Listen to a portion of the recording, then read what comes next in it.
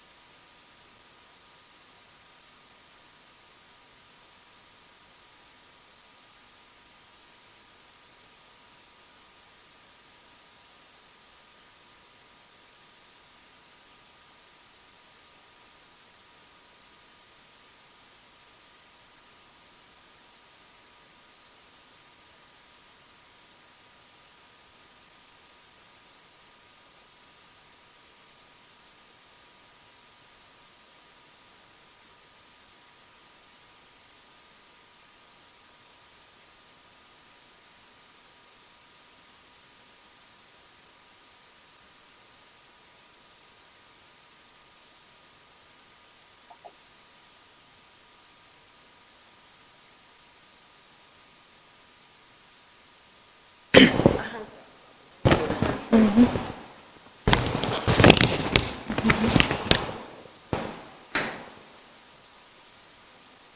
Что? Ага. Что, видно, да? Можно закрыть, наверное, да, вот эту презентацию?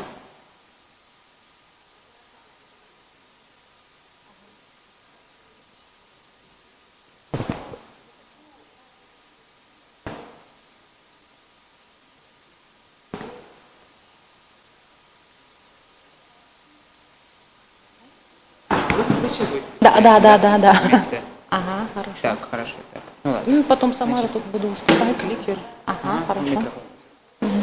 Все видно, да? Доброе утро, уважаемые коллеги, участники конференции. Наша конференция продолжается. Открываем мы наше заседание секции «Грамматические исследования языков Сибири и сопредельных регионов». Так, наши онлайн-участники, как-нибудь дадите отмашку, мы вас еще не слышим. Что? Татьяна Викторовна, здравствуйте. Все замечательно, да. Ага. То есть Байлак Шажоловна здесь, да? Так, Здесь. нам надо запустить, наверное, да? Видео. Вот на экране просто нету. Ага. Минуточку. Видно, да? Пока еще не видно. Но сейчас, я думаю, через некоторое время мы уладим эти технические неполадки. Пока мы сейчас замечательно, мы сейчас видим, да, и вас, Байлак Чажоловна, и вашу презентацию.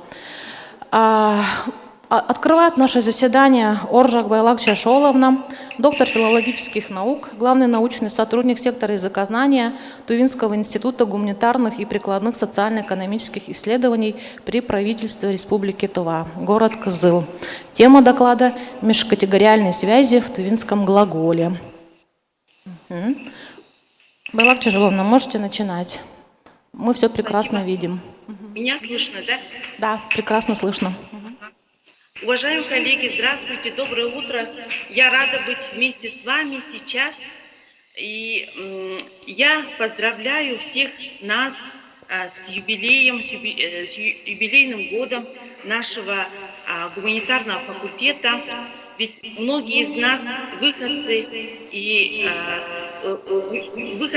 гуманитарных факультетов, мы все там обучающиеся. Наши преподаватели дали нам такую жизнь на гуманитарном факультете Сибирского государственного университета. И мы очень благодарны, и мы очень вспоминаем их. Так, тема моего доклада «Межкультурные связи глагола». Изучение взаимодействия грамматических категорий глаголов тема не новая. Она привлекала и привлекает внимание исследователей разных языков. Эта проблема была довольно хорошо изучена нашими коллегами, курсами, группой Кравковского.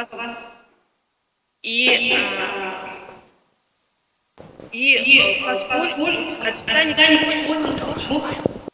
независимо друг от друга, по словам Апресяна, не дает целостной картины всего спектра функционально-семантических связей глагола с лексическими значениями и грамматическими категориями других частей речи в составе предложения. Функционирование глагольных категорий определяется равно как их взаимодействие между собой, так и их связью с лексическим значением глагольной основы с одной стороны. С другой же, поскольку глагол является центром грамматической и семантической структуры предложения, то формально-семантическая структура глагольной словоформы несет определенную информацию о пропозициональной структуре предложения в целом, формируемой совокупностью грамматических категорий глагола.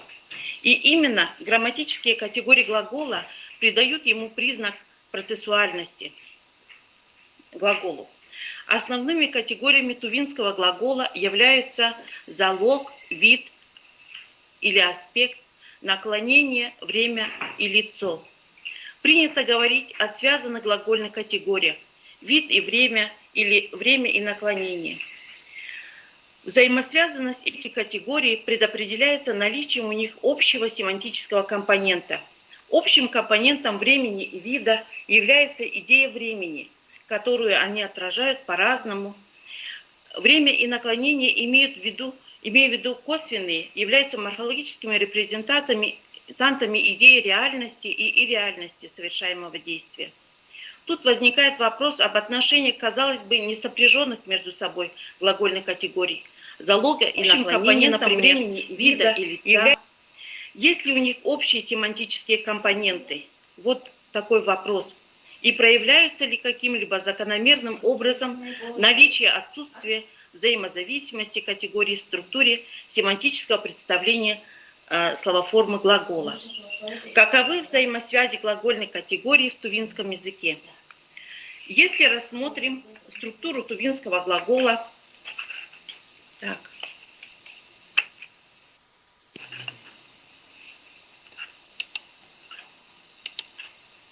если рассмотрим структуру тувинского глагола, то тувинский глагол – это основа плюс залоговый показатель, плюс аспект, плюс время или наклонение, и с конечной правой стороны замыкает структуру словоформы лицо и число.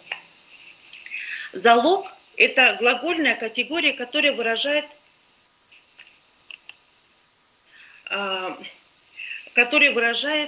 отношение действия к субъекту или производителю действия и объекту действия, предмету, над которым действие производится. В тувинском языке выделяют, кроме основного залога, который формально не выражен и передает действие активного субъекта, кроме него 4 залога, как и почти во всех тюркских языках. Это, кроме основного залога, понудительный залог, совместно взаимный залог, возвратный залог и медиальный залог.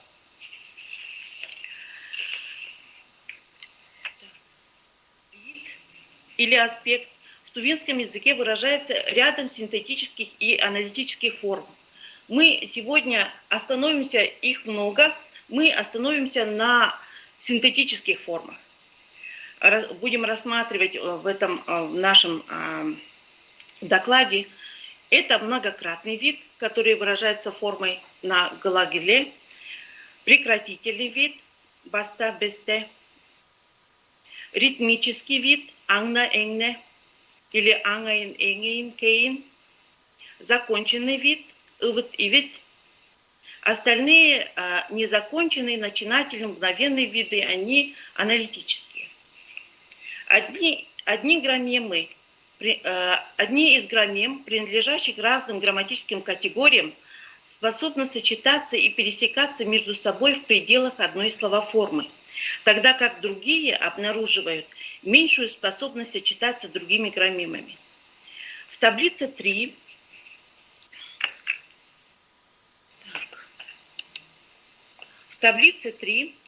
представлен пример сочетания граммем 5 глагольных категорий в тувинском языке: залога, аспекта, времени и наклонения лица числа. Последовательное присоединение форм к основе глагола происходит слева направо. К основе последовательно присоединяются показатели залога. Залог может занимать 2 или даже 3 позиции. Например, при понудительном залоге. Вот в данном случае мы рассматриваем возвратный залог. В таблице 3, в пункте 1, в словоформе азанглапкан, пример взят из художественной литературы, то есть это не искусственный конструкт, а это нормальная словоформа, которая употребляется, которая переводится «повесили себе несколько вещей». Буквальный перевод, чтобы было ясно. Вот в этой словоформе мы видим, что имеется запрет на присоединение к показателю возвратного залога «н», показателя другого залога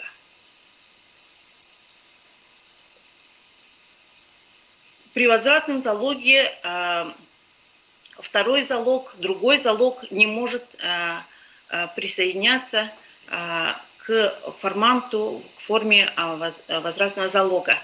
Тогда как, например, каузатив именно позволяет присоединение нескольких форм. Получается такая цепочка из 2-3 формантов. Далее, после залоговой формы нанизываются аспектуальные граммемы. Причем после показателя многократного вида, это 4-я позиция, многократный вид, ГЛА, допускается формант законченного вида. То есть тут 2 показателя аспектуальности. К нему присоединяются формы прошедшего времени, один из 3 форм. Ган, Д, Чек. Эти 3 формы времени здесь имеют равный статус. Допускаются все 3 лица производителя действия. Так, и множественного числа. Структура глагольной формы, построенная по этой модели, допускает все 3 лица множественного числа, однако это не обязательно. Субъекты действия могут состоять и в единственном числе. Количество субъектов сопряжено с аспектуальным показателем множественности, который в зависимости от контекста может выражать повторяющееся многократное действие ГЛАДа одного субъекта или же одинаковое действие, произведенное множеством субъектов. Временные показатели прошедшего сопряжены с аспектуальной формой законченности. Действие предстает как конкретно фактическое, взятое целиком, уже совершенное.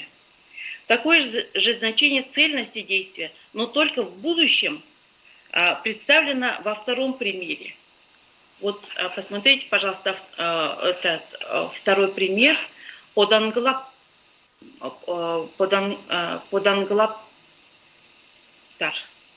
Здесь пропущена буква Т, к сожалению, извините, пожалуйста. Поданглаптар подумает несколько раз. Так, здесь показатель времени, будущего времени на R сопряжено с аспектуальным значением законченности. То есть действие в будущем будет совершено и закончено. Цельное, однократное действие. Так, в примере 3 Харанглайдер, здесь вот пример 3, Харанглайдер несколько раз посмотрел в пользу себе. Так, в настоящее время не допускает граммему на законченного вида, что логически вполне объяснимо. Это значение здесь мы видим, что форма возвратного залога есть, так, многократный аспект есть, и законченность отсутствует, что вполне объяснимо семантикой настоящего времени. В 4-м примере Калдынмастан. Так, Калдынмастан уже больше не может быть подчиненным. Наблюдается взаимообусловленность прошедшего времени, прекратительного вида и возвратного залога. Последнее здесь проявляет страдательное значение, что действие не может, логический субъект является как бы объектом действия. В примерах с 5 по 10 граммемы времени и косвенных наклонений по своим семантическим особенностям не допускают показателей аспектуальности. Нужно сказать, что во всех глагольных словоформах время и наклонение занимают сильную позицию, тогда как граммемы залога и аспекта занимают позицию факультативную. Поэтому они стоят в наших примерах в скобках. Таким образом, мы только здесь посмотрели только одну парадигму возвратного залога. Если посмотрим другие парадигмы, то там обнаружатся уже другие закономерности грамматической связи между граммемами глагольной категории. Вот на этом я заканчиваю. И если есть вопросы, я отвечу. Спасибо большое за это. Ага, спасибо, Байлак Чажоловна. У нас есть вопросы. Здравствуйте, Байлак Чашуловна. Я хотела задать два вопроса. Есть ли в тувинском языке универсальный показатель настоящего времени? И будет ли сочетаться этот показатель настоящего времени с формой «эвит», с формой завершенности? Спасибо. Форма завершенности, оно не может быть чисто логично. Поэтому форма завершенности может присоединяться может считаться формой прошедшей следующей. Тогда здесь есть мысли как целостные и научные. Спасибо. А есть еще вопросы? Может быть, от онлайн-участников будут вопросы?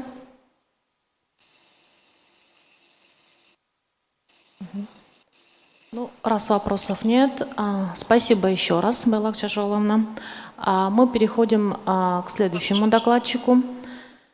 Тарган Шонджалай Хуреповна, кандидат филологических наук, доцент кафедры иностранных языков Тувинского государственного университета. Шонджалай Хуреповна, вы здесь? Доброе утро, уважаемые коллеги, я здесь. Ага, замечательно. Доброе утро, Шонджалай Хуреповна. Дайте, пожалуйста, слово. Ага, так, я тогда озвучу тему вашего доклада. Функциональный семантический потенциал аспектуально-акциональных форм глагола на материале тувинского фольклора. Ваша презентация есть? Да, есть. Ага, замечательно. Так, вы его включили, да? То есть ее включили, презентацию? Да, я включила. Ага. Ага. Байлак Чажоловна, вы можете закрыть презентацию? Мне кажется, что-то там... Мы не видим просто. Ага, офлайн-участники не видим презентацию. Угу. Следующему докладчику надо разрешить. Шонджалай Хуреповна. Закрылась, да? Должна закрыться. Шонджалай Хуреповна, попробуйте открыть вашу презентацию. Так, хорошо. Тарган Шонджалай Хуреповна. Вот так она открывается? Видимо, она там, да? Ну да. Ага. Шонджалай Хуреповна, презентацию вы же не отправляли нам? Она у вас... Да, он у меня. Она у вас, хорошо. Угу. Да. Ну все. Мы просто не видим ее вот здесь. Так, я не знала, извините, пожалуйста, я не знала, что нужно было отправлять. Так, предоставить доступ к аудиосистеме. Так, поделиться. Угу. Так, поделиться. Так. Вы видите сейчас? Видимо, она сейчас открывается. Мы видим, сейчас она открыла экран, только им нужно презентацию. Она сейчас показывает Teams, поэтому мы видим просто копию Teams. Открывайте презентацию. У вас сейчас открыта презентация? Ну значит вы, наверное, показываете не тот экран не так, как надо. Потому что мы видим экран Teams. Попробуйте еще раз. Выберите показать весь экран или тот экран, на котором у вас презентация находится, одно из двух. Весь экран можно, да? Да, ага. Угу.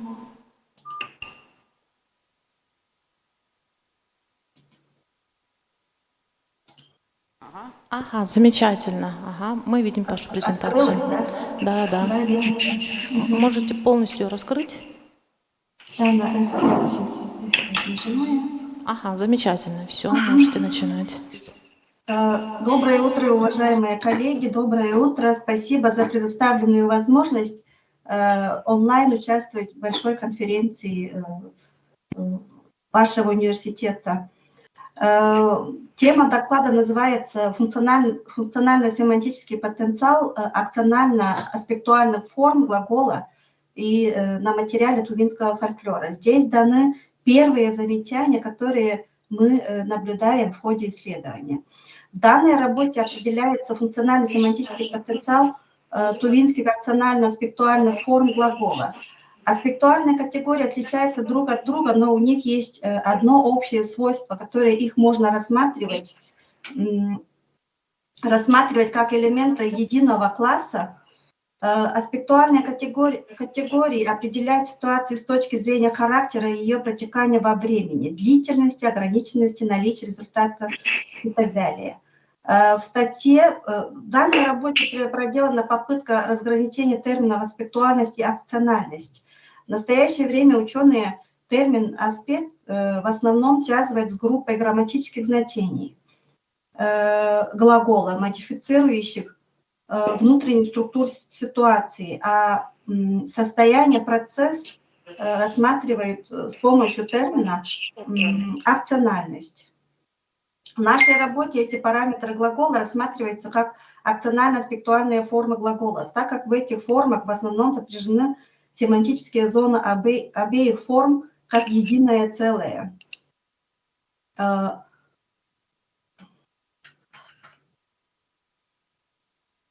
Вслед за Плунгяном аспектуальные значения мы делим как первичные, линейные и вторичные.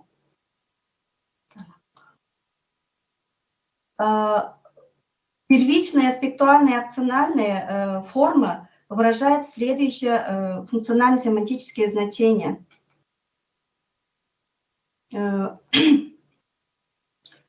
С 5 фрагментами ситуации. Это начало, момент перехода от состояния ситуации не имеет места к состоянию, ситуация имеет место, финал, момент обратного перехода, середина, промежуток между началом и финалом и подготовительная стадия состояния, такое, что имеются признаки начала ситуации, и результирующая стадия состояния, наступающее после финала ситуации. В последних двух случаях состояние приписывается одному из участников ситуации, как правило, субъекту или объекту глагола. Последние две стадии называются внешними, остальные внутренними. Тут отмечаем, что не каждая ситуация может иметь все 5 стадий. Так, подготовительная и результирующая стадии могут отсутствовать у многих типов ситуаций.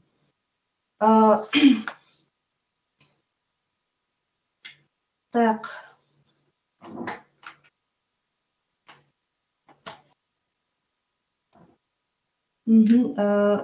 Непредельные процессы, в отличие от предельных, не имеют лексикографические финала и наступающего вслед за результирующего состояния.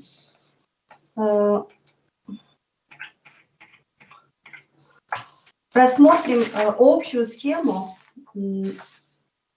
опциональной классификации предикатов. Здесь граница между большинством из этих не жесткая. Состояния плавно переходят, как отмечает Плунгян, в непредельные процессы. Что касается различия между непредельными процессами и предельными, то оно может в многом зависеть даже не от глагольной лексемы, а от типа ситуации в целом. Далее рассмотрим основные показатели внешних стадий. Это проспектив. Это есть маркирующий подготовительную стадию. Проспектив обозначает действие, которое еще не свершилось, а только планируется или задумывается, как актуальное для момента говорения. И далее рассматриваем примеры в нашей работе. Конкарбадай арсайтының мерсейтінің таңдызынca ezzer kazar yıdın edertkeş mangnadып киргелек. Здесь мы наблюдаем проспектив в форме гелек. Это фонетический вариант от будущего ожидаемого времени. Келгелек чоран. Вот-вот войдут, вот-вот придут. Келгелек чоран чуэнерген. Это пример из сказки Далай Байбын хан. И результатив тоже как показатель внешней стадии, который показывает результирующую стадию. Алтайбучунун оклу атты башты алганда ара албаттызы тарап чорткан. Ара албаттызы тарап чорткан. Здесь у нас результатив мы видим следующими маркерами. Соединительное причастие, соединительное деепричастие на П и законченный вид на «ывыт» в сокращенной форме. «Ут», фонетический вариант «ут», «чоруткан». Разошлись, уже разошлись. Это у нас в качестве результатива мы рассматриваем. Основные показатели внутренних стадий – это прогрессив, это показывает срединную стадию, например, көркем чүвесін адасынға чуғалап тұрған. Көркем чүвесін адасынға чуғалап тұрған.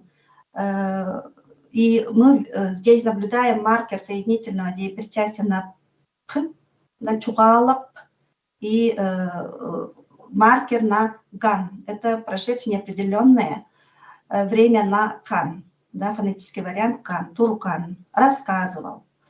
И пунктив, как дает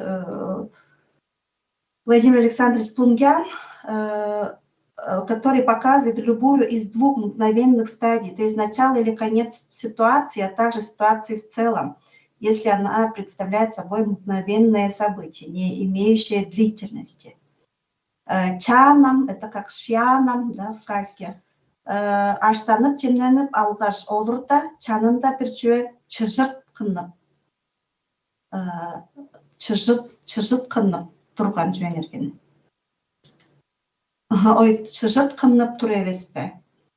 Здесь мы видим маркеры чыжырт қын, да, чыжырт қын. И как дает автор грамматики тувинского языка, это мгновенный вид на «ывыт», да, сделать так, чтобы грохнуло. И этот пример тоже из сказки Далай Байбын хан. И таким образом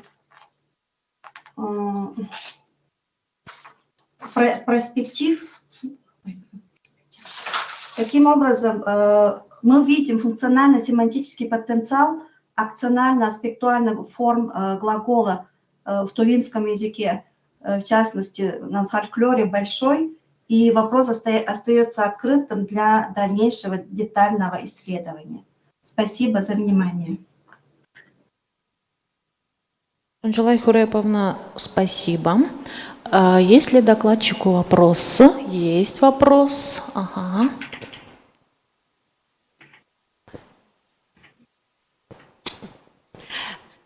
Приветствую вас, Шанчалай Хуреповна, Шенцова Ирина Витальевна.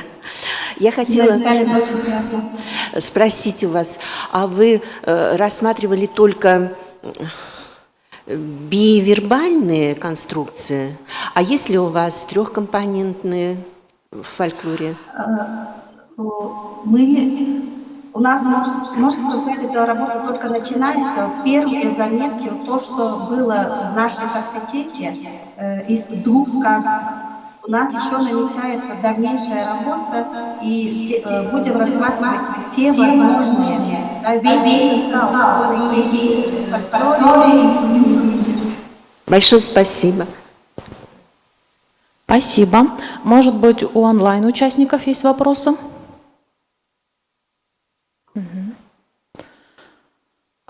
Если вопросов нет, Шанчалай Хуреповна, можете закрыть презентацию? Спасибо. Следующий доклад читаю я.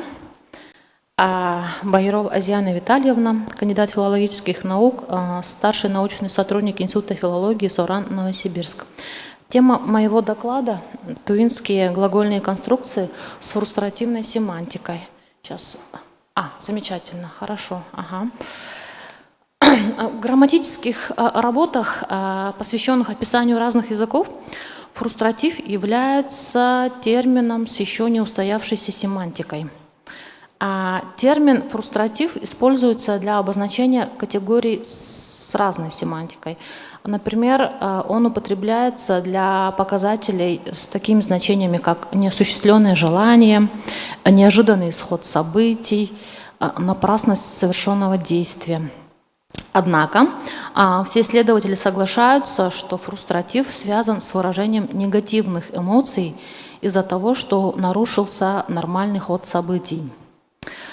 В одном из сибирских языков такая семантика в глагольных конструкциях описана в работе новосибирского кетолога Сергея Сергеевича Буторина. В его статье о фрустративном компоненте семантики частицы «кай» в кетском языке. Автор пишет, что прототипическим компонентом семантики этой частицы является фрустративность, то есть указание на нарушение нормального хода, развитие событий с точки зрения субъекта оценки, которым может быть говорящий, повествователь нарратива или субъект ситуации. В кетском языке данная частица «кай» служит одним из средств компенсации отсутствия исконных уступительных и противительных союзов и выполняет функцию скрепы как в составе сложного синтаксического целого, так и в составе сверхфразового единства в дискурсе, то есть выступает в союзной функции и как дискурсивная скрепа. Нами обнаружено два типа конструкций глагольных, которые выражают данную семантику, на наш взгляд, данную семантику в тувинском языке. Мы их вот тут структурно представили, структуру этих конструкций. Это первая причастная форма наар в личных формах и плюс частица кай. И такой пример. Круг кабинет кай мара волурбайн темне келерим кай. Вместо того, чтобы растерянно сидеть в пустом кабинете, надо было мне прийти некоторое время назад. И вторая конструкция – это причастная форма плюс служебное слово чуве, вещь вот, в притяжательной форме и в винительном падеже. И такой пример продемонстрирую. Поволза, кедеп келген кизлерне черскалып каш, чылбыртып чорый бар жуемне. Если было ружье, щелкнув тихо, то есть выстрелив в притаившихся людей, надо было мне уйти, тихонько крадучись. В нашем докладе мы подробнее рассмотрим первую конструкцию с частицей «кай». Она выражает значение сильного сожаления по поводу неосуществленного в прошлом действия. И мы, как правило, переводили его на русский язык как что же я не, что-то я не сделал, надо было что-то сделать». Материалом нашего исследования послужила выборка примеров, собранных из художественной литературы и фольклорных текстов на тувинском языке.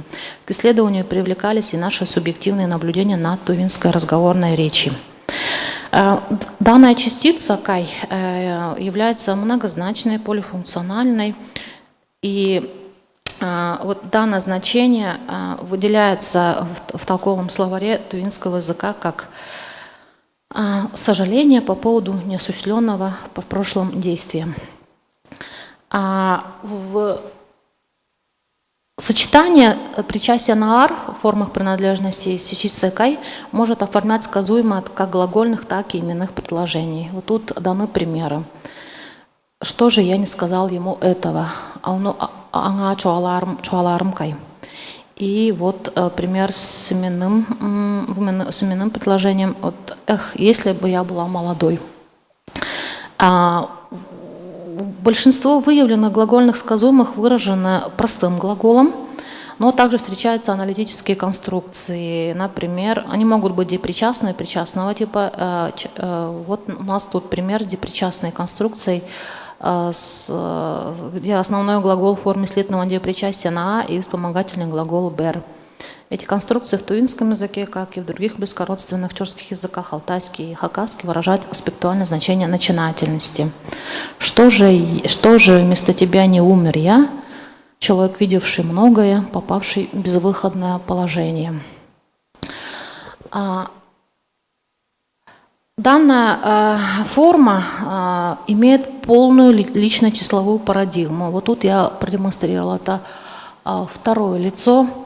Эх, арай эртегерингай. Эх, пришел бы ты чуть пораньше. Ну, сожаление по поводу того, что он не пришел пораньше. Третье лицо. Эх, был бы мужчина, который выстрелил этого филина. Вот.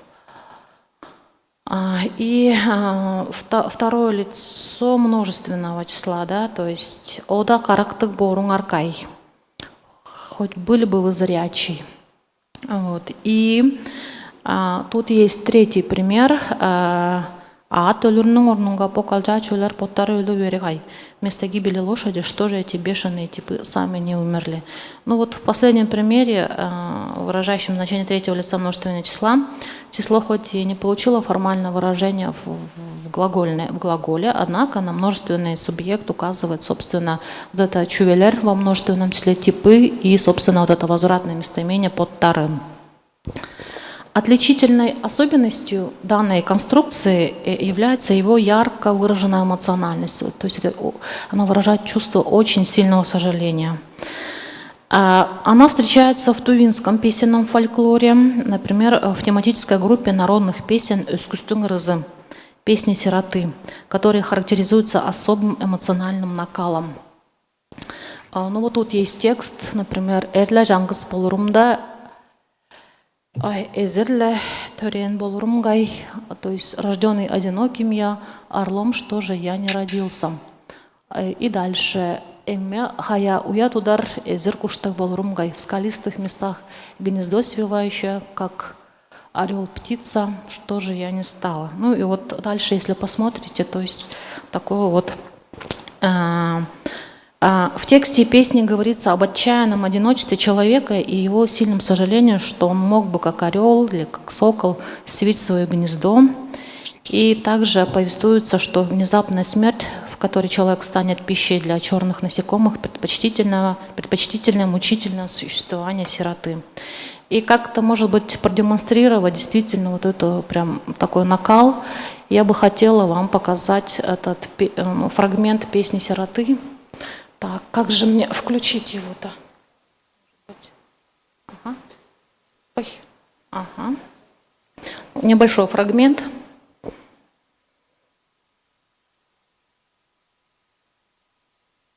Угу. Слышно? Что-то звука нет? Подождите, чуть-чуть. Можно остановить, наверное, да? Вот. Чуть-чуть. Угу.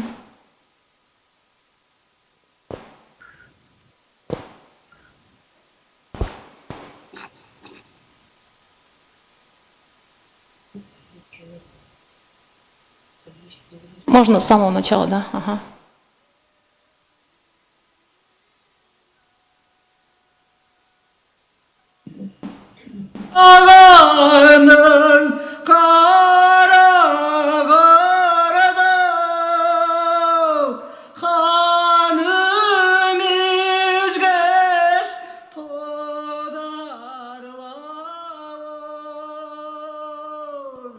Ага.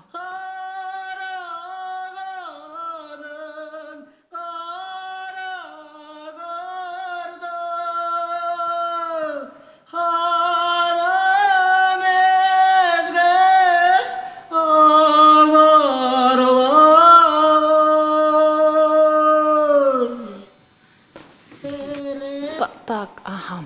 Ну, я вот этим фрагментом хотела продемонстрировать действительно вот такой вот очень, да, вот такое прям чувство сильного сожаления.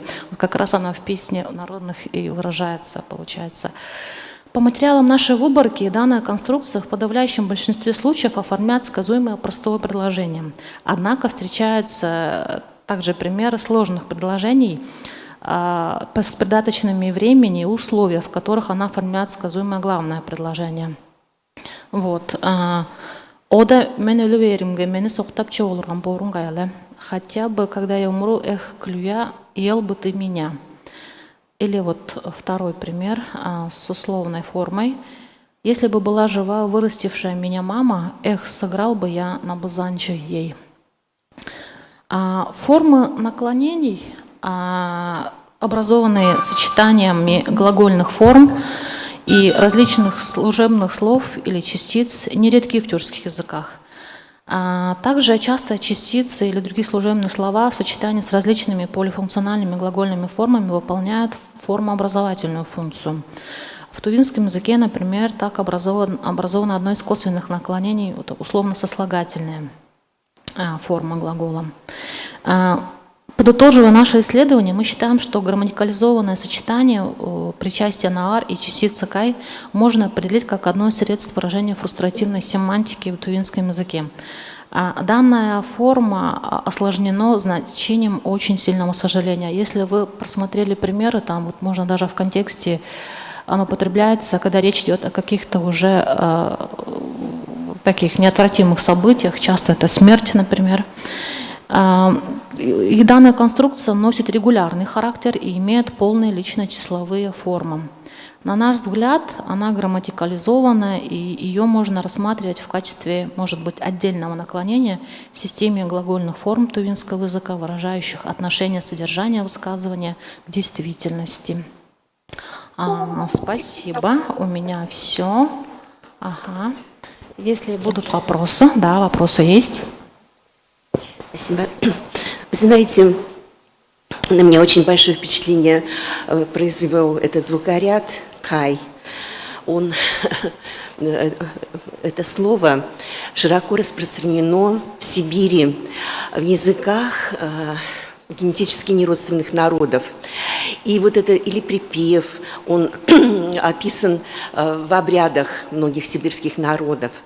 И я к этому слову обращалась, когда описывала кай, горловое пение, как жанр.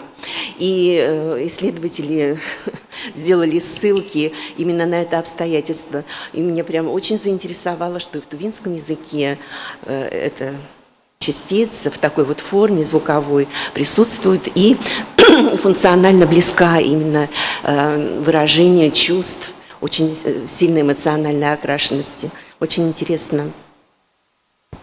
Спасибо, Ирина Витальевна. Я потом к вам обращусь. Ага, по поводу этих работ. Хорошо. А будут еще вопросы от... Хорошо. Спасибо за очень интересный доклад. А вот мне интересно, чем вот они отличаются вот ар и ик и ар кай? Вы имеете в виду, я там в самом первом слайде привела вот это, две конструкции, да? В самом последнем слайде это условно-сослагательная форма. Ну, это тувинская условно-сослагательная. То есть, если бы что, то я бы сделал так. Но это один из, я в качестве привела как пример того, что вот такие формы с частицами могут образовывать косвенные наклонения тувинского глагола.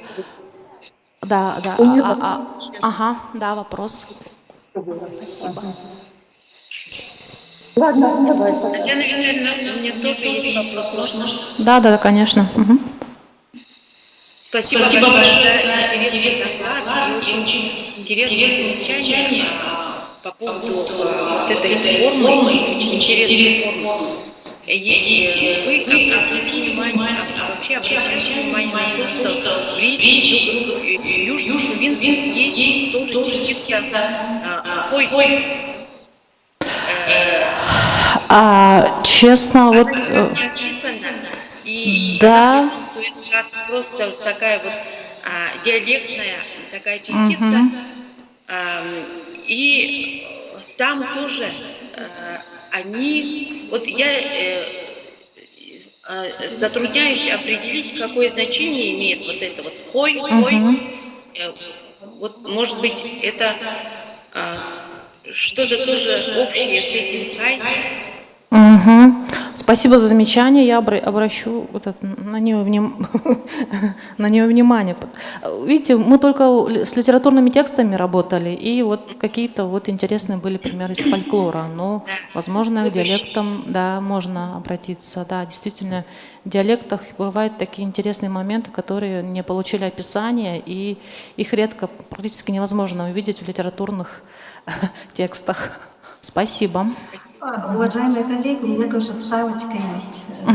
Байлак Чешоловна, Ляна Витальевна. Я замечаю хой, да, южный диалект. Я родственница оттуда. Я рассматриваю, замечаю, как водное слово. Хой, они обращаются. Как форма обращения, да? Да, как форма обращения. Может быть, я не знаю, как Байлак Чешоловна говорит, может, как в этом значении, да, как в вашем докладе. И есть, может быть, это как амограф, что ли, вот хой, они как обращение используют. Да, хой. У меня прям родственники оттуда. И они хой, каждый хой. Спасибо. В пожилом возрасте дедушки, бабушки говорят, хой.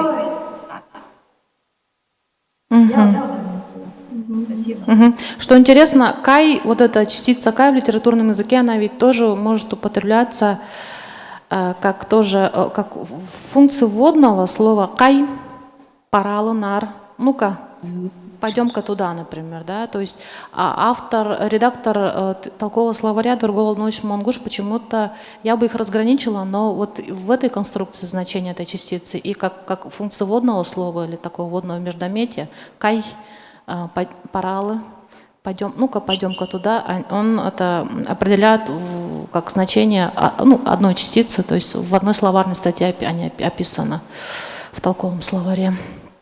Шунджалай Хуреповна, спасибо за замечание. Буду внимательно относиться к диалектным материалам. Возможно, там будут интересные моменты в связи с этим. Еще есть вопросы от онлайн-участников? Если вопросов нет, мы продолжаем работу нашей секции. Сардана Ивановна, вы здесь? Да, я здесь. Ага, замечательно, замечательно. Наш следующий докладчик, кандидат филологических наук, ведущий научный сотрудник Института гуманитарных исследований и проблем малочисленных народов Сауран, город Якутск, Шарина Сардана Ивановна. Тема доклада «Инфинитные формы глагола в ламунхинском говоре и венского языка». Сардана Ивановна, ага, замечательно, мы видим вашу презентацию, можете начинать. Добрый день, уважаемые коллеги,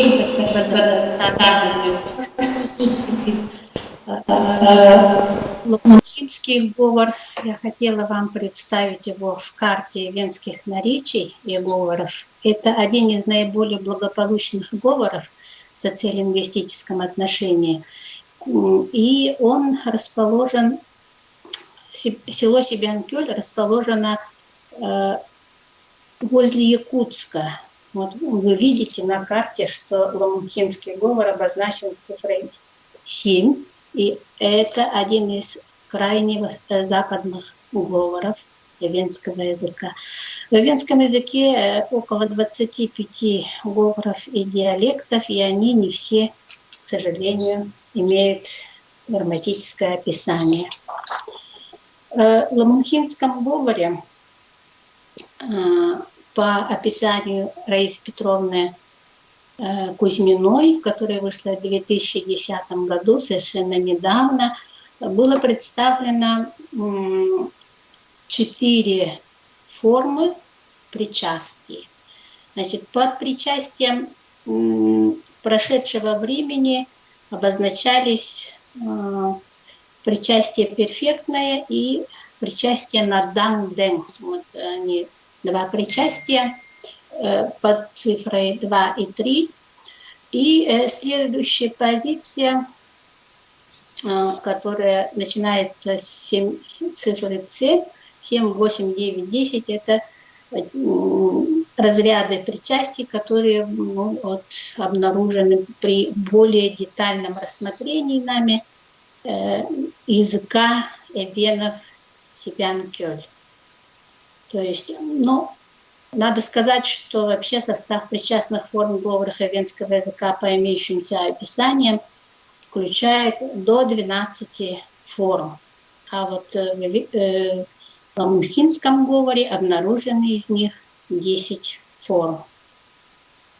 Конечно, статус некоторых из этих форм в отношении распределения по диалектам еще не особо изучен, вот поэтому я думаю, что нам и вам, может быть, будет интересна употребительность в диалектах западного наречия, потому что это пока еще в лингвистике эвенской не вполне ясный вопрос.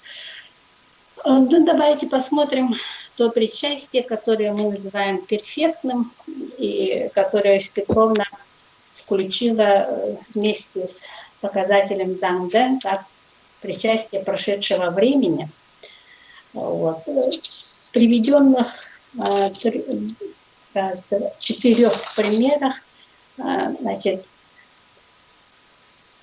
здесь видно, что причастие, образуемое при помощи суффикса «ча-че», в его предикативном и атрибутивном употреблении обозначает завершенное действие. И следует подчеркнуть, что в западных диалектах эвенского языка вот эта форма на «ча-че», так же, как и в ламухинском говоре, она употребительна более, чем форма прошедшего времени на «ри». По нашим наблюдениям, вот этот претерит на «ри» в данном говоре преимущественно используется при противопоставлении одного действия другому действию, когда последующее действие выражено формой презенции, например, «харам арюда» – «я знаю и знал». На «ри» используется тогда, когда есть противопоставление. А в основном в форме прошедшего времени, значит, используется именно перфектное причастие. В атрибутивном употреблении перфектное причастие имеет грамматические категории числа, падежа и принадлежности. Вы видите в этом примере суффикс винительного падежа номер 2а. А в предикативном употреблении имеет суффикс числа множественного. В примере «б» это укажем. В синтаксическом отношении нефинитные зависимые предикаты с причастием «ча-че» в ламухинском говоре могут быть определительными или октантными. Определительными 2а и октантными.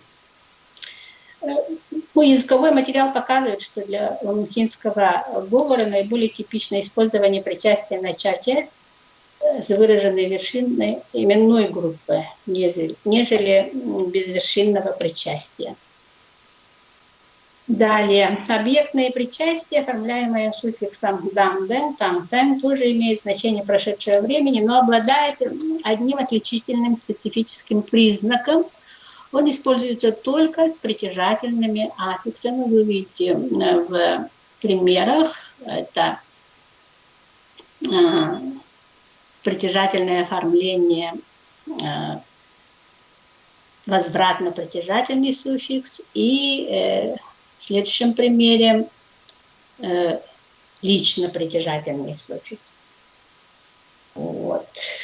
И по своей семантике эта причастная форма, по нашим наблюдениям, может иметь значение относительного предшествования недавно прошедшего времени, и значение незавершенности. Например, в предложении «б». «Таллам ангебтин надал кандила кутия кодаму». Значит, понимаю, насколько большое нужное дело вы делаете. Вот тут перевод сделали, но вот одаур – это незавершенное, в общем-то, действие. С синтаксической стороны конструкции с причастиями на данг-дэн характеризуются как октантная релятивизация, наиболее частотный тип – это прямое дополнение. Дифференцируя в ламонхинском говоре вот эти причастные формы,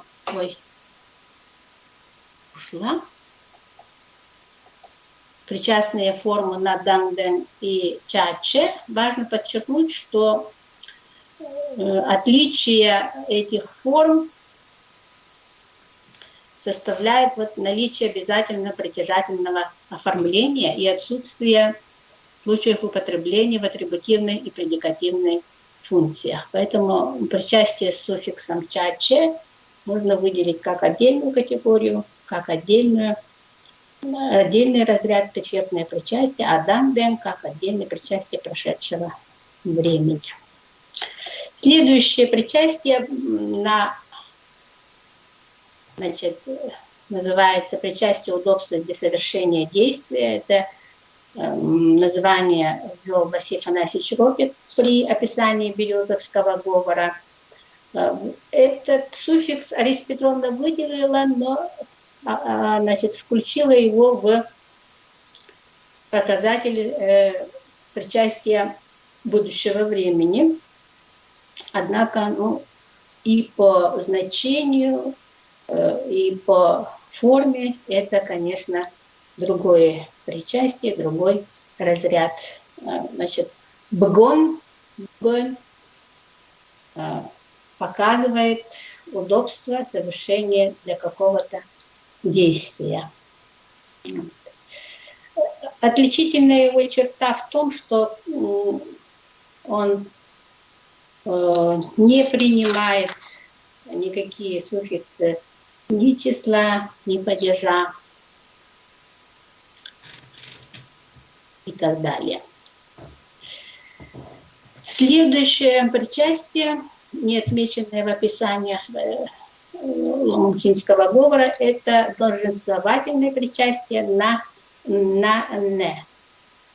Вот приведенные примеры показывают, что долженствовательное причастие может оформляться лично притяжательными суффиксами, возвратно-притяжательными и принимать падежные суффиксы. И отмечается его функционирование этой формы не только вот в ламонхинском говоре, но и в других говорах западного наречия. Следующее это воздействие значения это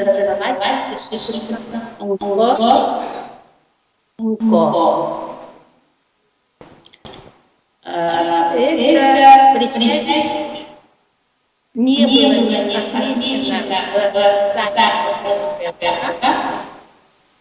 но встречается во многих говорах диалектах. Это не причастие, не причастие, не изменяет таких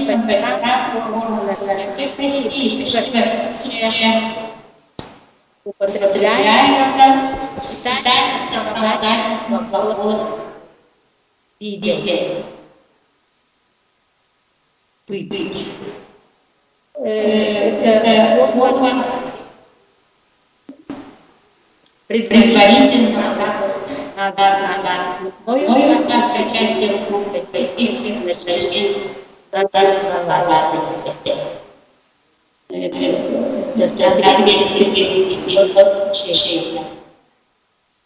Ну вот вы видите, например, в предложении действий я должна вроде. Ну и по-русски его невозможно перевести по-другому. Вот так. Вот так можно делать.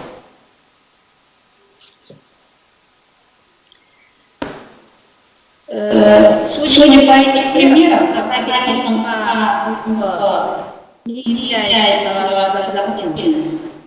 Формальный признак сертификации хотя бы известный, можно сказать, более грамматический форм. И следующая форма неотечественности – это страдание личности, которое обнаруживается легко, например,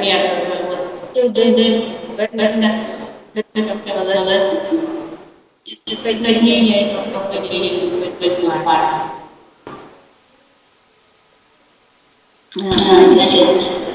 при причастии рассматривался сетевые время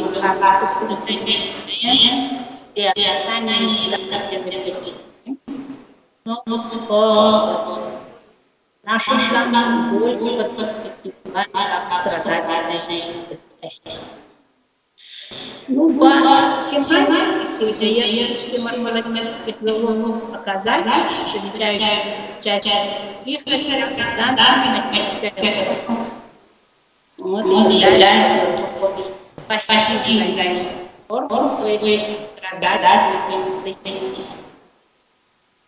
Итак, Проходящий. основание признаков логических критерий выделено на 10 пунктов.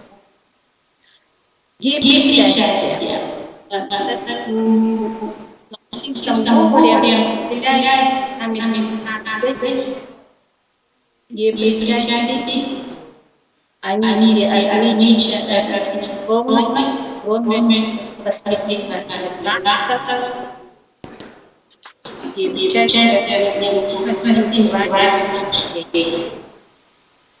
ну, это тоже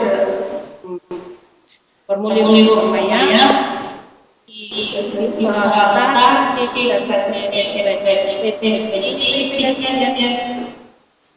еще надо исследовать и верно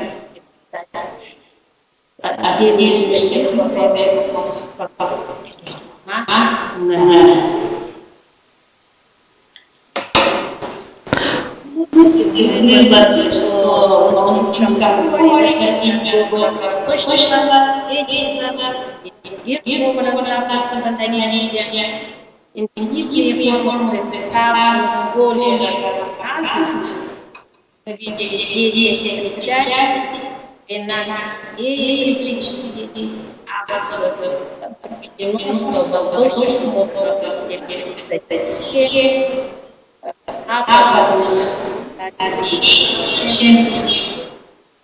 и части и менее чем в институтском говоре. Дальнейшее исследование латинских говоров и диалектов было бы очень хорошо. Спасибо, Сардана Ивановна.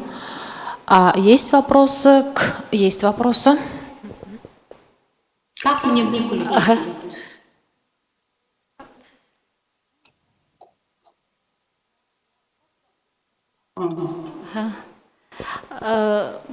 Спасибо большое, Сардан Иванович, за интересный доклад. Вот эти все 10 причастных форм, они имеют разную функциональную нагруженность и разную употребляемость в языке, как показывает ваш доклад. У меня вопрос, основной признак, по которому вы их определяете, относите к причастным формам? Основной признак – это, конечно, его значение и логическая форма, его представленность и принятие таких показателей числа, падежа, притязания, что характеризует причастие. В все ли причастные формы выступают определительные функции? Ну, почти все части. Да, имеют определенные деятельности. Спасибо. Все. Спасибо большое. Спасибо вам. Спасибо. Еще вопрос. Спасибо за доклад. У меня вот такой вопрос. Вот причастные формы все ли могут выступать в роли финитной функции?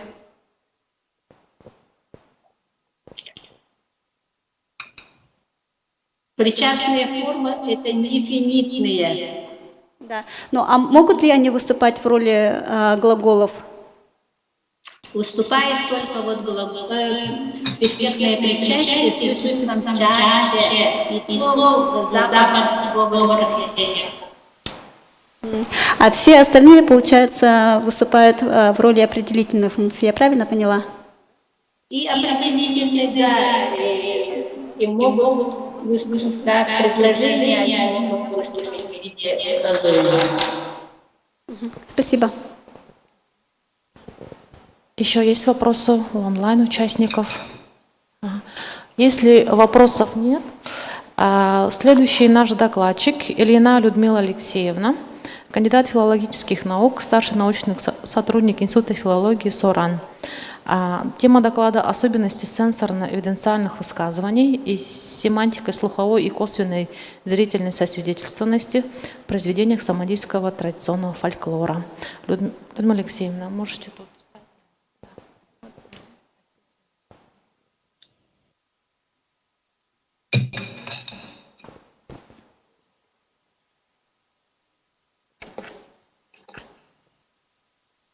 Уважаемые коллеги, мой доклад связан с сопоставительно-типологическим исследованием глагольной категории засвидетельствованности или эвиденциальности в самодийских языках.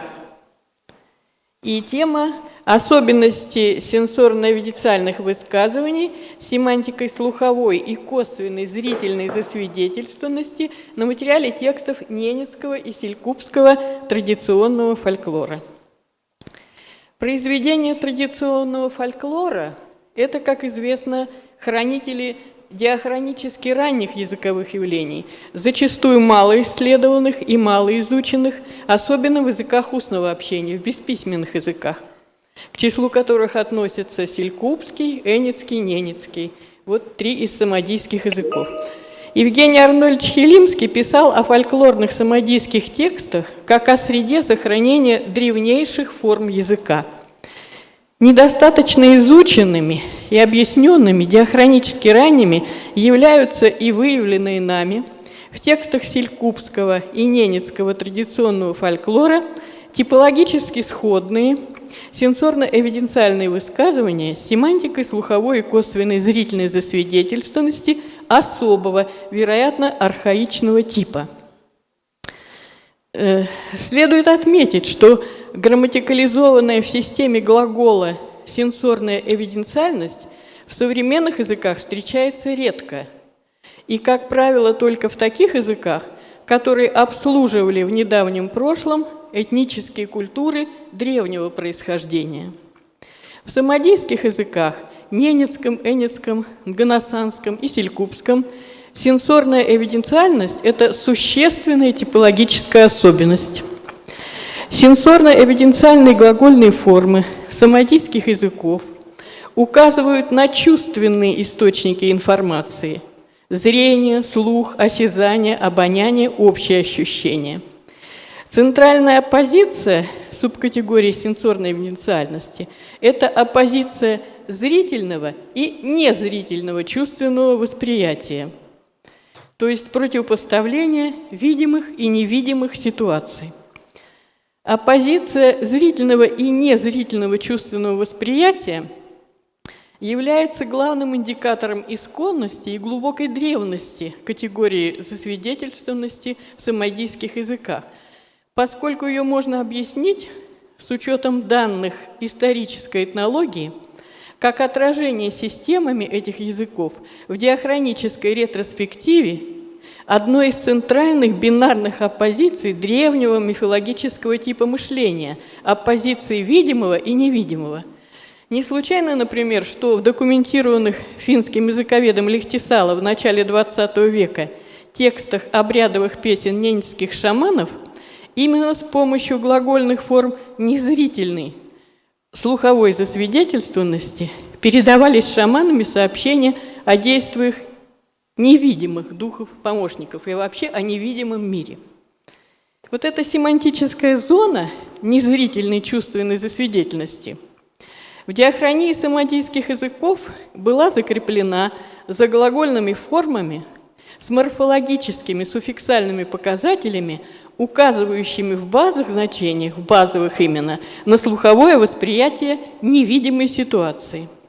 Суффиксальные показатели ненецкого и селькупского, в самодействике эти формы принято обозначать термином «аудитив». Суффиксальные показатели ненецкого и селькупского аудитива указаны в примерах сенсорно-эвиденциальных высказываний, которые вот на экране уже появились. А семантическая зона косвенной зрительной засвидетельности, то есть неотчетливое зрительное восприятие, издалека, мельком, смутно, или в шаманском сне, например, также имеет особые морфологические показатели, которые вот в дальнейших примерах мы покажем. Вот эта оппозиция глагольных форм незрительной чувственной засвидетельности, аудитива, с формами косвенного зрительного восприятия проявляется в сенсорно-эвиденциальных полипредикативных высказываний особого, по-видимому, архаичного типа. Наиболее информативно они сохранились в текстах традиционного фольклора ненцев и селькупов. Существенная специфика диахронически ранних вариантов таких высказываний состоит в том, что в них один и тот же чувственный источник информации, именно чувственный источник информации, указывается избыточно, дублированно лексической семантикой сказуемого модусной части и грамматической семантикой сказуемого диктумной части. В этих сенсорно-эвиденциальных высказываниях синтаксическую роль сказуемого модусной части выполняют глаголы чувственного восприятия. Зрительного – смотреть, видеть, это потом подальше мы посмотрим, либо слухового – слушать, слышать. А синтаксическую роль сказуемого диктумной части выполняют, соответственно, либо глагольные формы с суффиксальными показателями зрительной засвидетельности, либо глагольные формы с суффиксальными показателями слуховой засвидетельности, аудитива. То есть один и тот же источник сведений о засвидетельствованной ситуации указывается в них избыточно лексической семантикой сказуемого модусной части и грамматической семантикой сказуемого диктумной части. В приведенных, вот на экране вы видите примеры. В приведенных примерах во всех ненецких, здесь ненецкие эвиденциальные высказывания, роль сказуемого модусной части выполняет глагол слухового восприятия с основным значением «слушать». А роль сказуемого диктумной части выполняет глагольные формы с морфологическими показателями слуховой засвидетельствованности, то есть аудитива, которые тоже указывают на слуховой источник информации о той же референтной ситуации. Вот такое избыточное дублирование указания слухового источника отражено в наших русских переводах ненецких высказываний. Вначале идет перевод, который дается в текстах, записанных в фольклоре ненцев, а затем вот наш перевод, который указывает на это избыточное указание. Грамматикализованная сенсорно-эвиденциальная семантика суффиксальных показателей здесь граммимы, формы незрительной чувственной засвидетельности, аудитива, переведена приблизительным лексическим русским эквивалентом «слышно». Классики самодистики, например, Прокофьев Геннадий Николаевич, Терещенко Наталья Митрофановна, Куприянова Зинаида Николаевна переводили такие формы словами «слушать», «слышаться». Но нам кажется, что более наглядно будет вот показать, что именно суффиксом это, а не словом выделяется. И поэтому мы вот русский лексический эквивалент «слышно» используем. То есть тут получается вот такая интересная ситуация. Один и тот же фольклорный персонаж эксплицитно представлены как субъект слухового восприятия в модусной части, имплицитно представлен в том же качестве и в диктумной части показателем аудитива. И вследствие этого диктумная пропозиция предстает не только как внешняя референтная ситуация, а проецируется как бы во внутренний мир субъекта модусной части, как его мысленное толкование или интуитивная догадка, основанная на данных слухового восприятия. Вот такая сложная конструкция. Получается, что мы переводим, первое там предложение было, в первом предложении: «Так слушаю я, 4 красных оленя моих пасутся слышно». Вот что интересно, что в модусной части глагол «слушаю», он не переходный. В ненецком языке он не переходный глагол. То есть нельзя сказать, что вот «слушаю» и как бы дополнение потом развернуто идет. Нет, это вот такая особая конструкция, что глагол «слушать» инзеле, он не переходный, а его лексическое значение повторяется глагольной формой «слышится» «слышно». Ну и в других там случаях. Он слушает, слышится «слышно». Вот такая вот дублированная связь. Вот. Далее следуют примеры под рубрикой 1.2.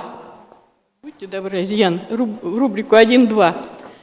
Под рубрикой 1.2 следуют примеры селькупских, типологически сходных с ненецкими сенсорно-эвиденциальных высказываний с показателями аудитива в диктумной части.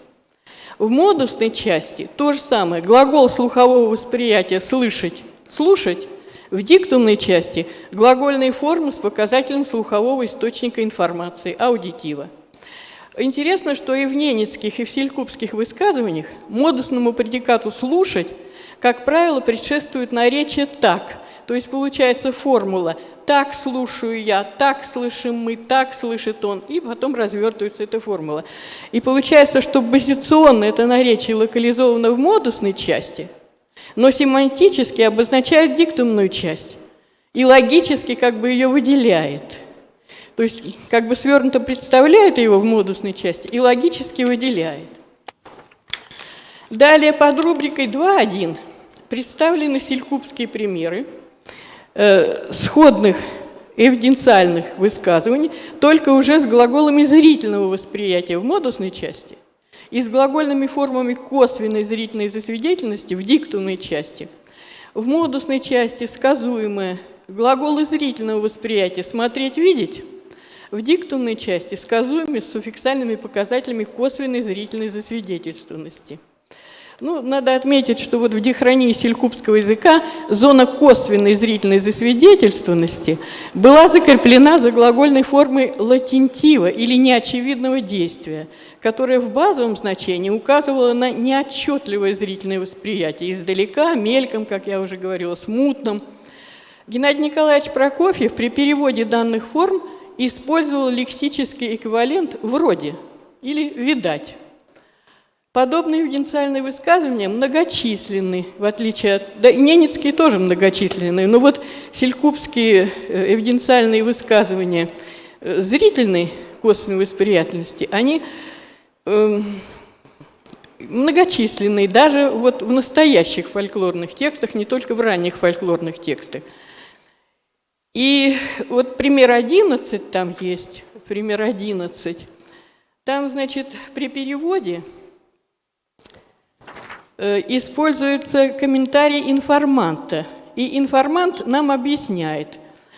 Значит, вот я далеко вглядываясь, внимательно, во все глаза смотрел, вижу, кто-то ходит, вроде, и не узнал. Вот это вроде, вот ходит, это и есть значение косвенной зрительной засвидетельности. А если бы была в диктумной части прямая засвидетельственность, тогда был бы даже семантически другой глагол.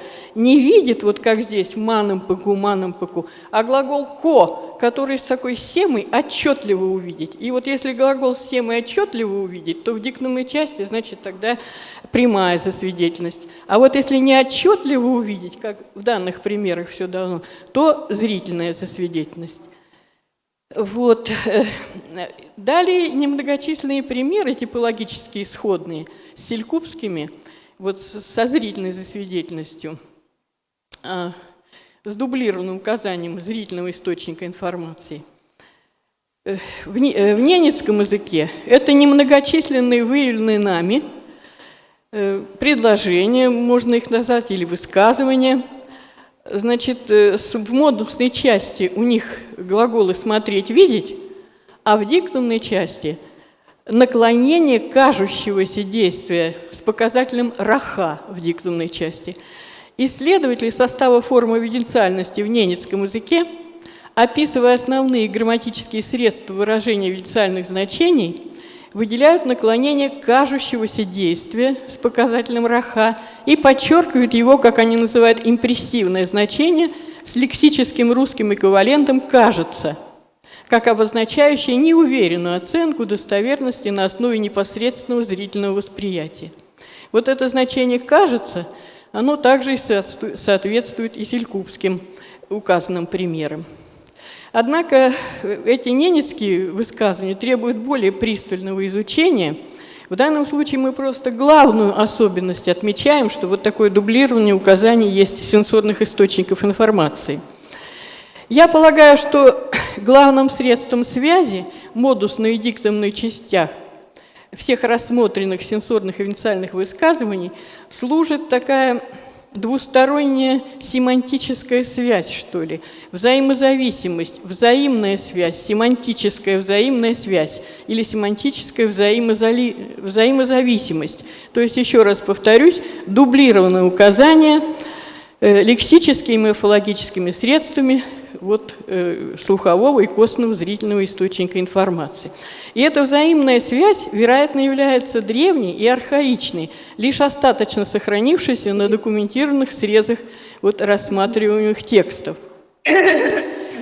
Я бы хотела подчеркнуть, что наличие такого диахронически раннего и архаичного типа сенсорных эвиденциальных высказываний подтверждает исконное происхождение глагольной категории засвидетельности в самодийских языках и высказывала уже мысль, что генезис категории засвидетельности в самодийских языках был, конечно, обусловлен такой исторически сформировавшейся коммуникативной установкой на обязательное указание в сообщениях источников сообщаемой информации. Ну и далее подчеркну, что более такое пристальное исследование таких сенсорных эвиденциальных высказываний важно для сопоставительно-типологического исследования языковых, то есть для сопоставительно-типологического исследования эвиденциальных систем языков Северной Азии. Ну и также полагаю, что важно для изучения типологии изъяснительных полипредикативных синтаксических конструкций в северно-евразийских языках. Спасибо за внимание. Спасибо, Людмила Алексеевна. Пожалуйста, вопросы. У меня не вопрос, у меня просто в шорском фольклоре тоже такое да, но я не скажу, что часто, а еще с «т» говорить, «тэп» там что-то, «д-д-д», «ай-ты», тоже повторы, «тэп» говорить и «тут» говорить, получается, потом «смотреть», «көріп» там и «д-д-д», еще что-то там, получается, глагол, то есть также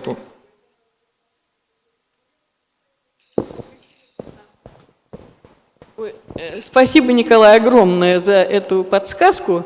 Я-то пока только смотрела сопоставительно-типологическое исследование в самодийских языках. Но поскольку шорский когда-то генетически тоже, я думаю, родственен был, то, конечно, очень интересно посмотреть, как это происходит в шорском языке. Спасибо. Еще вопросы, может быть, у онлайн-участников есть вопросы?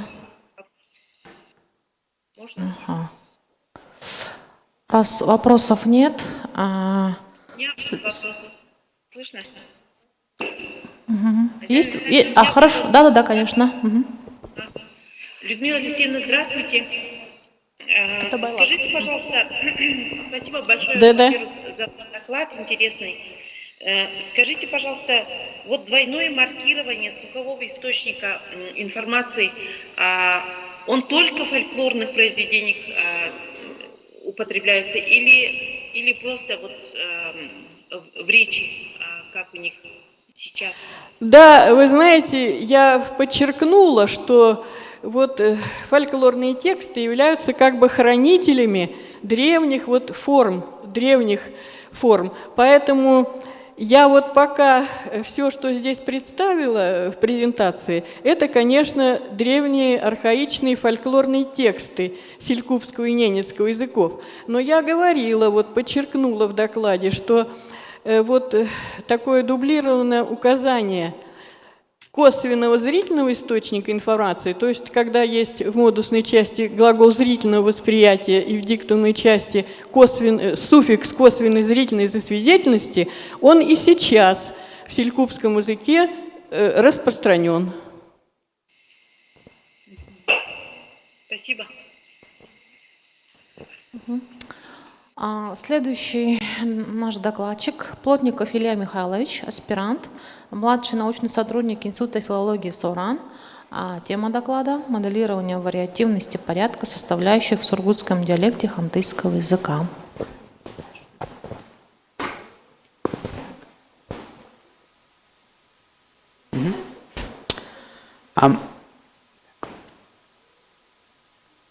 Порядок составляющих – это одна из значимых свойств высказывания, которая определяет его позицию в общей структуре коммуникативных оппозиций, существующих в данном языке. Составляющая — это слово или группа слов, которые функционируют как единое целое в иерархической структуре высказывания. А порядок составляющих — это их взаимное расположение. Описание такого взаимного расположения представляет собой позволяет описывать большие группы высказываний разного типа в рамках одной модели словоизменения. Здесь представлено типовое для хантыйского языка высказывание,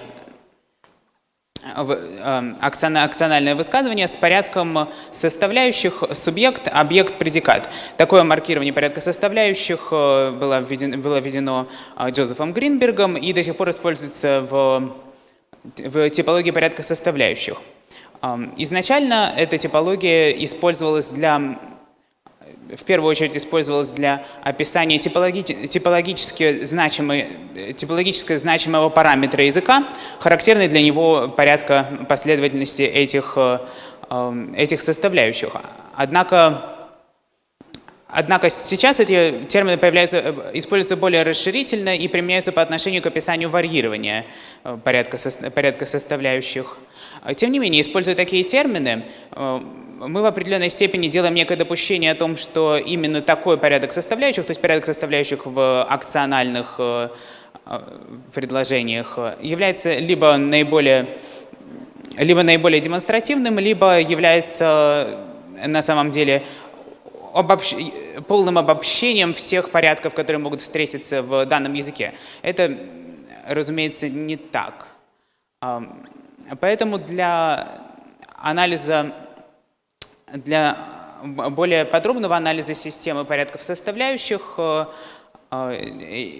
я предлагаю расширить эту систему путем включения порядков других наборов составляющих, которые мы обозначаем условно, соответственно, так, как отображено на слайде, включая порядки, связанные с включением в состав высказывания локализаторов и вторичных объектов в лице адресата.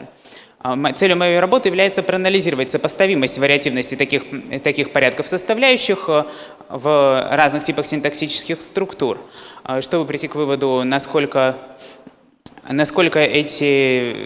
вариативность порядка составляющих в данных структурах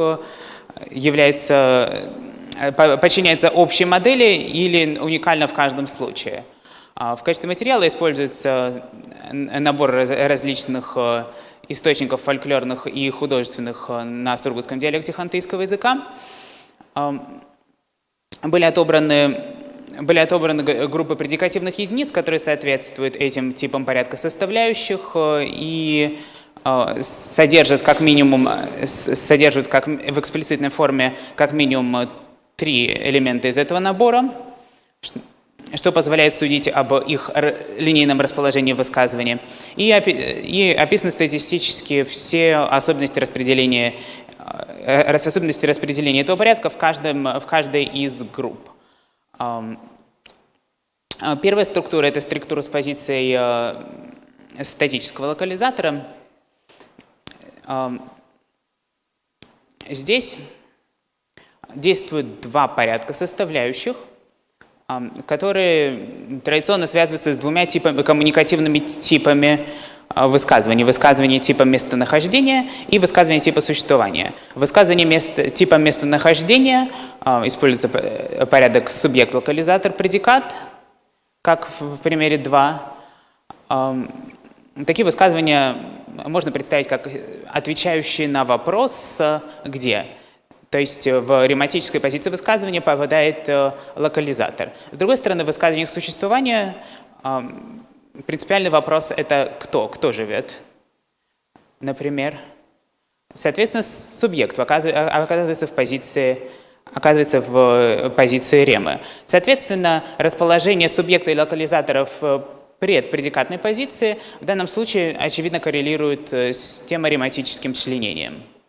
Интересно, что порядок составляющих значительно варьируется в структурах, в высказываниях с разными типами предикатов, поскольку эти типы предикатов ассоциированы обычно с определенными значениями. Предикат типа, общий предикат, экзистенциальный предикат типа «быть» обычно употребляется в значении местонахождения, в значении существования, а предикаты, указывающие на способ бытия в пространстве, обычно употребляются в значении местонахождения. Структуры, в которых, наоборот, используется не статичный локализатор, имеют примерно те же самые условия варьирования. Однако в них значительно преобладает употребление локализаторов в позиции перед предикатом, соответственно, со значением нового, неизвестного или актуального места, в которое происходит передвижение. Но, тем не менее, встречается примеры как 5, в котором эта структура используется для введения нового предмета в речь, о котором раньше обычно не велась речь, как, например, новый медведь. В этом смысле употребление этой конструкции практически идентично употреблением этих конструкций и выполняет ту же самую функцию введения нового объекта в текст. Значительную группу составляют структуры с позицией объекта. Их выделение в отдельную группу обусловлено тем, что в данном случае в хантыйском языке в этих высказываниях функционирует важная система противостояния глагольных форм субъектного спряжения, объектного спряжения и страдательного залога. Как вы можете увидеть из диаграммы, эти формы ведут себя несколько по-разному. В то время как в формах субъектного и объектного спряжения практически не встречаются варьирования порядка составляющих, точнее говоря, я говорю конкретно о порядке составляющих субъекта и объекта. Это связано с тем, что в таких формах субъект и объект, как минимум это часто связывается с тем, что в таких формах субъект и объект маркированы обычно недифференцированно, возникает амонимия субъекта и объекта, которая разрешается за счет порядка составляющих. Однако страдательный залог, в страдательном залоге субъект и объект маркированы по-разному, и поэтому варьирование порядка составляющих в нем происходит гораздо чаще. Если сопоставить примеры 7 и 8, можно увидеть, что на самом деле это варьирование точно так же связано с теморематическим членением высказывания. В примере 7 речь идет, по сути, об известной маме и известной голове. Новым относительно этой ситуации является только тот факт, что голова была вымыта. А во второй ситуации появляется, очевидно, очень явная рема в виде вопросительного слова. вопросительное слово, которое, соответственно, занимает рематическую предпредикатную позицию. Частные типы этой структуры – это структуры, в которых появляется дополнительно к субъектно-объектному распределению появляется распределение, которое обычно представляет собой пространственный локализатор. Для таких типов, в принципе, не характерно варьирование порядка составляющих, и типичным является высказывание типа 9, в котором пространственный локализатор расположен в предпредикатной позиции и является частью новой актуальной информации, то есть перемещение известного объекта, о котором шла речь раньше, в какую-то новую для него среду. Однако существуют примеры и с вариативностью. В таком случае в предпредикатную позицию попадает объект, как в примере 10. 10, поскольку между объектом и локализатором не устанавливается каких-то отношений нового не каких-то теморематического различия, поскольку колени в данном случае являются элементом, который не нуждается в введении, и тесно семантически связан с субъектом. Во втором примере происходит варьирование между объектом и субъектом, что тоже связано с тем, что оба они, по сути, тематичны, но в данном случае рематичным является локализатор. Ну и, наконец, последний тип – это тип с позиции адресата. Здесь в хантыйском языке используются две разных стратегии, которые основаны на двух других существующих синтаксических конструкциях. Стратегия маркирования объекта, то есть того, что перемещается как прямого объекта при помощи винительного падежа, адресата как направление, по отношению к которому совершается действие, это пространственное маркирование. А вторая стратегия – это стратегия акционального маркирования, в которой как объект маркирован адресат, а объект маркирован как инструмент, при помощи которого совершается действие передачи по отношению к адресату. Статистически, в случае первого маркирования практически не употребляется практически стандартизованно употребляется один порядок слов с выводом, здесь, по-моему, неправильно, да? Порядок слов с выводом адресата в предпредикатную позицию, а во втором случае употребляется исключительно порядок слов с выводом объекта в предпредикатную позицию.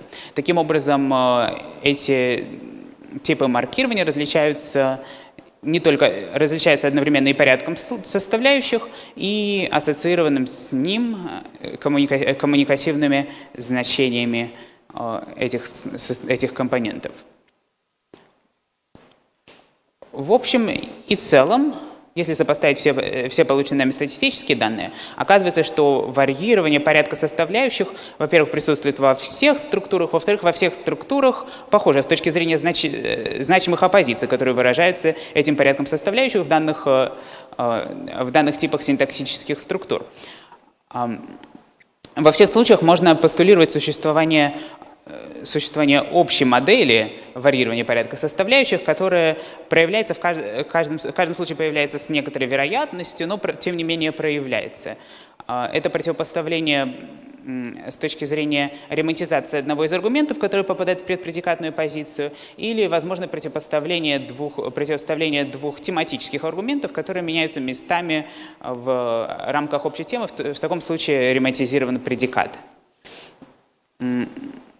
Можно сказать, что эта статистика позволяет нам показать, что характер порядка составляющих в хантыйском языке занимает такое промежуточное отношение с точки зрения известной оппозиции жесткости и свободности порядка слов. Мы имеем некоторые стандартизованные типы варьирования порядка составляющих, которые вполне вычленимы и вычленимы и функционируют в совершенно разных типах высказываний, поэтому нельзя назвать этот тип порядка составляющих жестким. Но и с другой стороны, этот порядок недостаточно свободен, поскольку ограничен только определенными вариантами, и далеко не все комбинаторные варианты здесь возможны, и не все эти варианты, в принципе, частотны. С типологической точки зрения это может быть основанием для того, чтобы противопоставлять хантыйский с точки зрения не только того, как используется в нем порядок слов, но и с точки зрения того, как этот порядок, какова функциональная нагрузка порядка слов с точки зрения выражения коммуникативных значений. Поскольку важно не только то, не только то, в соотношении с какими коммуникативными значениями употребляется тот или иной порядок слов, но также и то, какие другие средства выражения коммуникативных значений употребляются параллельно. То есть, насколько разделена эта функциональная нагрузка между разными типами выражения тех или иных значений. Так, например, в случае структур с объектной позицией, часть коммуникативных значений в хантыйском языке коммуникативные нагрузки переходят на объектное спряжение, как способ выражения тематичности, рематичности объекта, в то время как в других языках, типа русского языка, такую функцию будет выполнять порядок слов. Или, например, в структурах с позиции адресата, где в хантыйском функционирует механизм, известный как dative shift, с использованием разных синтаксических способов маркирования адресата и объекта, который действует одновременно и является способом изменения порядка составляющих. Таким образом, нельзя говорить исключительно о том, что порядок составляющих коррелируется, что порядок составляющих является единственным исключительным средством выражения коммуникативных значений в этом контексте, в отличие от аналогичных примеров в русском языке, где свободное варьирование порядка составляющих вполне может выражать все типы коммуникативных значений без каких-то дополнительных средств, без применения каких-либо дополнительных средств. Благодарю за внимание. Так.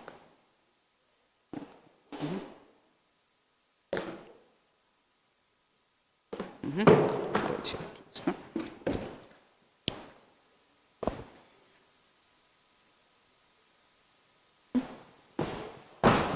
Спасибо, Илья Михайлович. Вопросы? Ну, на самом деле просто уточнить пример 13, там, где было я тебе, да, вот этот, я тебе лоси принес. Это вот и есть вот этот dative shift, о котором вы говорили, что это? Да, потому это что, dative shift. потому что, то есть я тебя медведем или зверем принес, так что ли? Понятно. Ну да, я все-таки не стала бы преувеличивать совсем свободный порядок слов в русском языке. Все-таки он очень сильно зависит от прагматики. Ну, свободность это да, такое относительное понятие. Спасибо. Еще вопросы? Может, у онлайн-участников есть будут вопросы? Ну, раз нет вопросов, уважаемые коллеги, у нас по плану кофе-брейк.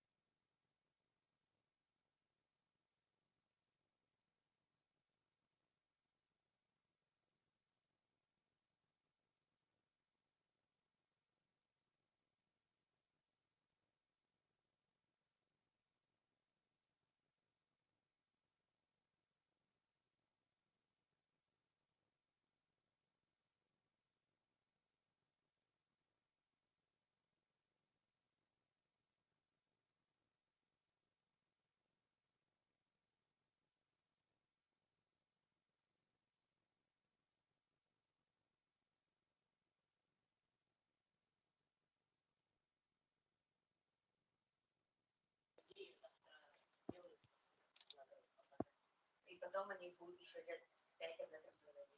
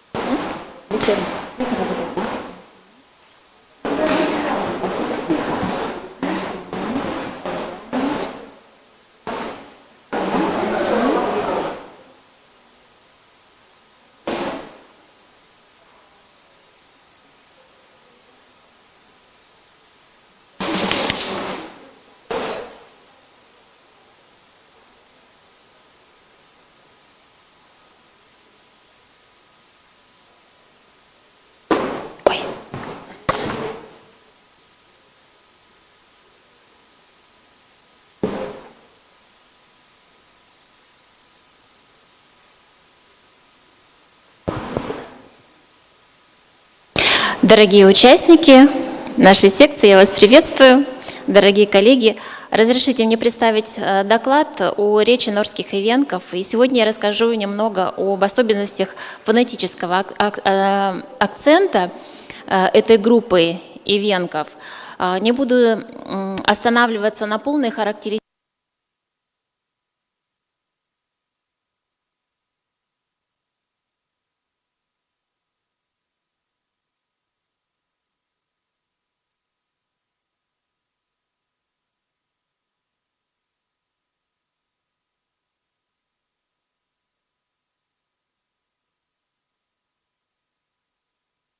Вот эта батарейка села. Ну хорошо.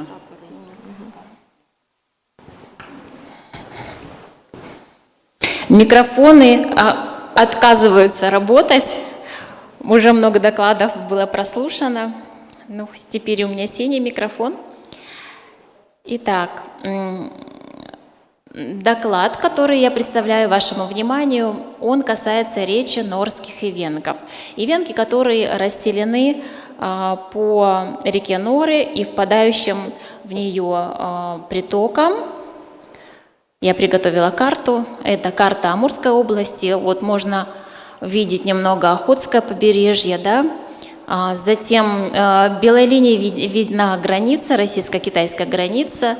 Это трансграничье Китая и России. И вот все вот эти области выделены зеленым, оранжевым, желтым и красным. Это проживание тунгусов на территории России и на территории Китая. Мы сегодня будем рассматривать речь группы, изолированной группы, которая отмечена на карте квадратом и показана стрелкой зеленой. Это норские ивенки. Они же проживали изолированно, их не коснулась коллективизация, их не брали в армию и их обошла Великая Отечественная война. Они жили в удаленных болотистых местах и поэтому сохранили древние характеристики ивенкийского языка. В настоящее время там сохранились стойбища. Всего у норских ивенков насчитывается 33 человека. Гендерное распределение 42% мужчин и 58% женщин, практически равномерное. И название этого родового клана в произношении современных норцев звучит как Канаи. Русская фамилия Яковлевы. Если их спрашиваешь произнести их название клана скандированным образом, да, они произносят в интервокальной позиции не среднеязычный, а канаги, там уже возникает щелевой заднеязычный согласный, и реконструируется вот такая последовательность, как среднеязычный, заднеязычный щелевой, озвонченный, да, и заднеязычный смычный. Вот такая реконструкция у нас. Такая реконструкция также была проведена Цинцус Верой Ивановной, и все это соответствует фонетическим законам развития ивенкийского языка. Сами норцы, они настаивают на своей уникальности и говорят, что их род нигде больше не встречается, но в литературе Василевич можно найти упоминание о таком ивенкийском роде, как Кангагир. И сюда относились ивенки Чумиканского, Верхнебурьинского районов, Хабаровский край, Зейского, Чурского и Темтомского районов, Республика Саха-Якутия. И нужно сказать, что вот эти регионы, вот эти районы, они как раз находятся в непосредственном соседстве, близости к современному проживанию норских ивенков. Ну и сейчас хотелось бы сказать о владении языком. Из 33 человек владеют языком 6 человек, что составляет 18%. В возрасте от 44 до 76 лет. Передача языка прервана, и молодые ивенки, норцы, они уже обрусели и говорят на русском языке.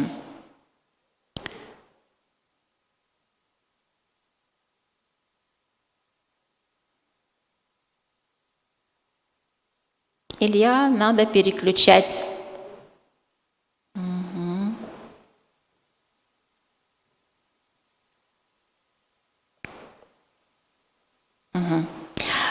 Еще слишком поторопились. Еще попробовать? Ага, все. Целью нашего исследования было выявить отличительные фонетические характеристики речи норских ивенков, определяющих специфику говора. Мы исследовали акустические корреляты сегментных единиц норского говора. Работаем мы на программе по обработке сигнала, да, речевого сигнала ПРАТ. Кроме того, в ходе своего исследования мы также выявляли интонационные контуры норского говора. Материалом послужили списки изолированно произнесенных слов для выявления сегментных особенностей этого говора. И мы также привлекали спонтанную речь 6 представителей рода Кангагир, 3 мужчин 40, 65 и 70 лет и 3 женщин 41, 57 и 70 лет. Для всех дикторов, вот именно проанализированных, ивенкийский язык – это родной язык, они усвоили его с рождения, и они постоянно им пользуются. Я представлю сегодня вашему вниманию одну особенность из сегментики речи норских ивенков и поговорим немного о просодических особенностях. Ну, вот, например, по чувству самих норцев Наталья Афанасьевна Яковлева, она говорит, что их речь отличается шеканьем, да, они шекающие ивенки. И она говорит, что у них такие лексемы, как шенкере, болотный багульник, шеллик, туберкулез, шуптеле, колючка, шип, произносятся через ш, через звук двухфокусный, щелевой, да, шипящий ш. Но большая часть ивенков на территории Амурской области произносят это через переднеязычный, плоско- или кругло-щелевой с. И вот Наталья Афанасьевна, она настаивает на этой черте, что все норские ивенки говорят «ш». Действительно, в литературе как раз мы находим свидетельства о том, что шекающие ивенки, они мигрировали с Забайкальского края туда дальше на восток. И есть еще регионы с речью, да, с шекающей речью, ивенкийской речью. Вот. И наверняка это какой-то анклав, где сохранились как раз эти особенности. И что же нам говорят интонационные характеристики? Перед вами спектр реализации ш-образного оттенка аллофона «с» в слове «шуручо». Ну, вообще это была фраза «шуручо-баюча», «пошел поохотиться». Вот. И когда начинаешь анализировать звук, да, который обозначен ш-образным аллофоном здесь на спектре, то тогда виден шум, да, высокочастотный шум в верхней зоне спектра. Он как раз здесь проиллюстрирован в левой части спектра, и мы видим, что нижняя граница идет от 1500 Гц. Да, затемнение где-то в районе, в области 2500–3000 Гц. Это достаточно низкая граница высокочастотного шума. Обычно, когда реализуются с-образные звуки, свистящие, да, сибилянтные, то тогда эта граница будет намного выше, и я покажу дальше на спектрах. Но вот здесь как раз вот такие характеристики. Точные характеристики я сейчас представлю. Это слайд номер 6. Фонологическое явление, которое изображено на спектре, можно описать в терминах дополнительной дистрибуции двух аллофонов С и Ш. И первый аллофон, сибилянтный аллофон, он встречается во всех позициях, кроме гласных заднего ряда верхнего подъема У и У долгое. А вот здесь вот как раз Ш-образный аллофон, да, он характеризуется ограниченной дистрибуцией, и в речи норских ивенков он как раз встречается в единственной позиции перед гласными заднего ряда верхнего подъема У, долгой и краткой. Следовательно, мы можем говорить, что да, мы согласны, что речь норских ивенков, она шекающая, но это шекание распространяется только на область довольно ограниченную, и ограниченную только одной позицией. Во всех остальных позициях реализуется плоскощелевой, но не шипящий аллофон. Вот, например, на этом спектре мы уже видим, да, вот если вы уже начали смотреть на высокочастотный шум в левой зоне спектра, да, он поднимается буквально до потолка спектра, то здесь мы видим, что шум уже не такой интенсивный, и нижняя граница у него не снижается до 1500, да, усиление происходит только в зоне 4000 Гц, и это перед нами сибилянтный аллофон данной фонемы. Он, конечно же, плоскощелевой, и об этом говорил Лев Рафаилович Зиндер, что плоскощелевой и круглощелевой аллофон сибилянтной переднеязычной фонемы «с», они отличаются. Вот это спектр двух слогов из слова «сонгарен» – «плачет». И вот этот вот плоскощелевой аллофон, если мы сравним со следующим спектром, да, мы видим, что эти аллофоны, они совершенно разные. Да?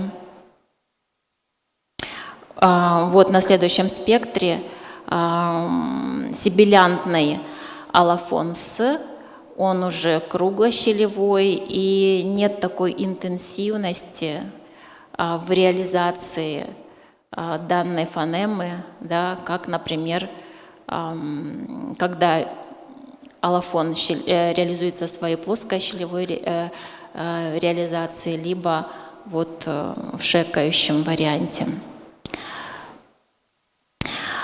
Это была характеристика особенности, именно шекающей особенности речи норских ивенков. Ну а сейчас я хотела бы перейти к супрасегментике и показать вам межпоколенные различия в реализации интонационных контуров.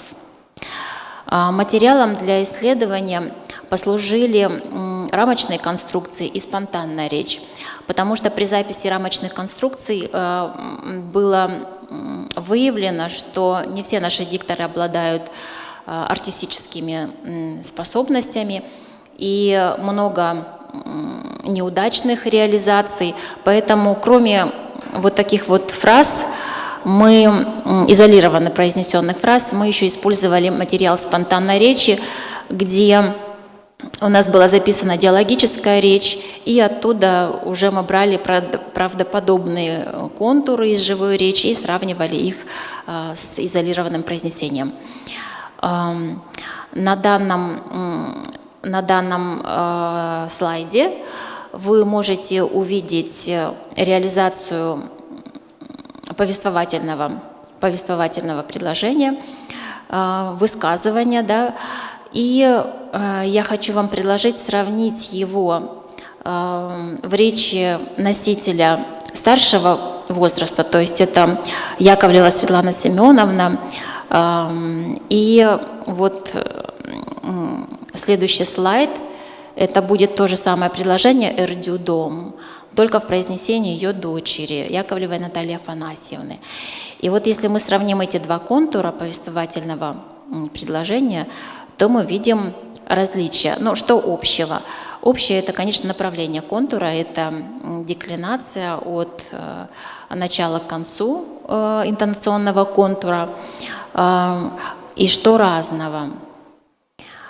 Во-первых, обращает на себя внимание размах и интонационной кривой. И в речи старшего поколения этот размах, он отличается больше крутизной, нежели в речи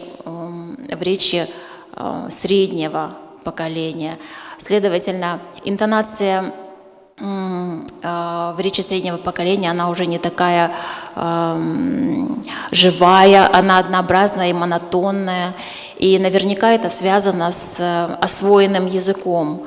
Вот. Кроме того, мы видим еще различия в самой структуре мелодического пика в начале синтагмы. Вот. И мы видим в левой части интонационной кривой, что у нас идет сначала подъем, а потом резкий спад, и крутизна этого спада, она очевидна. Я вот помню на память, что когда высчитывали эту крутизну, здесь была крутизна 0,89 миллисекунд. Вот. Это достаточно такой резкий спад. И если мы посмотрим уже реализацию этого же предложения у дочери нашего информанта, то явно видно, что, во-первых, потерялся сам контур начала предложения, во-вторых, крутизна и скорость, да, этой крутизны, она уже не такая резкая и эмоциональная, как, например, в речи ее матери. Далее. Мы использовали при составлении программы интонационных конструкций, мы использовали метод вариативности ядра в этих высказываниях. То есть ядро высказывания, оно составляло, там не только реализовался слово, однослоговое слово, но вот мы, например, на этом слайде видим слово «нейрайкан», это трехсложное слово, да, и мы можем проследить, как же здесь реализуется интонация терминального тона. Во-первых, мы видим очень много общего, да, вот с первоначальным контуром, да, и с контуром, с вариативной вот этой терминальным тоном. Во-первых, это начало, да, вариативное начало, rise, fall, повышение и падение пика, мелодического пика интонационного контура. Ну и потом резкое снижение вниз, резкая деклинация, да, с постепенным монотонным завершением этой синтагмы. И теперь смотрим, как это реализуется в речи среднего поколения. Наталья Афанасьевна, дочь, да, нашего информанта, также не реализует мелодический пик, вот эту конфигурацию мелодического пика. У нее нет сглаженный очень мелодический пик. И, конечно же, скорость деклинации, она сглажена, она не такая яркая и выпуклая, как, например, в речи ее матери. Выводы. Чем младше респондент, тем более сглажены интонационные контуры его ивенкийской речи. Величина диапазона контура в речи старшего поколения составляет 9-11 полутонов, среднего поколения 5-6 полутонов. Обращает на себя различия в конфигурации интонационного пика начала шкалы. Если у старшего поколения это взлет-падение в диапазоне 4 полутонов, то у среднего поколения это только падение, да, в размахе 2 полутонов. Ну и второй вывод – это совпадение направления мелодического контура базовых интонационных конструкций у разных поколений, повествование, побуждение общего и специального вопросов. Но исключение составляют специальные вопросы, и я их вынесла тоже на примере, потому что вчера в докладе Добрыниной Альбины тоже был вот такой вот неординарный пример. На данном слайде показана интонограмма и спектрограмма реализации ивенкийского специального вопроса «Адычи бегинны, сколько вам лет?» в произнесении диктора старшего поколения. И мы видим, что это специальный вопрос. Реализуется он с деклинацией на терминальном тоне. Вот. А что касается речи среднего поколения, то мы видим совершенно другой рисунок. Здесь у нас о деклинации не идет речи, здесь инклинация. Про микросегментику в конце, да, вот совершенно маленький такой хвостик, мы его не учитываем, потому что это, мы относим это к микросегментике. А так общее направление, во-первых, узкий диапазон, который характеризует речь дикторов среднего возраста. Во-вторых, направление в общем вопросе, оно противоречит универсалиям в оформлении интонационных контуров специальных вопросов. Вопрос «Ады туренмаси санны» – «Сколько языков ты знаешь?» Это специальный вопрос, но здесь включен такой вот фрагмент вопросительности. Почему это противоречит? Я думаю, что это связано с отсутствием чувства языка. Может быть, потеряно интонационное чувство, поскольку язык уже активно не используется в речи. И для того, чтобы показать, что это вопрос, диктор включает фактор вопросительности. Это нетипичная реализация. Во всех остальных реализациях у старшего поколения в специальных вопросах реализуется типичный контур деклинации, то есть неспадающая интонация в специальных вопросах. На этом спасибо за внимание. Буду рада ответить. Да.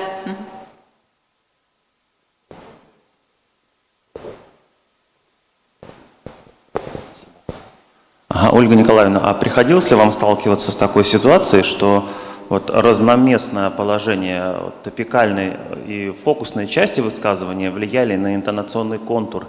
И, допустим, говорящие, ваши информанты могли по-разному выделять, соответственно, членить коммуникативную структуру предложения и, соответственно, интонировать какие-то его сегменты по-разному. Допустим, если взять 3 слова, это «мой дом», один говорящий мог сделать фокус на «мой», а другой на «дом». И не смазывало, не создавало ли это вот какой-то шум в статистике? Да, спасибо большое. Были такие с инверсией предложения, высказывания, когда, например, диктор говорил не «р», не «райкан», не мой ребенок, да, а ребенок мой. И вот тогда, конечно, фокус перемещался на начало предложения, и вот этот терминальный тон, он переходил на начало предложения. Конечно же, там все было по законам жанра, и выделялись мелодический пик, выделялся по-другому. Да, такие примеры были, они очень яркие, их нужно показывать. Вот, я думаю, они нужны для практики обучения, и они еще сохранились в речи эвенков, что очень важно для нас. То есть язык еще сохраняет свои интонационные характеристики, и, значит, их можно фиксировать, сохранять, документировать и преподавать это в школах, в эвенкийских школах. Да, спасибо. У меня такой вопрос, возможно, я прослушала начало. Сколько у вас было информантов старшего поколения и среднего, да, поколения? Именно по норским эвенкам их вообще 6 человек. 6 человек. И мы, конечно же, по максимуму задействовали всех. Но я имею в виду, то есть у вас же идет сравнение старшего и среднего поколения, да, вот эта интонация. То есть вот для сравнения там вот, принимается, чтобы вывести, да, какой-то итог. Сколько человек именно старшего поколения? Старшего поколения, сколько среднего, я поняла, да. Вот старшего поколения, конечно, больше. Вот 6 человек, из них 4 старших и 2 детей. Еще такой вопрос, ведь интонация у мужчин и у женщин, да, там она разная, тем не менее. Вот мужчин и женщин тоже вот в процентах. Нет, интонация мужчин и женщин, у них, как ни странно, она все равно имеет свои точки соприкосновения, то есть у них нет различий в интонировании. Могло бы, то есть вот из этих 6 человек, да, то есть у старшего поколения, там 4 человека, у них вот прямо вот одинаково практически идет, да, интонационный вот этот контур. Абсолютно верно. И их речь сопоставима с речью других эвенков амурских. Почему я, например, Шека не сопоставляла норских эвенков и селимджинских эвенков, да, а здесь рассмотрела только внутри самой норской группы? Потому что интонационные характеристики, как ни странно, у эвенков старшего поколения на территории Амурской области они идентичны. Есть внутридикторская вариативность, есть она, но очень много одинакового. Хорошо, спасибо. Спасибо большое. Спасибо. Мы объявляем следующего докладчика. И мне очень приятно это сделать. Ираида Яковлевна Селютина, доктор филологических наук, с докладом «Проблемы долготы гласных в южносибирских тюркских языках».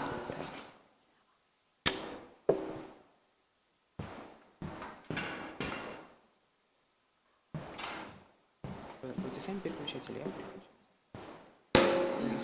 Вот это вправо, влево, вперед, назад, да? Попробуйте, что работает. Да, все нормально, спасибо, Илья Михайлович.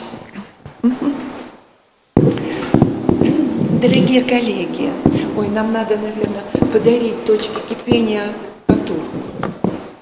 Очень удобно. Проблемы долготы гласных всегда находились в центре внимания тюркологов, но рассматривались в основном 2 типа долгот: первичная или этимологическая и вторичная или стяженная. Позиционная долгота оставалась вне теоретических интересов исследователей. Вместе с тем,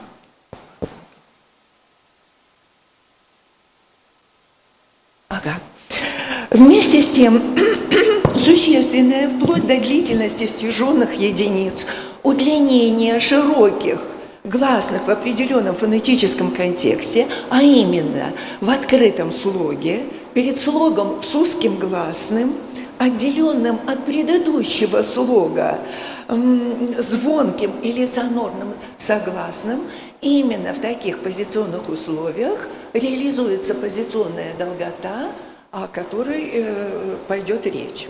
Вот на рисунках представлены звуковые файлы, иллюстрирующие существенное удлинение алтайских этимологически кратких широких гласных «а» и в препозиции к узким гласным и «и». Ну, на верхнем рисунке представлена словоформа «адем», имя мое, то есть в слове «ад» имя «а» краткое, а в «адем» происходит существенное удлинение гласного «а».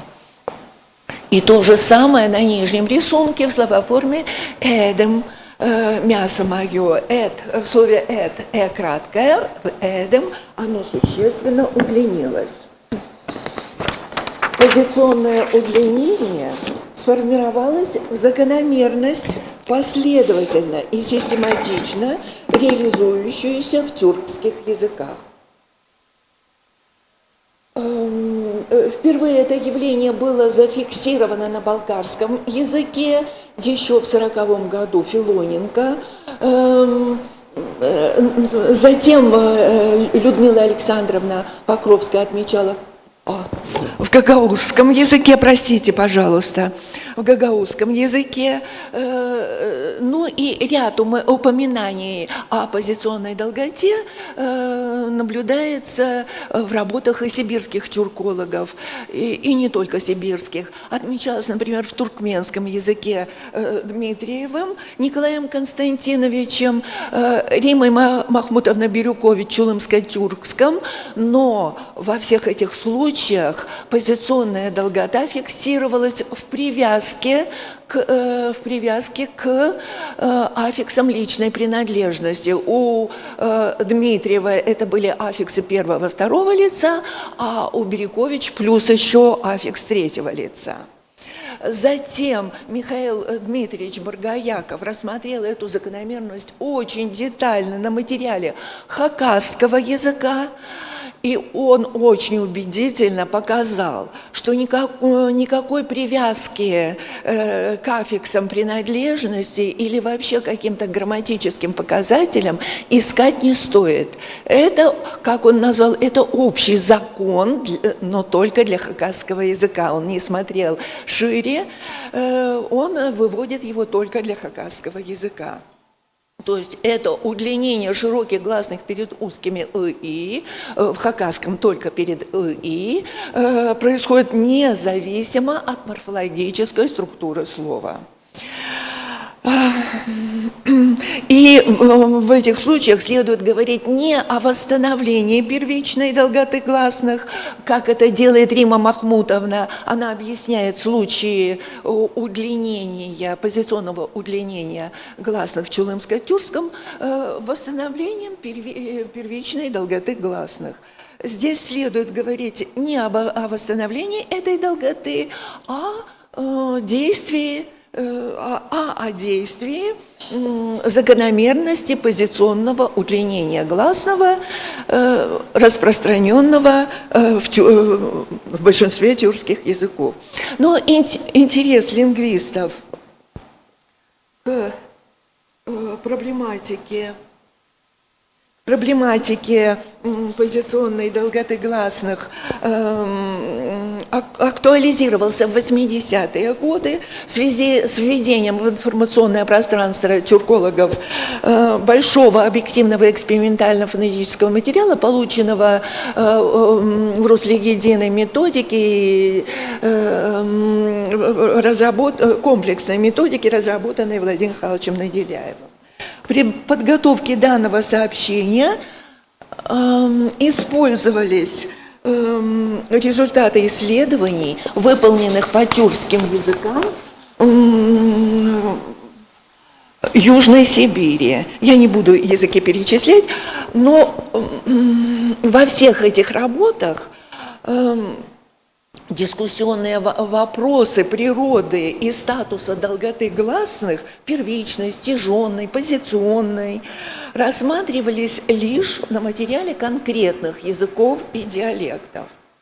накопленный материал, накопленный к данному моменту материал и осознание значимости и перспективности проблематики позиционной долготы гласных для изучения внутриязыковых процессов и исторических контактов этносов указывает на необходимость обобщения полученных результатов. Далее у нас следуют языковые материалы. Вот материал из хакасского, например. Просто у нас не будет времени для того, чтобы все это огласить. Я прочитаю, как смогу, некоторые примеры. Ну, например, в хакасском. Агр. Да, вот. Агр, адр, эмс, одр, дык, изр, игр и так далее. Так, в словоформах с глухим интервокальным согласных такое удлинение в хакасском не происходит. И во всех языках не происходит. Обязательно, как я уже отметила, интервокальный согласный должен быть звонким или сонормным. Ачых, кыс, хатых и так далее. Так, и это были примеры бисиллабов. Если возьмем три и тетрасиллабы, то перед гутуральными г, интервокальными гутуральными заднеязычным г смычным и язычковым щелевым г удлинение происходит только перед этими согласными в хакасском. В других языках такое удлинение возможно перед всеми звонкими и сонорными. Сейчас я говорю только не о бисиллабах, а то есть о полисиллабах. Например, в хакасском харагы, хулагы, так, а вот, допустим, полозы, здесь уже в хакасском удлинения не будет, а в других, например, в кумандинском, оно обязательно произойдет, будет полазы, пазары и так далее. Материал показывает, что одна и та же закономерность общая имеет свою специфику реализации в каждом идиоме. Так.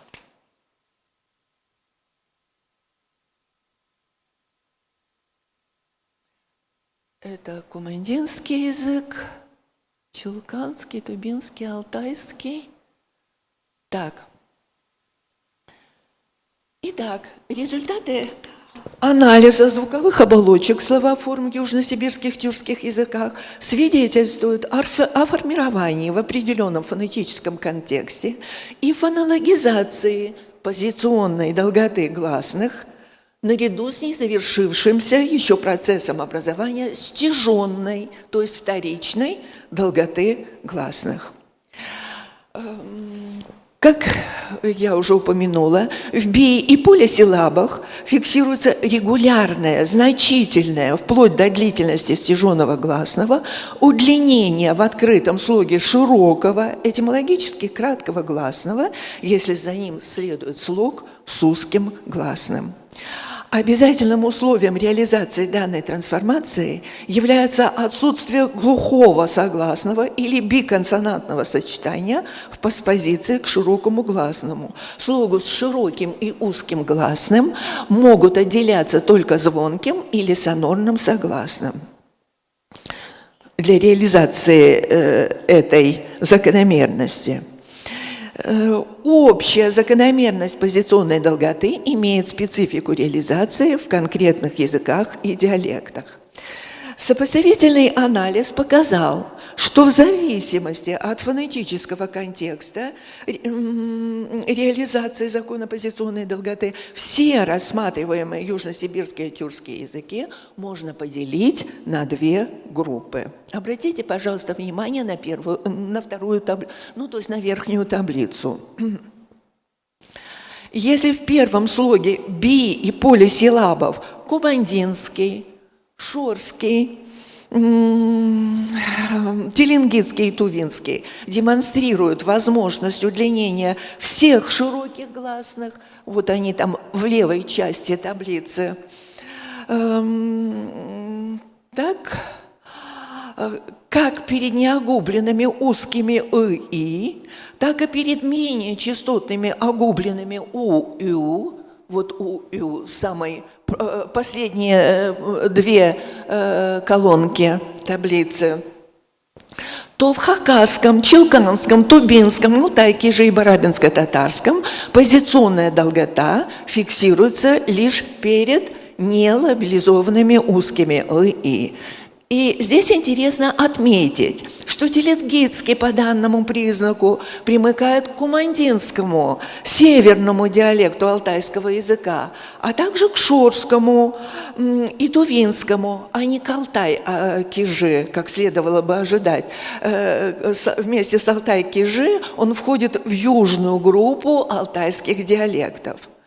Тубинский и чилканский, традиционно квалифицируемые как северо-алтайские диалекты, напротив, обнаруживают сходство с южным диалектом алтай-кижи, опорным диалектом литературного языка.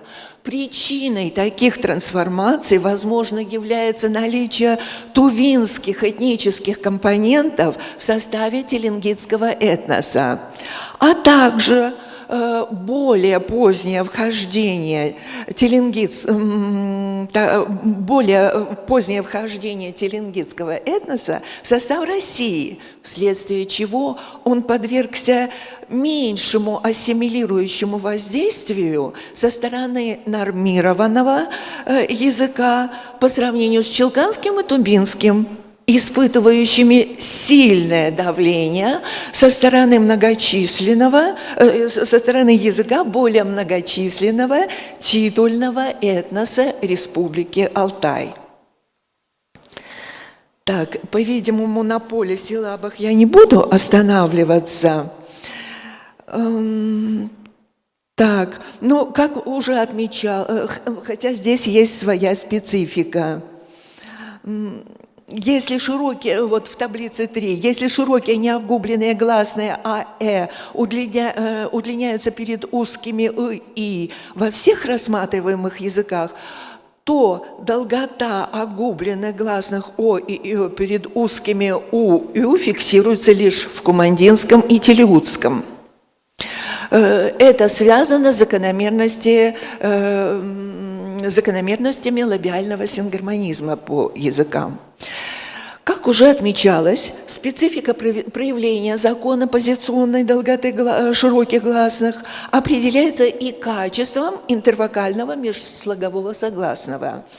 Если в хакасском и барабинско-татарском позиционное удлинение не первого слога полисиллабов возможно только в препозиции к гутуральным согласным, то есть к заднеязычным и язычковым, то в остальных языках любой шумный, звонкий или сонорный согласный, разделяющий слоги с широкими и узкими вокальными компонентами, не являются препятствием для формирования позиционной долготы гласных. Итак, рассматриваемая закономерность является типологически общей для тюркских, кыпчакских языков, а также языков, подвергшихся сильной кыпчакизации. Наталья Николаевна Широбокова отмечает, что сибирский тюркоязычный ареал возник в результате перестройки более древнего тюркского ареала. Елизавета Ивановна Убрятова указывает на 3 источника тюркизации в Южной Сибири: архоно-тюркского, древнеуйгурского и древнекыргызского. Следы древнеуйгурского отчетливо сохранились в тувинском и тафаларском. Источником кыпчакизации южносибирских тюркских языков мог быть язык древних кыргызов, оставивших яркий след в современных тюркских языках Сибири. Как показывают наши данные, позиционная долгота гласных наблюдается даже в тувинском языке, хотя тувинский язык не относится к кыпчакской группе тюркских языков. В классификации Николая Александровича Баскакова он отнесен к уйгуро-агузской группе. Николай Александрович Александр Михайлович Щербак выделяет тувинский язык в отдельную группу уйгурских языков, уренхайских языков. Тем не менее, Елизавета Ивановна Убрятова отмечает, что в процессе исторического развития Тувинский также испытал сильное воздействие языка киргизов. И здесь мы от себя отмечаем, констатируем, следы влияния кыпчакских, тюркских языков проявляются в тувинской фонетике, в частности, в развитии подсистемы позиционной долготы гласных. Тот факт, что даже в тувинском языке уйгуро-агузского типа, сохранившем доминантные принципы древнетюркской звуковой системы, реализуется, тем не менее, свойственное кыпчакским языкам позиционное удлинение гласных, свидетельствует о продуктивности рассматриваемой фонетической закономерности, о восприимчивости тюркских языков к ее глубокому укоренению и динамичному распространению. Это живое, продуктивное, развивающееся явление. В отличие от так называемой первичной этимологической долготы, очень эфемерной, непоследовательной и несистематичной. В виде системы ни в одном из наших южносибирских тюркских языков наши исследователи первичную долготу не фиксируют. Не фиксируют только какие-то единичные примеры, которые могут быть истолкованы так или иначе.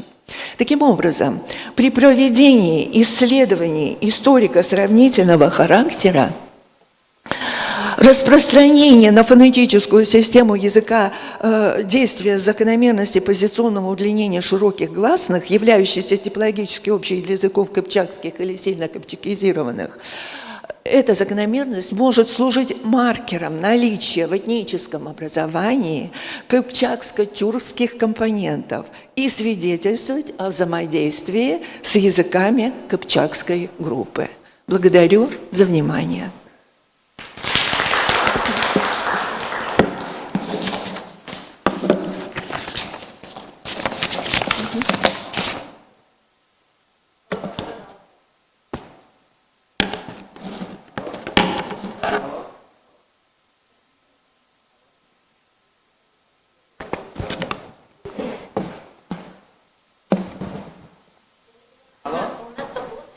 Алло, вот есть.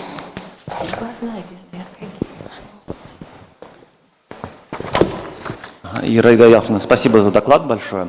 А скажите, пожалуйста, вы наблюдали корреляцию этимологической долготы и ее отсутствие или наличие позиционно распределенной? Допустим, если в телеутском брать примеры со словом «река» или «дорога», кол и тел, соответственно, наблюдается ли там позиционная долгота, допустим, в поссессивных формах? Тёлым долгий будет, да, звук? Ага.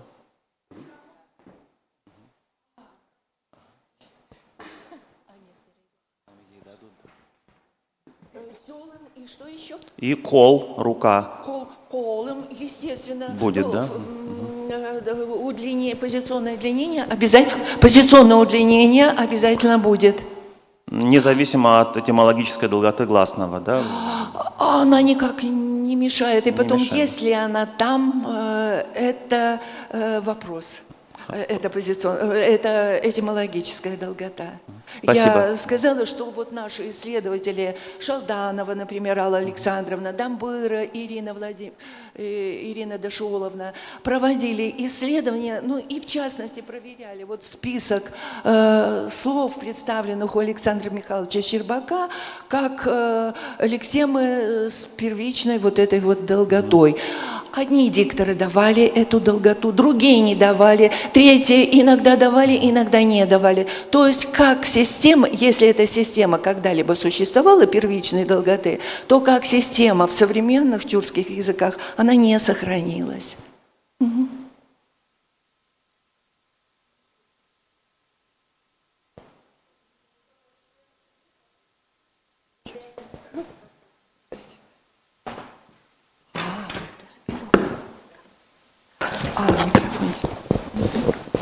Итак, мы объявляем следующего докладчика. Мы переходим к языкам, к немецкому языку. Либерт Екатерина Александровна, кандидат филологических наук Института филологии СОРАН, с докладом «Варьирование КТ в языке меннонитов Сибири. Диахронический аспект». Да, большое спасибо. Уважаемые коллеги, если не ошибаюсь, я своим докладом открываю тему немецких диалектов в работе нашей конференции. Вообще это знаменательное событие, потому что, наверное, впервые в ходе этой конференции «Языки народов Сибири» будет открыта далее такая небольшая секция немецких диалектов. Вот, так что германисты сегодня, конечно, это особый для нас день в ходе нашей конференции. Ну а мой доклад будет посвящен одному из очень небольших частных вопросов, связанных со звуковым обликом языка немцев-меннонитов Сибири, который часто исследователи отечественные называют просто нижненемецкий меннонитский. В начале доклада я бы хотела выразить свою искреннюю благодарность Николаю Сергеевичу Уртигешеву за помощь, оказанную в ходе работы. Я не фонетист, а возьмусь рассуждать немного о вещах, которые имеют, конечно же, фонетическую природу. Еще раз, очень коротко я скажу о том, кто такие меннониты, поскольку дальше мы услышим еще два доклада молодых коллег на материале этого языка, и это будет важно и для моего доклада. Первые меннониты – это выходцы с территорий Нидерландов, Фрисландия и Фландрия, области вот, нидерландскими они считаются.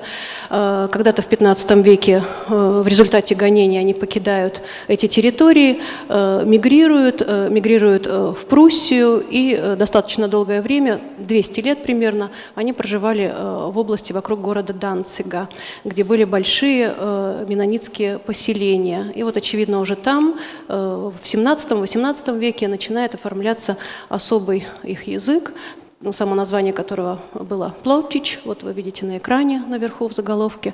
Наши сибирские меннониты говорят, сокращают этот дифтонг до «о», и это звучит как «Плотич», просто коротко. Язык представляет собой своего рода смесь из нижненемецких, фрисских, нидерландских черт при преобладании немецкой морфологии.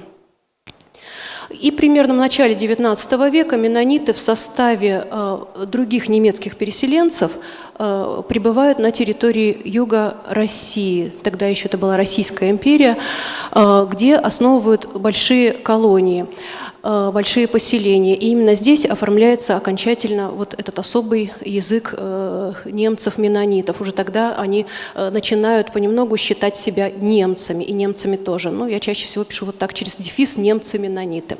В Сибири они появляются в начале XX века добровольно. Это был добровольный приход в поисках земель, в поисках свобод. И проживают до сих пор в населенных пунктах, которые традиционно считаются немецкими. Это поселения крупные в Омской области, прежде всего границы с Казахстаном, в Алтайском крае и в Новосибирской области. Это прежде всего деревня Неудачина, о которой многие коллеги знают.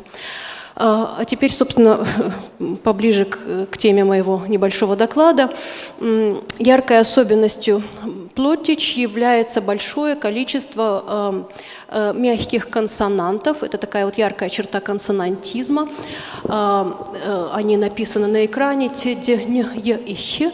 Хочу сразу оговориться, что я использую здесь значки и транскрипцию, принятую в отечественной германистике, восходящую вот к Жермунскому, к тому, как он записывал эти звуки еще в начале прошлого века. То есть последний – это Х. Именно такие мягкие консонанты для Плотич выделяет Игорь Александрович Канакин, которого многие здесь помнят и знают, замечательный специалист меннонитского языка. И точно такие же консонанты были выделены нидерландским исследователем Рахиром Нивебуром и отечественным Гуго Едигом, исследователем отечественным, простите, Гуго Едигом. Однако я знаю, что мои коллеги-фонетисты называют еще большее количество мягких фонем. Это очень необычно, потому что такого большого набора, такого широкого ряда нет больше ни в одном из германских языков и диалектов, насколько я знаю. Причины такой вот широкой палатализации обсуждаются и до сих пор вызывали споры. Я была невольным зрителем этого спора между Игорем Александровичем и зарубежными диалектологами. Кто-то объяснял это славянской, может быть, палатализацией, вот влиянием славянского окружения, в котором находился язык на территории юга России когда-то в XIX-XX веке. Но Игорь Александрович, его мнение тоже мы должны озвучить, считал, что здесь каждый звук, каждая мягкая фонема имела свою предысторию и должна рассматриваться отдельно. Вот. И сегодня я хотела бы коротко рассказать о мягком «т», потому что он будет очень важен далее для разграничения двух диалектов внутри меннонитского языка. С диахронической точки зрения мягкий, вот этот первый консонант, мягкий «т», восходит к общегерманскому «к». И появился он когда-то в результате так называемой фрисской палатализации. Этот процесс описан прежде всего отечественными нидерландистами, то есть специалистами по нидерландскому и фрисскому языкам, когда-то общегерманский твердый «к» смягчался, это был примерно 15-16 века, становился «к» и смягчался далее до «т». Это явление описывал Сергей Александрович Миронов, наш крупный нидерландист, и также Вульф Яковлевич Плоткин. Я коротко процитирую. Они характеризуют этот процесс так. Палатализация заднеязычных смычных согласных, то есть продвижение места их артикуляции вперед, которое могло сопровождаться, хотя не обязательно сопровождалось, последующей палатализацией на щелевую проточную. Такая палатализация представляла собой характерную ингвеонскую, преимущественно англофрисскую особенность. Ну, и далее исследователи говорят о том, что вот в английском, например, так появились африкаты. Вот. Я же предполагаю, что далее, очевидно, меннониты, которые были выходцами вот именно с этих территорий, вот именно в то самое время, Фландрия, Фрисландия, очевидно, они оттуда уже и вынесли вот этот мягкий «т», который предположительно параллельно использовался в их общинах и с мягким «к», который предшествовал этой палатализации, то есть предшествующая ступень. Но это только мои домыслы, и проверить это мы вряд ли сможем, потому что у нас нет никаких данных, никаких письменных источников. Язык до сих пор используется преимущественно как устный, бесписьменный. Ну и в качестве примера вот я привожу фрисское, древнефрисское, когда-то было «кек» для церковь, стало позже «кек». В меннонитском мы можем сейчас слышать «кёк» и «тёть». У нас нет письменных источников того периода, но у нас есть анкеты, архивные анкеты из архива Виктора Максимовича Жермунского, на которые я буду опираться далее при анализе следующего периода существования этого языка, периода Хортицы, уже на территории Юго-Российской империи, где, согласно немногочисленным исследованиям, сформировались два диалекта внутри нижненемецкого меннонитского, так называемый хортицкий и молочинский. Исследователи пишут, что они имели незначительные отличия в области вокализма. А вот в консонантизме существует такое представление, устоявшееся, негласное, среди всех трех исследователей этого языка, что в консонантизме эти диалекты тоже отличаются именно через использование вот этих «к», что якобы хортицкому палатализованному заднеязычному «к» противопоставлен среднеязычный «т» в молочинском диалекте, что вот так оно было. Сам Игорь Александрович когда-то говорил, мне стоит только услышать, как они скажут «я» для себя, «я», то есть первое лицо единственного числа, а «я» — это «эть». Если они скажут «эк», то это вот хортицкий какой-то, потомок хортицкого диалекта. «Эть» уже более поздний, молочинский. В каких же позициях идет такое варьирование? Прежде всего, перед гласными переднего ряда. Примеры я не буду зачитывать. Ну, наверное, у всех будет на слуху как аналог немецкого «kind», да? В менонитском оно будет звучить как «kind» или «tint». Может и поствокально в финалях. В препозиции к сонорным «л», «р» и «н», да, по типу «мальк», «мальть», «молоко». В консонантной группе «нке», «нте», преимущественно на исходе основ глаголов.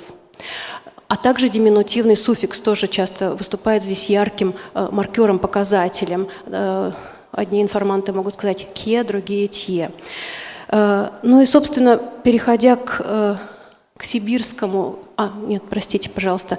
И здесь важное подтверждение, важную информацию в данных размышлениях нам дает диалектологический архивный материал. Несколько лет назад в моем распоряжении оказались анкеты из архива Виктора Максимовича Жермунского.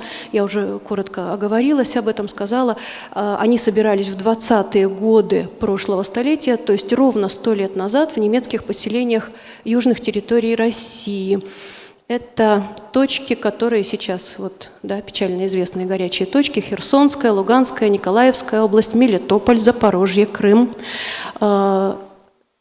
Эти территории меннониты называют своей колыбелью. И что мы видим в этих анкетах? Анкеты расходятся буквально на две линии. Есть анкеты с использованием «к», и есть анкеты, где информанты пишут «т». Вот некоторые примеры я выписала на экране, не буду их озвучивать, но чтобы не быть голословной, я хотела... это, наверное, будет не очень видно. Вот слева от вас анкета на «к», и там везде идет, как видите, «к», «эк». В другой анкете рядом идет «эть». Что интересно, какие можно сделать наблюдения, когда просматриваешь большое количество этих анкет и обращаешь внимание именно на «эти».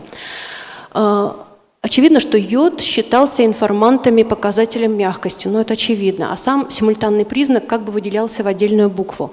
Другой вопрос, связывалась ли эта палатальная фонема в сознании информантов с «к» или с «т». Это сложно сказать. Анкеты дают примеры обоих типов написаний.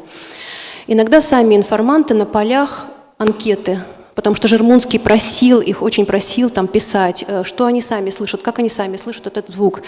И некоторые писали, указывали на это сходство «к» с русским «т». Вот это интересно.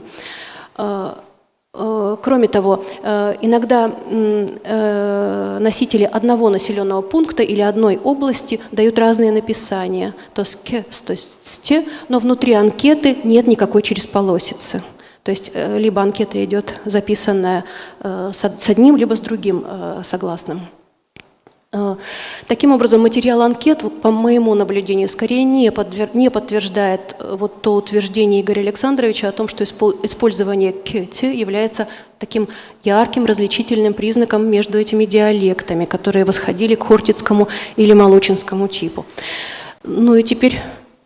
не переключается. Я хотела сказать о современном положении дел. В Сибири наши носители преимущественно используют формы на «т», то есть по молочинскому типу. Но здесь заставил меня особо задуматься материал, собранный в селе Аполлонов Омской области этим летом. Я побывала в очень большом селении, где проживает около 1000 носителей. Наверное, сама языковая ситуация настолько интересна, что это можно было бы там сделать отдельный доклад об этом. То есть большое количество говорящих совершенно свободно, более хорошо даже, чем по-русски. Большое количество, десятки детей, которые не говорят на русском языке до школы. Все это кажется уникальным и, конечно, характеризует языковую ситуацию как благоприятную. Да? Но относительно рассматриваемого варьирования Меня удивило то, что наряду с использованием форм на «т» информанты также иногда могли сказать и формы с «к», либо говорили, что вот там, в той семье, говорят скорее вот «малькинья» вместо «мальтинья». Но мы считаем это тоже верным. То есть информанты это принимали как нормально, как правильное, простите. Кроме того, был отмечен особый звук, который раньше, если я не ошибаюсь, не был отмечен в предыдущих исследованиях, и появлялся он прежде всего в препозиции к сонорному «л». Ну вот если платье – это «клойт», и далее «тлойт», и далее, я могу его, наверное, показать, но, может быть, это будет не совсем правильно, звучит как «шлойт». Предположительно, это спирант медиально, смычный спирант мягкий. И, может быть, это является следующей ступенью вот такой вот начавшейся фриской когда-то палатализации, но здесь я высказываю это только предположение такое. Конечно же, этот спирант, который был зафиксирован нами, требует дальнейшего изучения.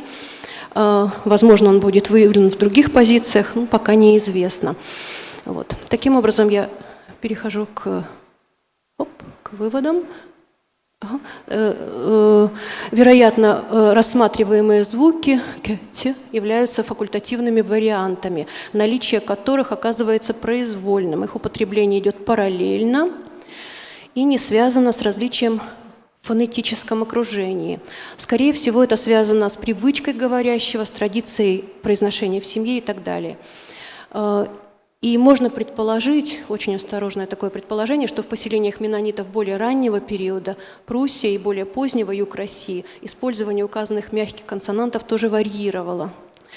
Вот. При этом, может быть, можно допустить, что в хортицком говоре наблюдалось преобладание форм на «к», в молочинском на «т», но нельзя с точностью сказать, что именно это является, и именно формы с тем или иным звуком являются маркирующими данные диалекты. Вот. Я надеюсь, что я была понятна. Спасибо большое. Да, вот это ребятишки, как раз из Аполлоновки. Спасибо большое, Екатерина Александровна. Спасибо и мы за внимание. слушаем вопросы. Есть ли вопросы? Вопросов нет? Да, нужны германисты, да. Угу. Вот они сидят. Угу. Но вопросов нет, может быть, дискуссии, да, мы зададим вопросы. Спасибо. И мы приглашаем следующего докладчика, Ксения Вячеславовна Шиндрова, аспирант гуманитарного института Новосибирского государственного университета. Ксения Вячеславовна выступит с докладом к проблеме выявления шумных переднеязычных фонем языка меннонитов Плоттич. Пожалуйста. Спасибо большое. Целью моего исследования является... Извините, пожалуйста. Целью моего исследования является выявление инвентаря переднеязычных фонем и определение их конститутивно-дифференциальных признаков в языке меннонитов деревни Неудачино Новосибирской области. Актуальность исследования обусловлена тем фактом, что язык является бесписьменным, соответственно, фонетику можно изучать только по звучащей речи. И количество носителей исследуемого языка уменьшается, и язык исчезает.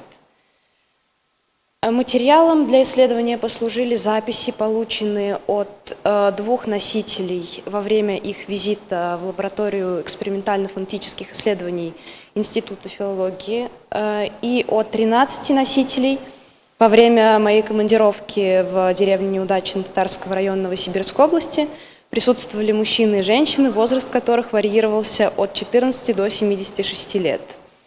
Для удобства использовался опросник, состоящий из рядов слов, содержащих интересующие звуки во всех возможных позициях в слове. Запись словоформ производилась на диктофон, и программа состояла из 502 словоформ. Общее время записи составило 6 часов 20 минут. Методы, которые мы использовали, это методы аудиовизуального наблюдения и анализа показаний информантов и, собственно, лингвистические функциональные методы фонологического анализа, то есть смыслоразличительный критерий дополнительной и различительной релевантности и критерий свободного варьирования, дистрибутивный метод, метод минимальных пар, полная, частичная, квазиамонимия, компонентный анализ, сопоставительные методы, а также методы компьютерной обработки звуков речи с использованием программы Speech Analyzer. Язык, который мы исследуем, это язык меннонитов, последователей одной из старейших протестантских церквей, образовавшихся в эпоху реформации в XVI веке на территории Нидерландов, Северной Германии, Западной Швейцарии. В Сибири первые меннониты появились в XX веке. Здесь плотич можно услышать в деревнях, считающихся немецкими. Это Полевое, Протасово, Редкая Дубрава в Алтайском крае, Солнцевка, Миролюбовка, Петровка в Омской области и в Новосибирской области деревня Неудачина. Примечательно то, что и в 21 веке меннониты сохраняют свой религиозный уклад и особый язык. По результатам дистрибутивного анализа с учетом позиционно-комбинаторных условий и по правилам выделения фонем Трубецкого в языке плотич было зафиксировано 10 шумных переднеязычных фонем. Общая система согласных фонем структурируется оппозициями по звонкости, глухости, шумности, малошумности, по способу образования и по активному артикулирующему органу, а у смычных также добавляется оппозиция по палатализованности и непалатализованности. По результатам дистрибутивного анализа можно сделать следующие выводы. Почти все шумные переднеязычные согласные встречаются в инициальной позиции, в интервокальной позиции и финальной позиции. При этом звук «т» встречается во всех позициях, кроме медиальной в препозиции глухим, а меньше всего употреблений зафиксировано у палатализованных «с» и «з» и у африкат «ч», «ц» и плоскощелевого «ж». Проблема, с которой мы столкнулись, это противопоставление палатализованных и палатальных согласных. По результатам наших исследований согласные «т», «д» и «н» – это палатализованные переднеязычные согласные, а не среднеязычные, в отличие от исследования Игоря Александровича Канакина, который определил их как среднеязычные. Можно, пожалуйста? Мете. Мете. Мете. Мете. Мете. Спасибо. При продуцировании палатализованного звука «т» кончик языка образует смычку с альвеолами.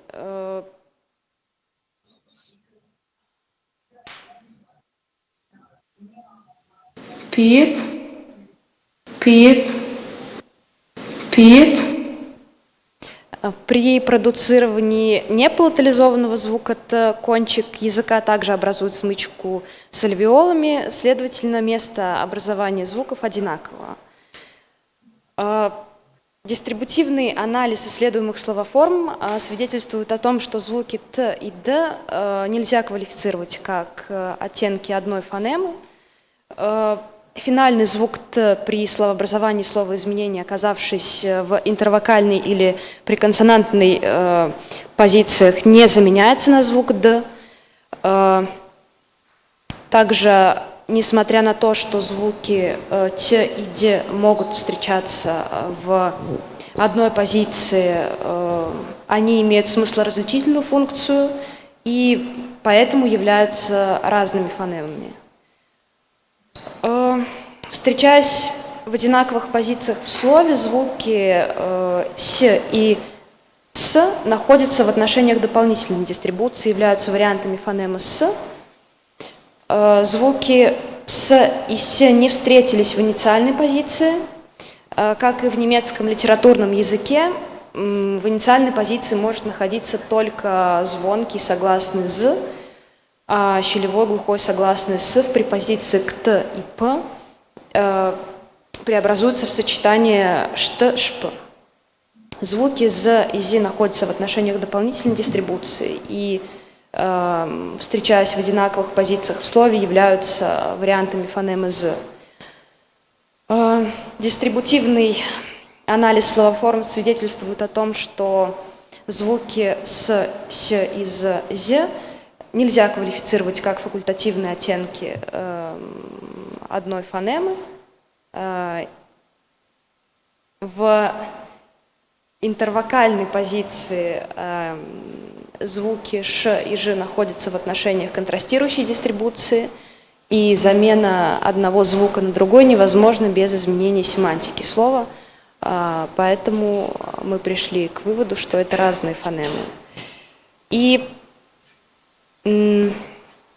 так как звуки «ч» и «ц» употребляются в одних и тех же позициях и не могут заменять друг друга, не влияя на семантику словоформ,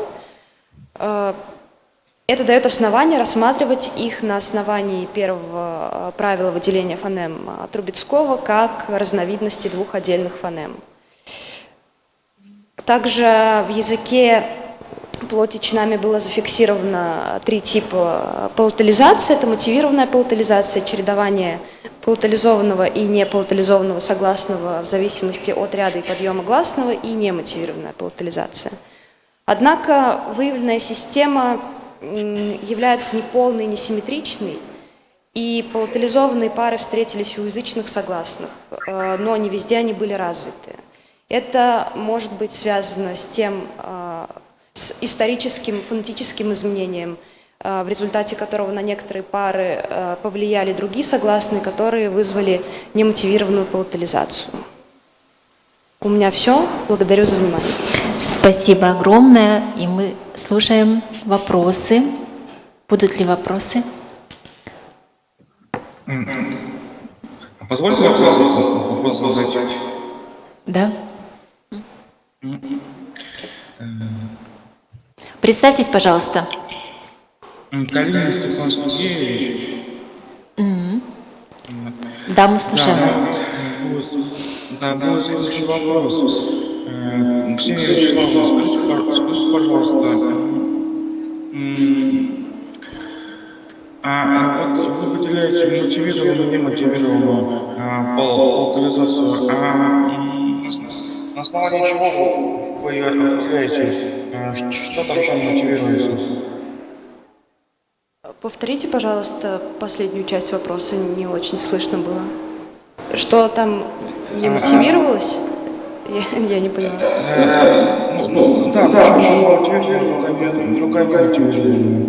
Немотивированную мы отмечаем в том случае, когда, например, палатализованный звук стоит в конце слова, и на него не влияет никакой гласный звук. Поэтому мы пока не можем найти причины, почему палатализованный звук стоит в конце. И выделяем эту палатализацию как немотивированную.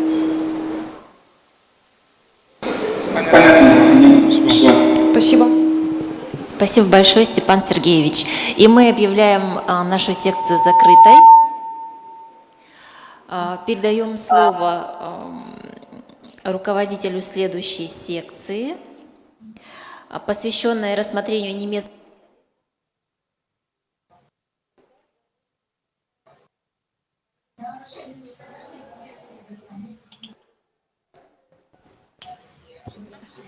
Немецкие диалекты на территории Сибири. Екатерина Александровна, передаю микрофон вам. Спасибо. Уважаемые коллеги, мы продолжаем тему немецкой диалектологии в Сибири. Ура! Я рада объявить следующего докладчика.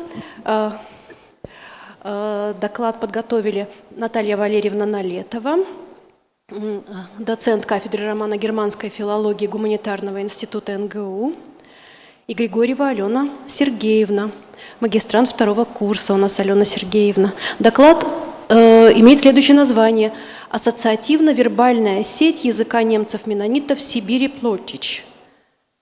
То есть совершенно другое, да, с другой стороны посмотрим на этот язык. Пожалуйста, послушаем Алену.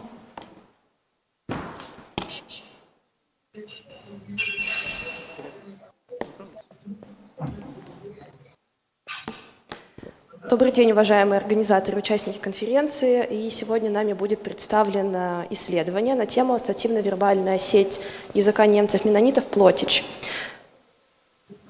Актуальность и уникальность данного исследования заключается в том, что исследование с психолингвистической точки зрения проводится впервые. И при этом нам важно учитывать не только лингвистические факторы, но и языковой и экстралингвистические, такие как история носителей языка, аспекты этнической самоидентификации, реальные особенности, контактность, а также это нам нужно для того, чтобы далее мы могли овнешнить языковое сознание носителей языка. Исследование проводилось на материале результатов пилотного свободного ассоциативного эксперимента, который проводился в ходе экспедиции в деревню Неудачно Новосибирской области в 2021 году. При этом из-за того, что отсутствует сформировавшаяся письменная традиция, стимулы эксперимента были сначала записаны на диктофон носителям языка, а затем вместе с носителем языка были расшифрованы. Стимульный список был составлен из 50 слов стимулов, которые включают наиболее частотные лексемы по версии онлайн-словаря Дудан, и они были переведены на Плотич. Ограничение по времени составило 10 минут, а среднее время продолжительности записи 7 минут. Респондентами стали 17 человек, носителей Плотич, это мужчины и женщины в возрасте от 14 до 76 лет. Несмотря на то, что изначально нами задается свободный ассоциативный эксперимент, который достаточно широк в своем ассоциировании, однако нами задавались некоторые ограничения. Так нами давалась инструкция, что реакции должны даваться одним словом, либо сочетанием с предлогом или союзом. И в некоторых реакциях информантов дается достаточно широкое ассоциирование, и поэтому эксперимент стал скорее свободно отсроченным, что дает нам возможность сказать о том, что эксперимент дает более спонтанное ассоциирование и ярче выражает образ языкового сознания носителей. Можно посмотреть на стимульный список. В ходе анализа реакций нами было выявлено, что 7% реакций не имеют связи со стимулом. Так, например, респонденты испытывали сложности в ассоциировании на предложенный стимул по причинам волнения или же незнания представленных лексем. Это обычно встречалось среди молодежи до 30 лет. Также были даны реакции на созвучные со стимулом лексемы. Так, например, слово «мужчина» «мон» было услышано как «мун» – «луна», вследствие чего мы получили реакции «шенцдах» – «светить ярко» и «хэмл» – «небо». Также были созвучия с самим стимулом. Например, на слово «бивизы» доказывать нами была получена реакция «нахвизы» – «не показывать». И также были даны иные значения стимула. Нами задавался глагол «обвизы» обнаруживать, и он был воспринят как «обвизы» – делиться или показывать, и мы получили реакцию «эти велмины обид обвизы» – «я хочу показывать мою работу». И была сложность в переводе некоторых реакций. Так нами не были переведены, либо переведены несочно такие слова, как «exenselt», мы не знаем перевод этого слова. И были получены реакции, как «флейзия», предположительно трудолюбивая, на слово «фрю» – «женщина», и «юнт» предположительно это вариант лексемы «гуны» – «идти», на реакцию «клок» – «часы». И это может говорить о том, что внутри небольшого поселения меннонитов существуют как бы свои диалектальные формы. И таким образом для анализа нами были отобраны 605 реакций, 480 из них являются единичными, что составляет 79%.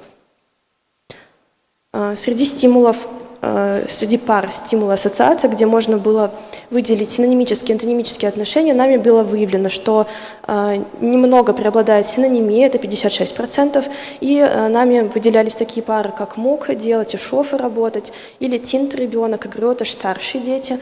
Антонимические отношения составили 44%, и там были такие пары слов, как «и» выдавать и «нима брать», или «он другой» и «он за наш».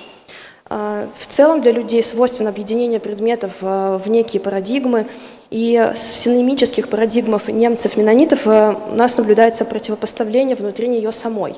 Так, например, в семантической группе «Теня» «дети» можно выделить некое противопоставление детей и более членам старшим общества, как, например, «Клиняш» – младшие дети и «Грётыш» – старшие дети. И также в группе «Фамилия» – семья, также дети противопоставляются, например, «Ёма» – слову «бабушка». И в обоих случаях вот встречается это противопоставление младшие-старшие.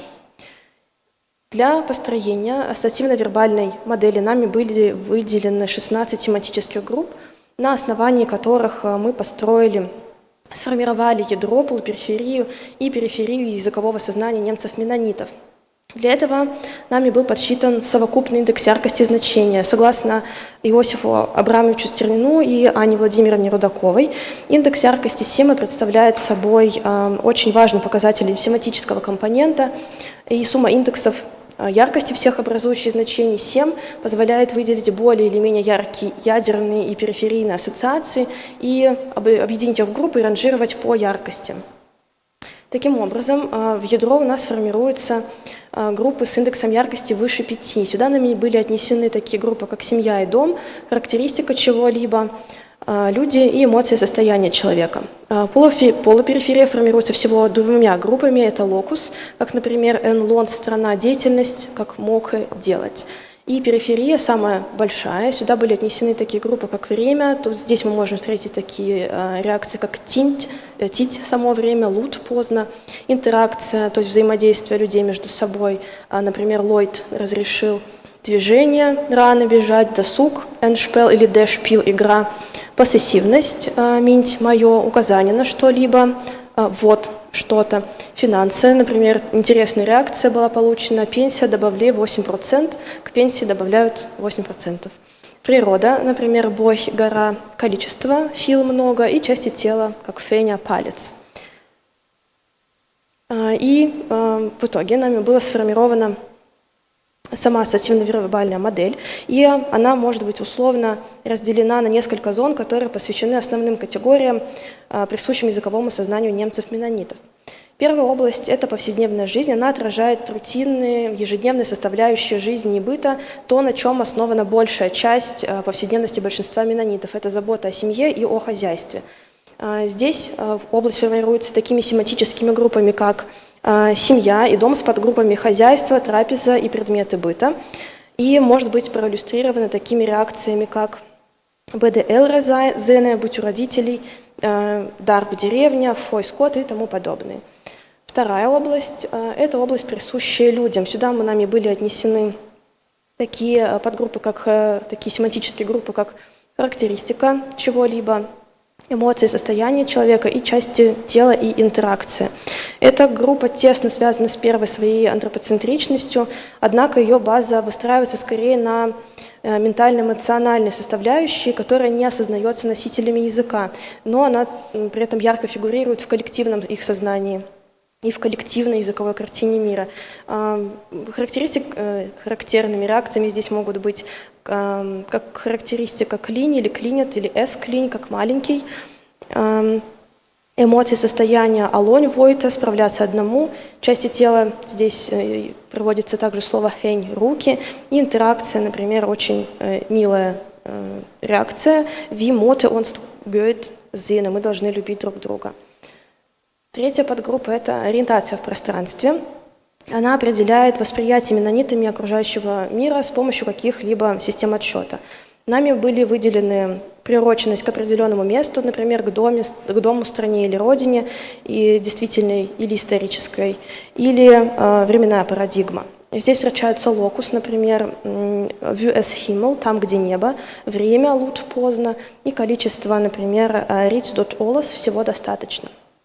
Четвертая группа – времяпрепровождения. Это область, которая включает группы с семантикой деятельности досуга, которые включаются сюда по определению. Также нами была отнесена сюда семантическая группа движения, которая требует от деятеля того или иного количества времени. Например, лексемы гуны или юнт идти, или лексема рано бежать могут быть как способом передвижения от точки А к точке Б, так и самостоятельным видом деятельности. И последнее зона – это понятийная категория. Она отражает уже особенности языкового сознания немцев-меннонитов через отношение информантов к объектам действительности, а именно ощущение окружающего мира через обладание теми или иными предметами, качествами и направлением внимания на что-то конкретное посредством, например, служебных частей речи. Здесь на этапе пилотного ассоциативного эксперимента выделяется высокая степень в окружающего мира через отношение себя или себе чего-то. Например, часто встречается реакция «нимы» или «немы» брать, «минть мой», «онзы наш» и другие.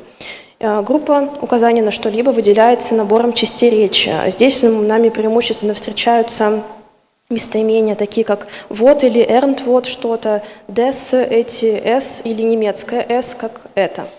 И это может говорить о привычке меннонитов существовать в замкнутом обществе, где избегается прямая номинация, которая не создает трудностей понимания внутри сообщества, но при этом может приводить к трудностям коммуникации, неполноты контекста со стороны стороннего наблюдателя. Анализ результатов ассоциативной вербальной сети и результатов ассоциативного эксперимента и визуализации их посредством построения может говорить нам о том, позволяет нам говорить о том, что Плотич уникален, и сами немцы-меннониты тоже уникальны, и они обладают особым языковым сознанием и особой языковой картиной мира.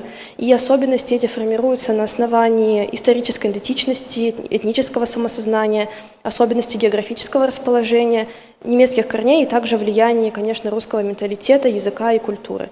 На этом я бы хотела завершить представление нашего исследования. Благодарю вас за внимание и буду рада ответить на ваши вопросы.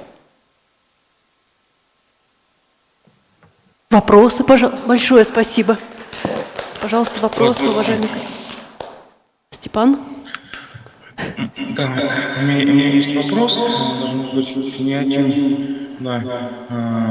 Алена Сергеевна, скажите, пожалуйста, вот вы приводили пример с вот, вот это какое происхождение? Это когнат с немецким басом, нидерландским латвием, это происхождение? Или это русское? Нет, это германское слово, вероятнее всего, из немецких корней и нижненемецких диалектов. Да, понятно. А вот у вас был там хороший пример про пенсию. Как, скажите, во-первых, насколько часто такое встречается, что используется там русские лексемы? А во-вторых, насколько велико влияние русского языка на сам Плотич в настоящий момент? Ну, избежать влияния, конечно, невозможно, поскольку это контактность Плотич с русским языком. Однако на этапе пилотного эксперимента нам сложно сделать такие выводы, поскольку это единичная реакция конкретного информанта и встречается она лишь один раз. А в целом в эксперименте влияние русского языка встречалось достаточно редко. И скорее были связи с немецким языком, нежели с русским. Ну да, понятно, что уже клинически обосновано. Просто кому хотел Екатерина Александровна вопрос задавать, потому что мы сможем ставить такой идиом, который находился веками в служении славянском, потому что рядом станция, что потом на юге Российской империи, когда вообще никакого влияния не было, как сложно довольно представить. Какие безусловно быть. Ну, может, не прав, конечно. Да, Степан, мне кажется, вы правы совершенно, но вот это изолированное положение, да, сознательная самоизоляция, в которой часто они жили, она оказывает здесь влияние, и связи больше с немецким, чем с русским часто, если мы говорим именно об ассоциативной сети. У меня другие были размышления, что если вот подобный эксперимент проделать для тех же носителей на русском и затем наложить эти сети, но это более, конечно, это колоссальная работа будет. Вот, потому что, и посмотреть, что там больше играет у них, русское, да, сознание, немецкое, ну, в общем, сложно. Это в процессе. Да, но там уже это с немецким конвергенцией, мне кажется, это вторичное сближение уже. Хотя, в принципе, понятно, почему оно происходит. Большое спасибо. Да, спасибо большое. Есть ли еще вопросы, уважаемые коллеги? замечания? Большое спасибо, Анна Сергеевна, спасибо, Наталья Валерьевна. И я объявляю следующего докладчика, если только они у нас есть онлайн. Лариса Ивановна Москалюк. Лариса Ивановна, вы с нами? Да. Здравствуйте, Лариса Ивановна, приветствую вас. Здравствуйте. С радостью объявляю следующий доклад. Лариса Ивановна Москалюк, профессор Алтайского государственного педагогического университета, Барнаул. Содокладчик Москалюк Ольга Сергеевна, доцент Алтайского государственного технического университета, тоже Барнаул. Доклад называется следующим образом: «Отражение национально-культурной специфики во фразеологизмах российских немцев, содержащих заимствования из русского языка». Пожалуйста, Лариса Ивановна. Спасибо. Фразеологию традиционно считают сокровищницей национально-специфических элементов языка и культуры. Что может быть? Говори. Словарный состав фразеологический фонд российско-немецких диалектов связаны с историческими событиями, явлениями культуры, социальной жизни народа, национальными реалиями, находящимися в выражении в языке. Немецкого быта, факты Германии, немецкий народный обряд, песни, сказки создают индивидуальное движение. Исследуемые фразеологизмы отражают культурные ценности немцев. В офисе российских немцев открывается языковая действительность, прежде всего сохраняющиеся в языке элементы материальной и духовной культуры Германии, и элементы реальной и культуры России, перенятые российскими немцами за время проживания в регионе. Образовав особое языковое сообщество, российские немцы начали формировать собственную картину, отражающую немецкую русскую национальность. А поскольку для фразеологизма характерна образная ориентированность, которая связана с носителем народным носителем языка, то мы получаем культурную картину. Источником эмпирического материала для данного исследования послужил текст русскими диалектов, который включает разные записи текстов, диалектов, анкеты, фольклорные произведения российских немцев, кунштовые банки и юмористические рассказы российских немцев. Методом сложной выборки содержащих заимствования русского языка.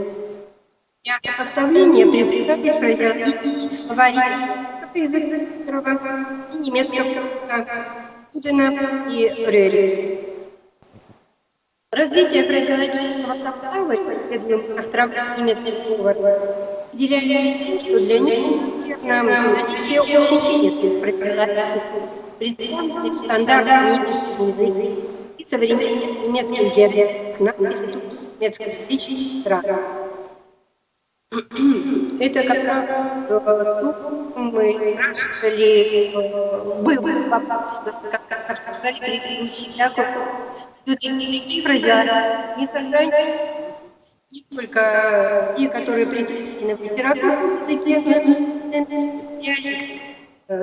Германии. Например, Мидехан, Нимальнет, это библейский фразеологизм, не друг отдающего, буквально усталая рука, когда не будет чувствовать.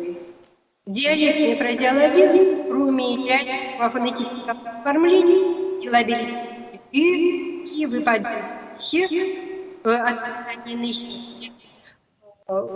устранение преломления, что характеризует развитие немецких диалектов России, включает двойное оттенение которое в литературе немецком языке, но сохранилось диалект российских немцев как диалектов, соответствующих на территории. Следует отметить, что и это по производительности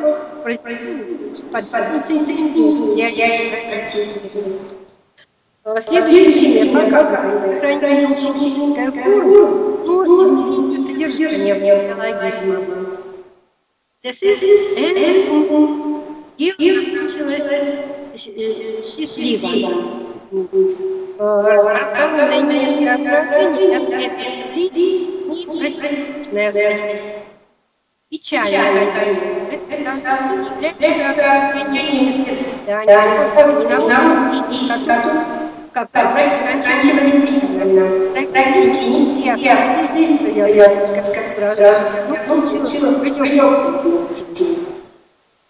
Вторая фразеологизм, это фразеологизм, который отсутствует стандартном языке, имеется немецкий диалект, на имеется современный диалект, корень язычных стран.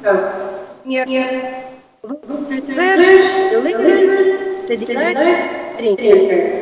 то есть, если бы не было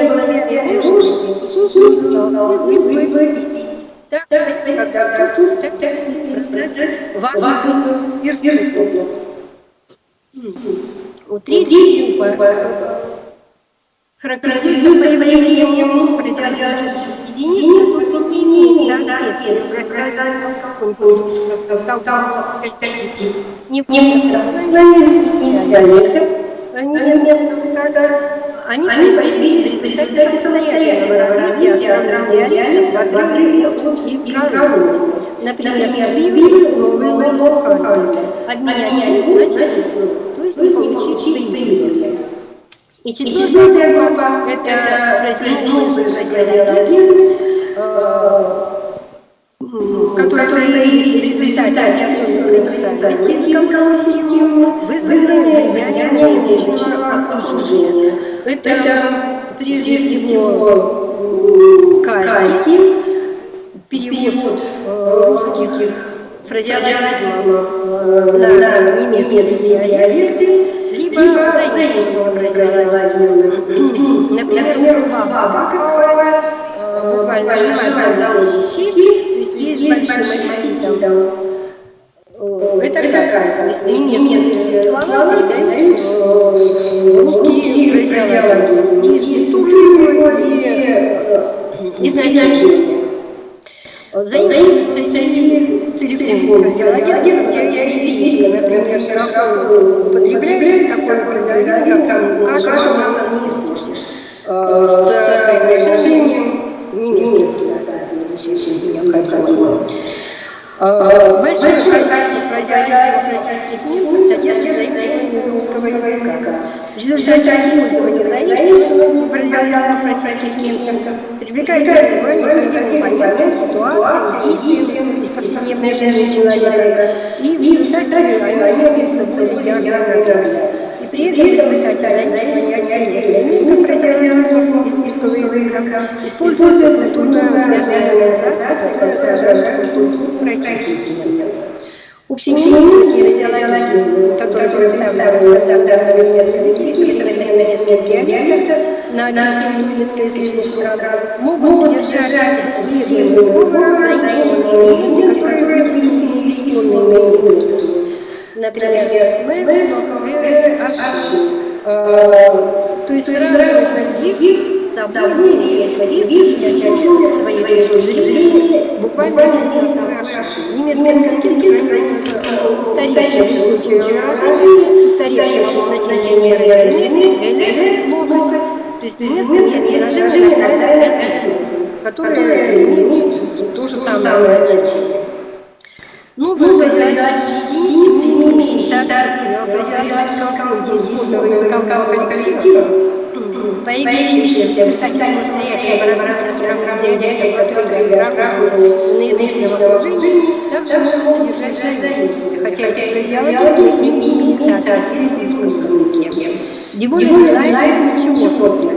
Напоминание на практике работу буквально как идеи. Фразеологизм используется, если вас получит напрасное обещание или вам создать работу. В русском языке словарь сегодняшнего дня в форме, то есть несколько фразеологических выражений, которые отличаются от диалекта. И фразеологические взаимодействия русского языка, передающие содержание русской фразеологии при помощи собственных диалектных средств, могут содержать прямые взаимодействия. До свидания, спасибо, Твой. Работать язычное вознаграждение, заплату, вознаграждение может только слова благодарности, для которых выполняется работа. Фразеологическое выражение является указательным выражением, чтобы спасибо, то есть без оплаты, и содержит прямое взаимное спасибо. Фразеологические содержащие компоненты относятся к главному фразеологическому составу языка. Их активное употребление показывает особую значимость в культурном пространстве. При этом дают сохраняющиеся фразеологизмы, принесенные в сравнении в островных диалектах, и вместе продолжают правильно существовать фразеологизмы, которые характерны для российских изменения в культуре, усвоение чужой культуры вызывает контакты появления новых исторических понятий, которые вытесняются. Благодаря частому использованию своей значимой способствует образной презентации действующих ситуаций, могут вызывать возможность. При этом передают чуждые оценки, которые связаны с отдельными компонентами культуры российских языков. У меня все. Спасибо за внимание. Большое спасибо, Лариса Ивановна. Коллеги, вопросы? У меня маленький вопрос. Лариса Ивановна, скажите, пожалуйста, из названных групп фразеологизмов самая объемная это какая? Там, где общегерманская, да, общегерманский фонд, или все-таки возникшие фразеологизмы где-нибудь в Поволжье или... Общенемецких много, потому что они поддерживают, конечно, и литературным немецким языком, они в диалектах распространены, поэтому там дальше. Другое дело, что эта группа тоже неоднородная. С одной стороны, там, то есть близко, только фонетические отличия быть. Эта же группа включает фразеологизмы, которые отличаются структурой, могут заменяться некоторые элементы. Фразеологизм может расширяться или уменьшаться, усекаться. Поэтому эта группа тоже тоже развивалась в определенном токе. И отличия мы от стандарта можем найти. Но тем не менее, иногда даже изымать изменения. Так как я уже показала, конец песни сложных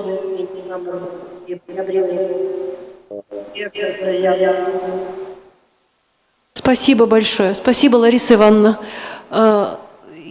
Если нет вопросов больше, коллеги, тогда я с радостью представляю нашего последнего докладчика в рамках работы этой секции, Татьяна Петровна Филистович, доцент кафедры немецкого языка Алтайского государственного педагогического университета Барнаул. Татьяна Петровна с нами, да? Татьяна Петровна, вы здесь? Да, я здесь. Здравствуйте. Здравствуйте, Татьяна Петровна. Здравствуйте, посылала свою презентацию, да? Можно ее? Да, сейчас нам помогут ее открыть. Доклад будет называться «Компаративные фразеологизмы одного из островных немецких диалектов Западной Сибири». Ну, я теперь хотела бы уточнить тему, пожалуйста, потому что говорить буду только о структурных особенностях компаративных фразеологизмов. Поэтому поскольку фразеологизм только что говорит, то я начну сразу. Простите, Татьяна Петровна, простите, вы видите свою презентацию? Мы ее открыли. Вы можете ее листать, да? Угу.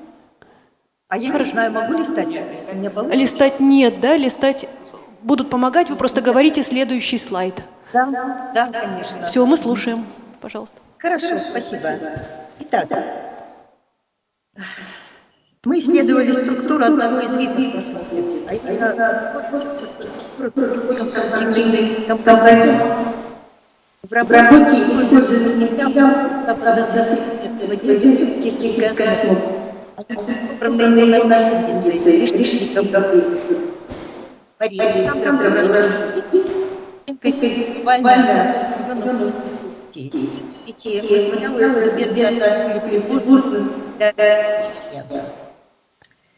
Кроме того, для забыли несколько фразеологического порядка решена. Как и другие фразеологические единицы, пословицы с компонентом это устойчивые воспроизводимые сочетания слов, фразеологическая стилистика которых основывается на традиционном сравнении. Их обязательным компонентом является союз «и» или «альс» как элемент необходимый как конструкция сравнения.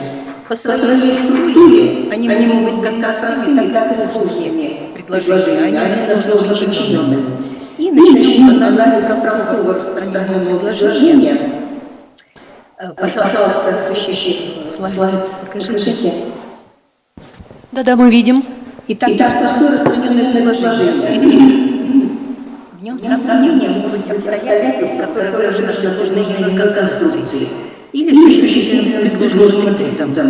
И вот первый пример, она идет как конец, то есть очень осторожно.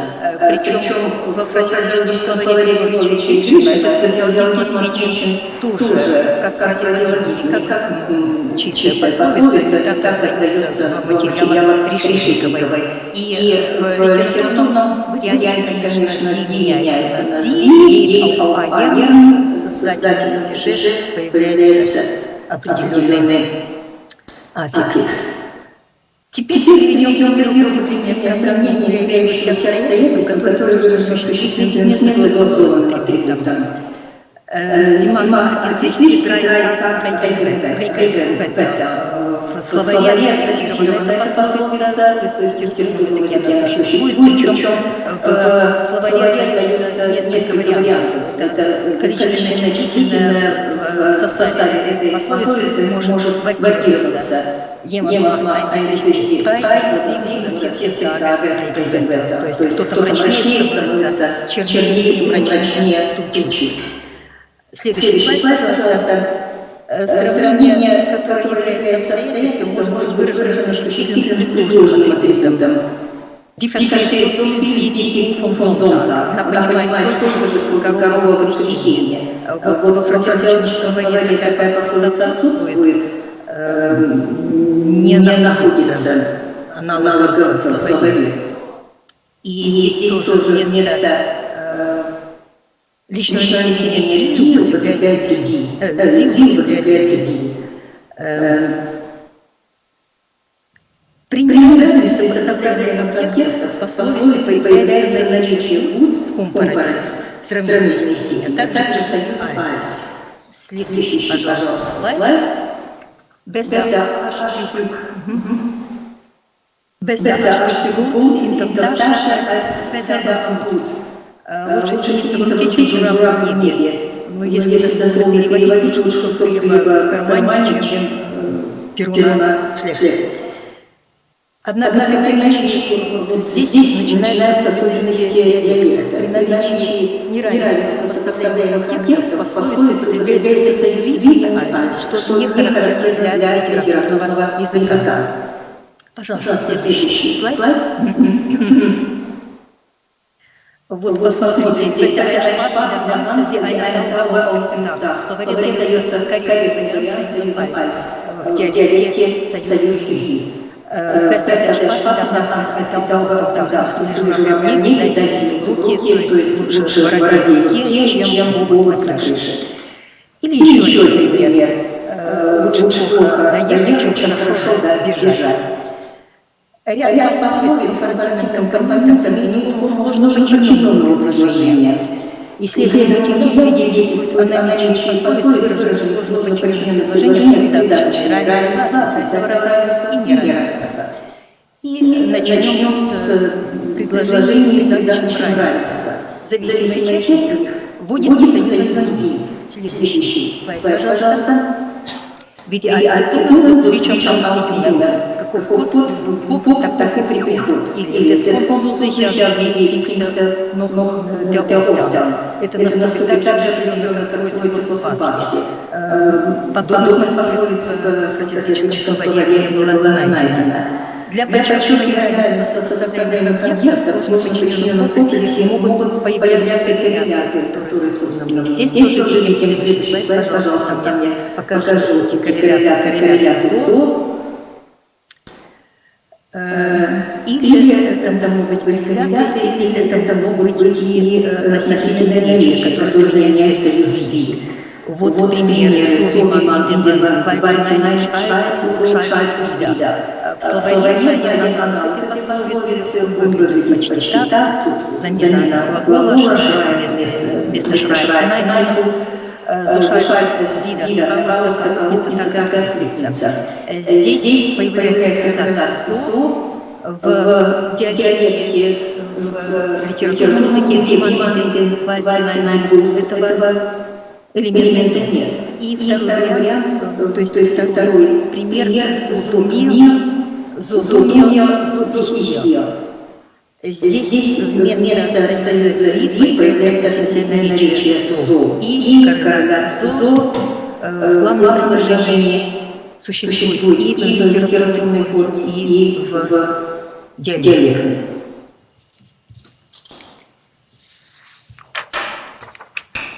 Следующий пример, пожалуйста.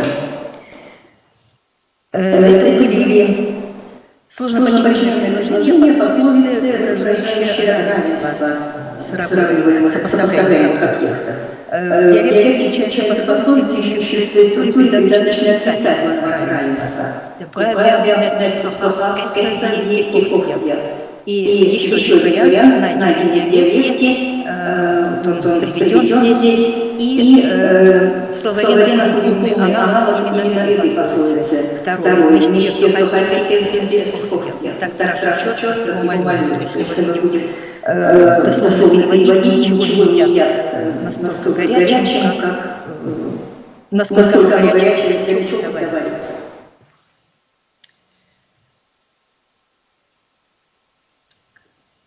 Сложно подчиненное предложение в корпоративном равенства, как правило, является критичным построением, семейным членами предложения. То есть происходит имитация членов предложения. Вот первый пример, соцкише, если мы восстановим полностью эту конструкцию, то получается, что отсутствует связка в придаточном предложении и отсутствует связка в главном предложении. Есть они поставлены в скобках, то есть при восстановлении их вот получается такая конструкция. И в диалекте и литературе везде в обеих частях и в главной независимой элиминированная связка. Наряду со связкой иногда элиминируется и иная часть основного языка, зависимой части. Der Herr ist so gut wie der Schiller. Der Herr ist so gut wie der Schiller. Если в предложении, то появляется и глагол-связка, и иная часть основного сказуемого. В фразеологическом словаре зафиксировано простое распространенное предложение. Укрыватель жужжор, вот такая штука, ворователь, то есть укрыватель жужжора, если сделаем точный перевод. Элиминация может доказаться не только сказанная связка, но и сказанная выраженная полнозначным глаголом. Теспастера делкуцатер. И в скобках паст, то есть ей подходит это идет, это как король седло. Во второй части в придаточном предложении нет сказанного выраженного полнозначного глагола паст. Теспастера делкуцатер. В фразеологическом словаре пословица не зафиксирована, и, возможно, появится вступление русского языка и является из русского, подходит как король. Анализ материала свидетельствует о том, что придаточное равенство в диалекте как распространенное предложение вместо союза «альс» используется союз «ви». А явление неравенства выражается наличием тут, в определенной степени, то есть в форме ПЭСа. Следующий, нет, пожалуйста.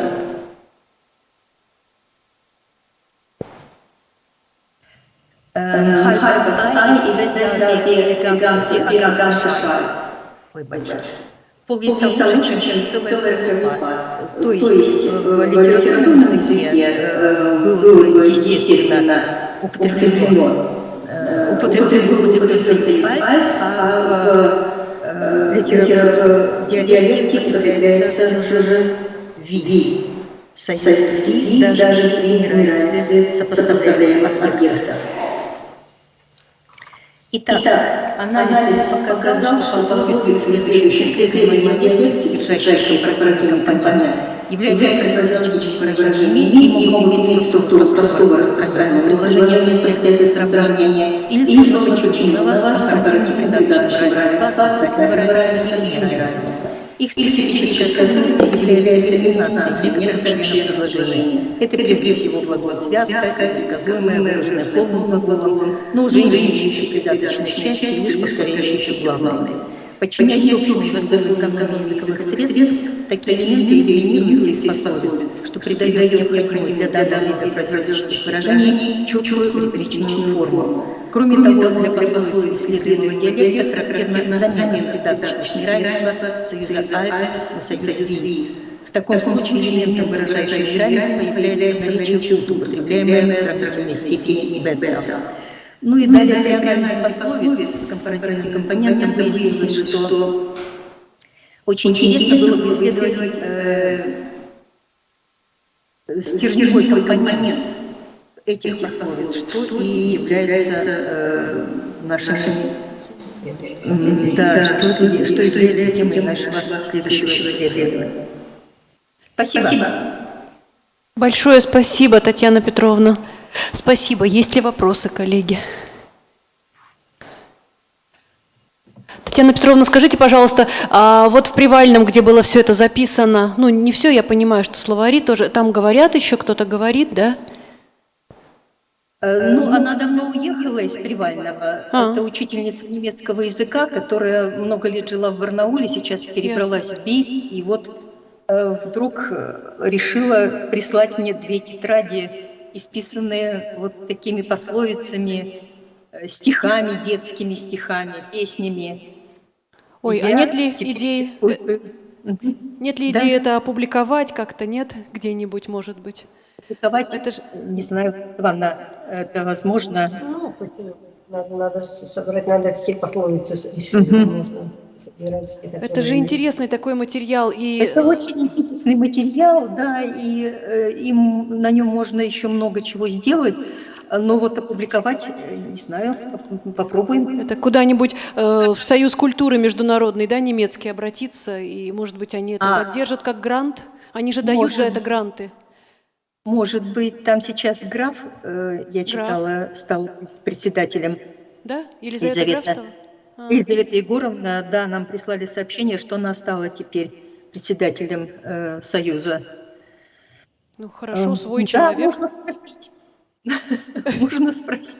Это будет очень интересно и здесь, да, представителям российских немцев, и в Германии тоже. А они ведь это сразу публикуют и на Германию, и на Россию, может быть, да? Да. Большое спасибо за ваше участие. Спасибо. Большое спасибо, Лариса Ивановна, привет вам. Да, да, она рядом. До встречи. Спасибо. Спасибо. Дорогие коллеги, спасибо. У нас что, обед объявляем мы, перерыв? Да, у вас мало времени на обед. Ну, ничего, успеем.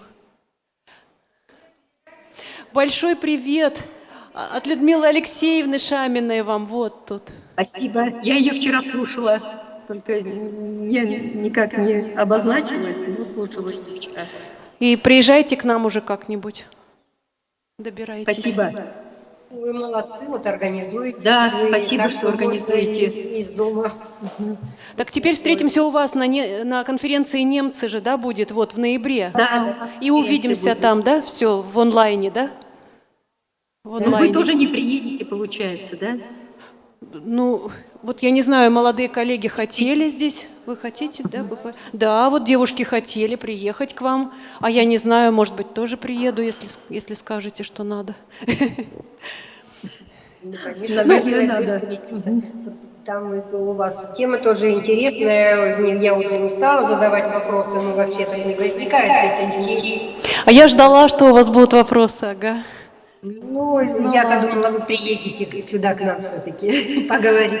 Хорошо, хорошо, Лариса Ивановна. Такие нигде не зафиксировано. И то, что в Омской области сохранился он еще, потому что еще были сведения, что вот в Красноярске где-то там тоже оно мелькало, в Красноярском крае. Ага. Если тоже и в Новосибирской области тоже его нашли, то это очень интересно, конечно. То, что это реликты совсем какие-то, которые сохранились летом. Угу, да. Да, надо все это обсудить. Приезжайте. Спасибо большое, до встречи. Спасибо. До свидания. До свидания. Спасибо. Мы не знаю, включать или отключать. Что-то еще слушаю. Я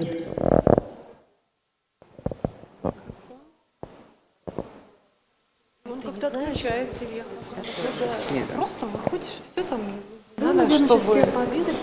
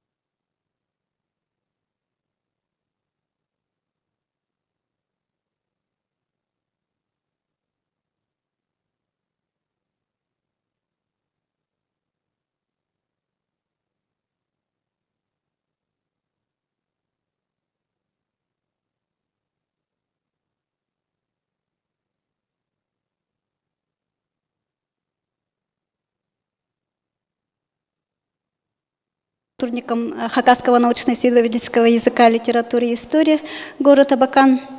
Но сегодня представляю Хакасский государственный университет имени Николая Федоровича Катанова. Давайте узнаем, подключился ли наш первый докладчик, подпод Рима Михайловна.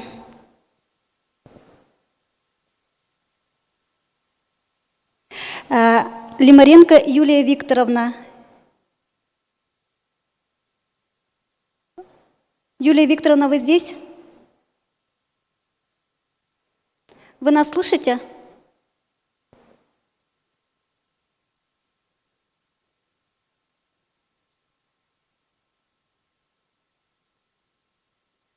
Мы видим, подключилась у нас Кузьмина Раиса Петровна, Сагдеева Фаузия Кабировна здесь?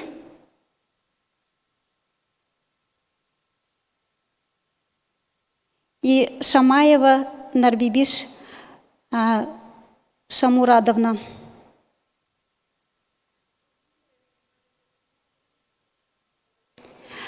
Юлия Викторовна, вы нас слышите? Включите, пожалуйста, микрофон.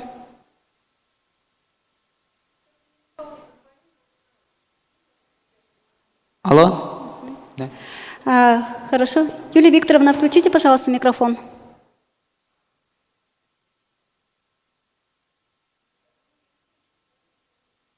Мы вас не слышим.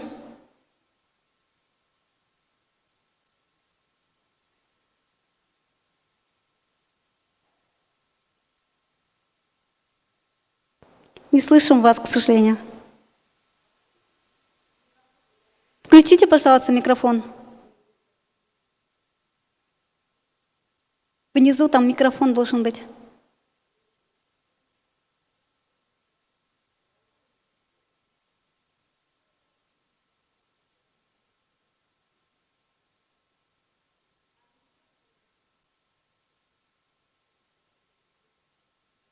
Там перечеркнутый микрофон, нужно на него нажать.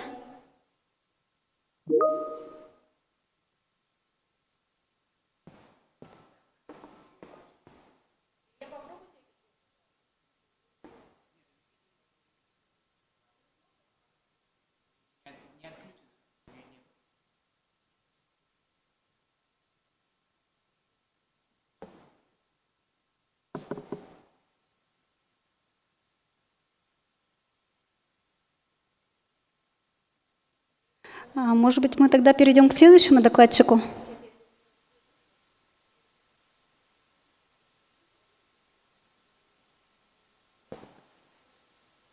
Так.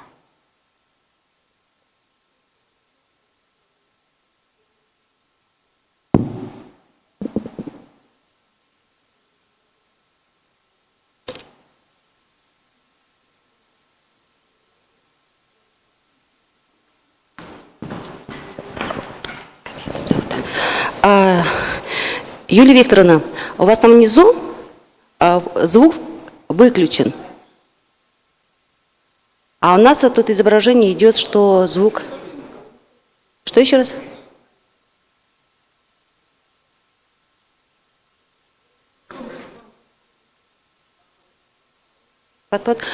Давайте, пока у нас есть технические неполадки, давайте перейдем тогда к подподу. Да, вот.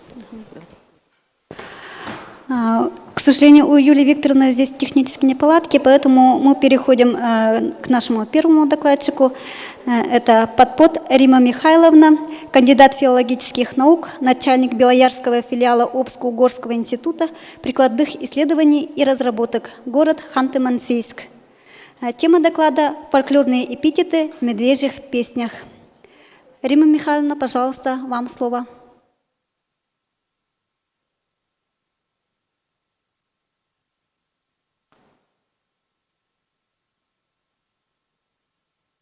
Рима Михайловна, вы нас слышите?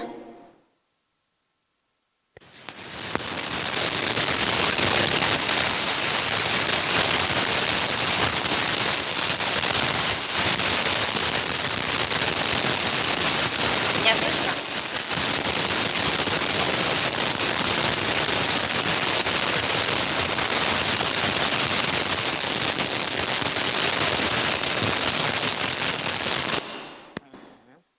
Меня слышно? Да, слушаем вас.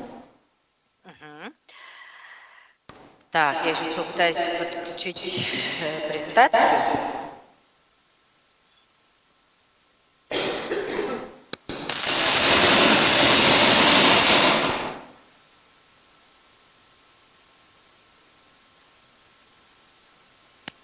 Так. Все вроде пошло, да?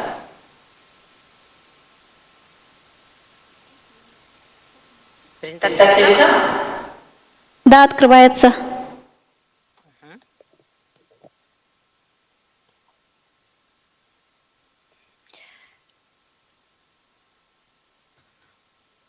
F5 нажмите, пожалуйста. Еще раз? На весь экран разверните, пожалуйста. Сейчас попробую. Угу. Теперь видно? Нет. Нет? Так, сейчас попробую еще раз.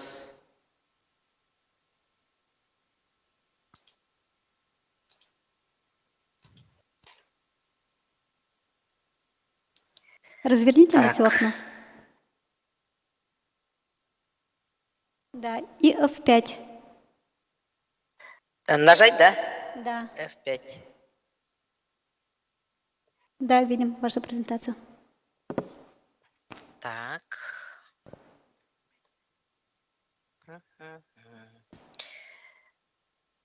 Сейчас. О-хо-хо.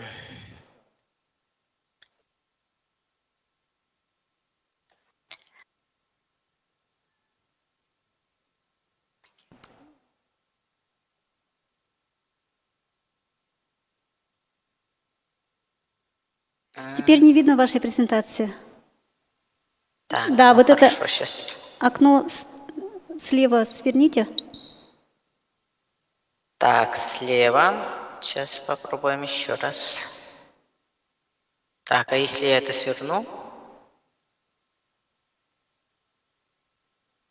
Нажмите, пожалуйста, на презентацию, где у вас презентация, да. Так, где же она у меня? Ну вот, значит, не видно, непонятно. Сверните, пожалуйста, лишние окна.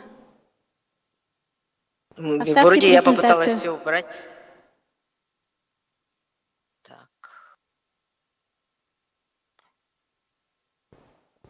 Опять ее не видно, да? Куда она у меня девалась тогда? Ведь она была у меня. Ага, вот она. Да, все. А, вот сюда, наверное, нажать Только надо, так да? не надо Пока. делать. Ага, вернитесь обратно. Еще раз, да? F5 нажмите, пожалуйста. F5. Да, все, Но замечательно. не слушается меня. Нет, не туда. Попробуйте листать клавишами со стрелочками.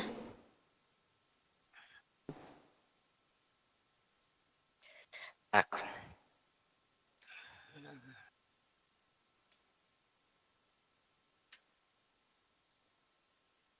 Я не вижу ничего.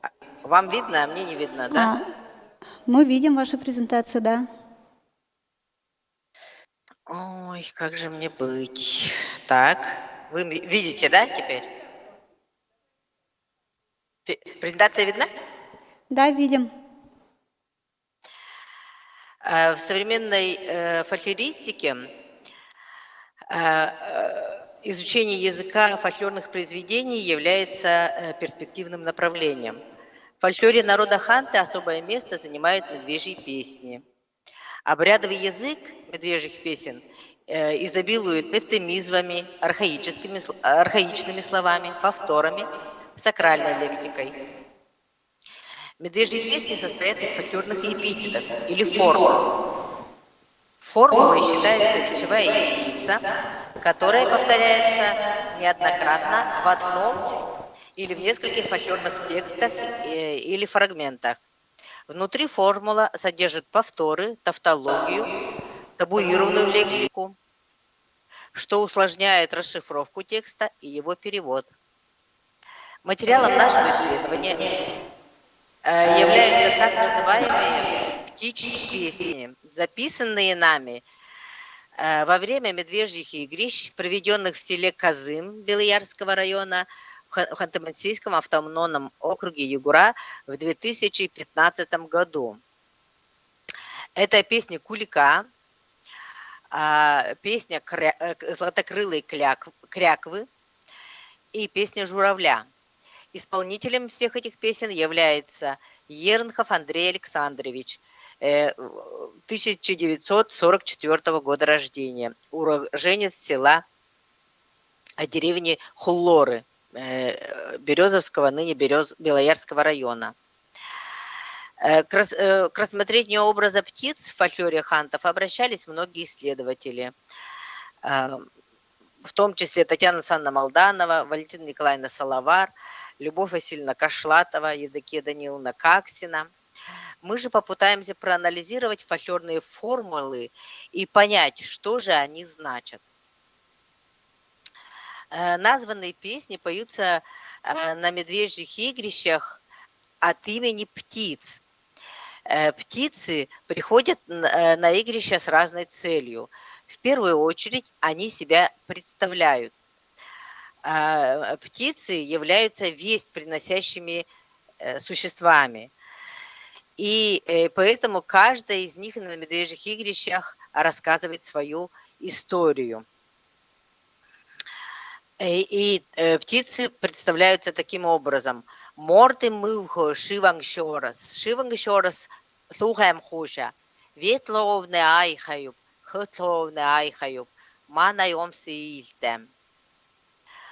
Морты мывхо шивангшорас. Шивангшорас слухаем найо. Сорнян тухлап ем айшош. Шош ом сиильтем. Тор-торы, торы вой, выльмем бата. Морты мывхо, шивангшорас, слухаем хуша.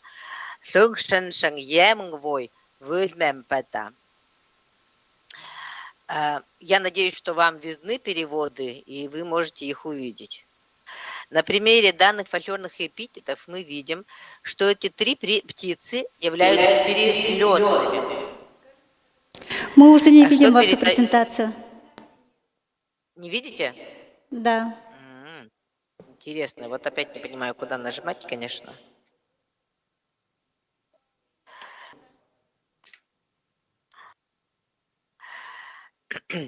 Ой. Видно, да? Нет, мы только вас видим. Ну, что теперь делать? Не хочет показывать.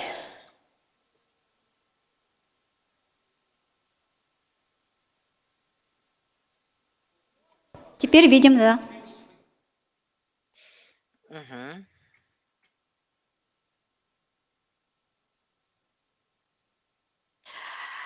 Вот.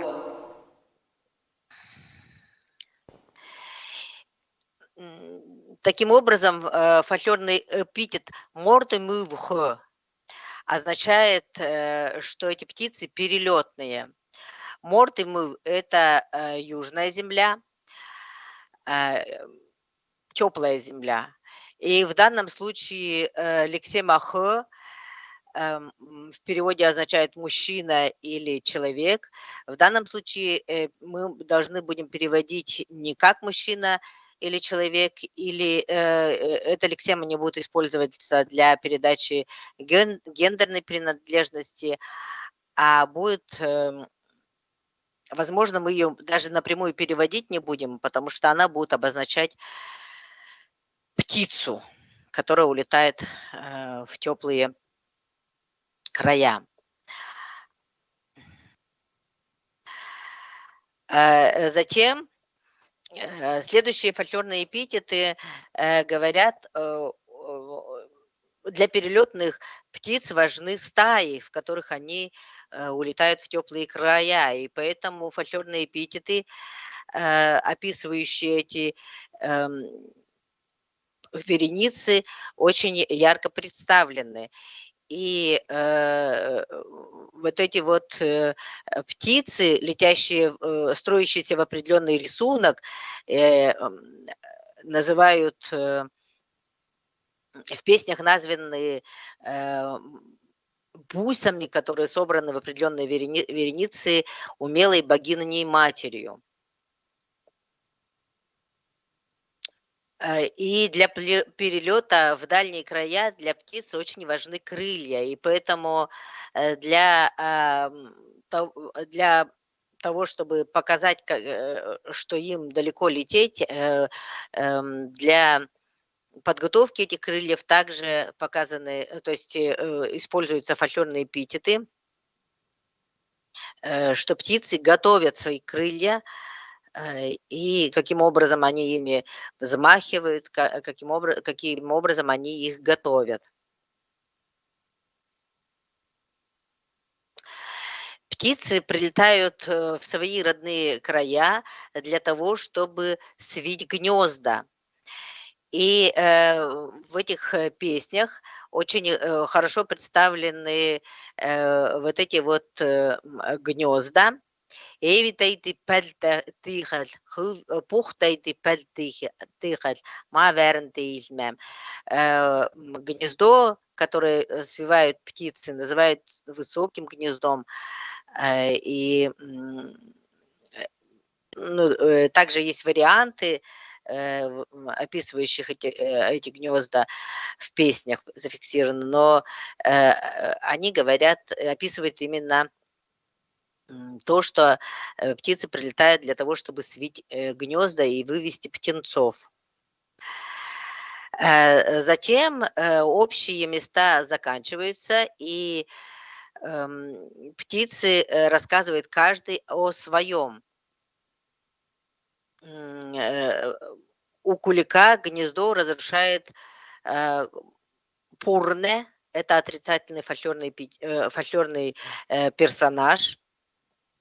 Приезжает лодка с семью Пурне, и младшая каменноглазная Пурне растаптывает гнездо кулика. Кулик просит Торума для отмщения Пурне. И Торум направляет маленькую тучку, которая разрастается и переворачивает лодку, наполненную семьей Пурне. Кряква. У кряквы одного из птенцов уничтожает русский мужчина из ружья. И она заклинает отмщение для вообще всего рода русских мужчин. И журавль приходит на медвежье игрище, чтобы вернуть душу, забрать, украсть душу, одну из душ медведя, потому что на болото, где она свила гнездо, пришел медведь, и одного из ее птенцов он забирает. И журавль также, как бы ищет отомщение. И все эти песни заканчиваются тем, что птицы говорят о своем горе, заполненном их, которое они принесли сюда на медвежье игрище, и рассказывают об этом. И затем они оставляют пожелания для всего хантыйского народа. И вот в этих фольклорных эпитетах мы видим, что вот эти все птицы, они птицы в своих образах божеств, они заповедуют продолжать хантыйскому роду продолжать проводить медвежьи игрища, и причитающиеся им мелодии, то есть песни, которые для них предназначены, люди должны продолжать исполнять, и они в образе божеств оставляют свои танцы для долгой жизни этого народа, их детей, и вот пожелание добра, так сказать. Для этого народа ответственность заклинать, назначать что-либо имеют только боги, божества. Наши герои – орнитоморфные образы божеств. Кряква является орнитоморфным образом казымской богини. Журавль является одним из образов Астыики, за миром смотрящего божества, а кулик является Лёнгмитхэ. Но в период, где это может обозначать слугой божеств, он является, и каждый заклинает, то есть возможность его заклинания по своему статусу только он имеет. Таким образом, вот эти песни мы можем отнести к мультиар, то есть песни заклинания. У журавля мы можем назвать нуркаштиар, то есть это, то есть я уже говорила о том, что он за душой приходит, медведя. И все эти песни имеют разное количество строк: 118, 140, 57. Но основная канва и все фольклорные эпитеты в них укладываются. Герои представляют себя, свою землю, и южные края представляются теплым туманным морем. И вот для перелетных птиц являются важными стаи, их крылья, гнездо и высаженные ими птенчики. Поэтому им посвящены красивые фольклорные эпитеты. Нам удалось зафиксировать в общей сложности 4 птичьих песни. И вот 3 из них мы зафиксировали.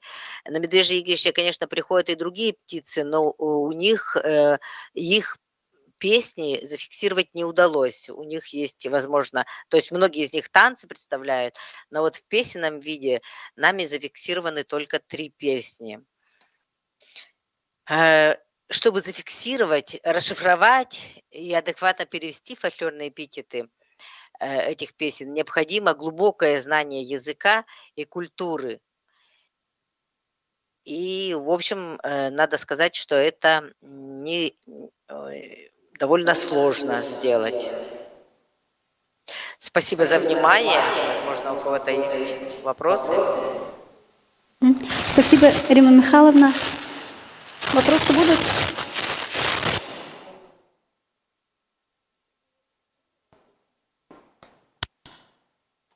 Да, есть вопрос. Да, Рима Михайловна, здравствуйте, это Наталья Борисовна Кашкарева. А скажите, пожалуйста, для слова, вот для обозначения души медведя, какое слово используется? Оно отличается? Но напрямую в песне об этом не говорится. Но в данном случае используется табуированная лексика. Я ее тоже обозначала темными знаками, но такие как мудровой зверь, звезды, глаза. Да. И про душу напрямую в песне не говорится. А вот это слово отличается от обозначения души человека? Или вообще не называется душа медведя? Вот душа у медведя есть, она какая? Так как медведь является младшим братом человека, Возможно, она также называется, но в песнях я не понятно. зафиксировала этого, то есть я не нашла Понятно. этого пока. Спасибо.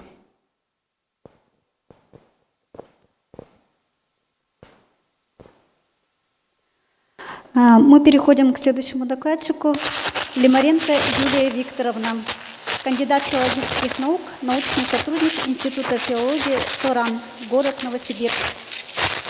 Тема доклада «Перевод фольклора. Что является объектом перевода?»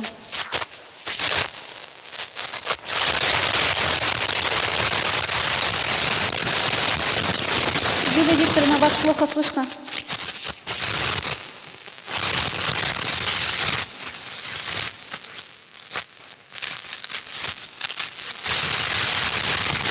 Мы вас не слышим, помехи.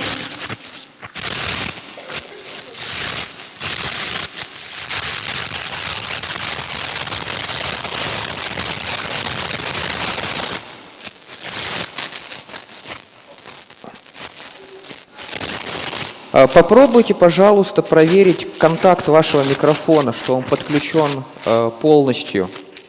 Отключите микрофон от компьютера и снова его попытайтесь воткнуть.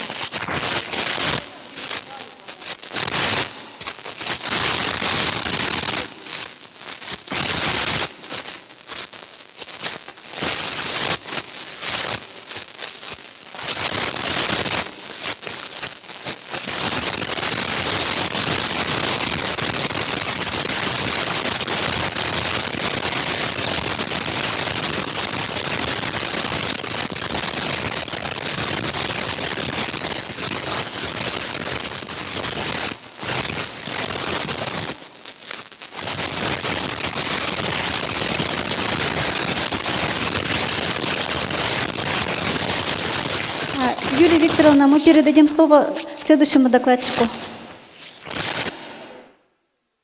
Юлия Викторовна, вы нас слышите?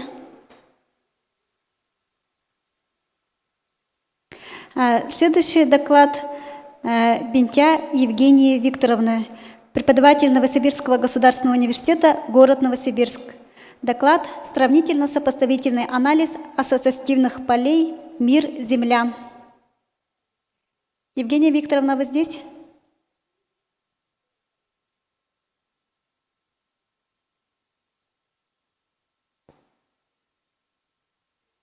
Евгения Викторовна, вы нас слышите?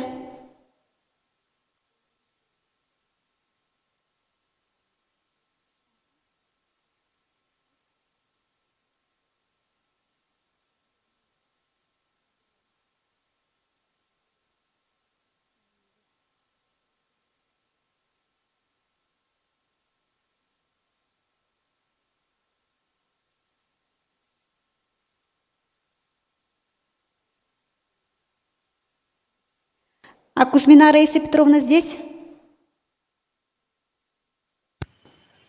Да, здесь. Мы тогда слово предоставляем Кузьмине Раисе Петровне, кандидату филологических наук, старшему научному сотруднику Института гуманитарных исследований и проблем малочисленных народов Севера СОРАН, город Якутск. Тема доклада «Концептуализация скромности в языковом сознании эвенов». Раиса Петровна, пожалуйста, вам слово. Добрый день, дорогие друзья, участники конференции. Я вот хочу открыть презентацию, но что-то не получается.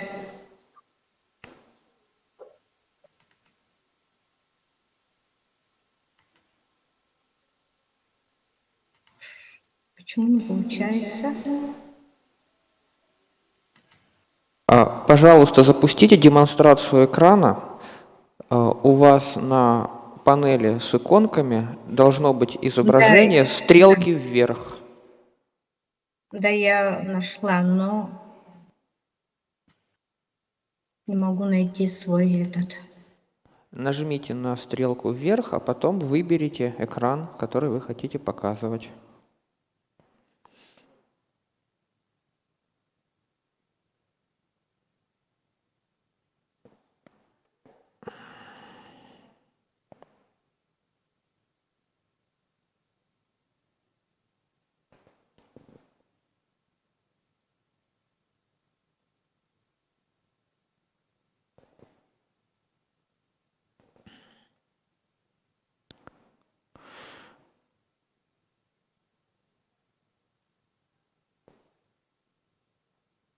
Вы можете включить показ экрана? Вы видите кнопку со стрелкой вверх на панели инструментов?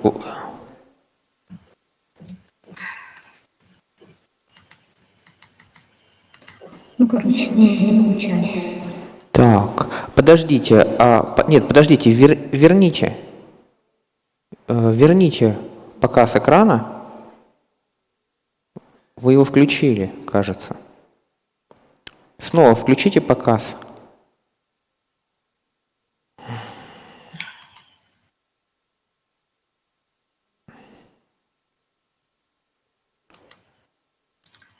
Так, тогда давайте я без презентации. А вы не отправляли презентацию нам?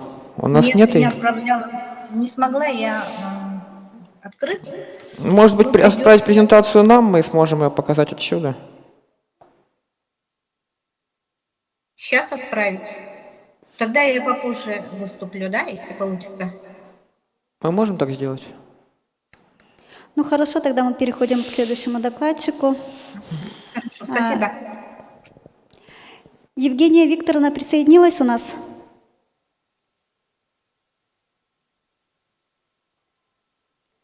Тогда переходим к следующему докладчику. Сагдеева Фаузия Кабировна, кандидат филологических наук, ведущий научный сотрудник Института языка, литературы и искусства имени Ибрагимова, город Казань. Лексико-фразеологические средства выражения ментального образования, труд на материале пословиц и поговорок русского и татарского языков. Фаузия Кабировна, вы нас слышите?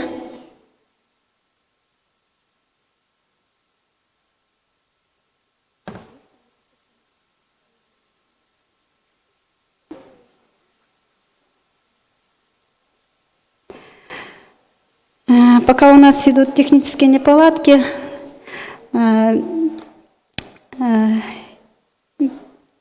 перейду я к выступлению. Тема моего доклада – репрезентация концепта часа «Степь» в хакасском языке. А можно мою презентацию запустить?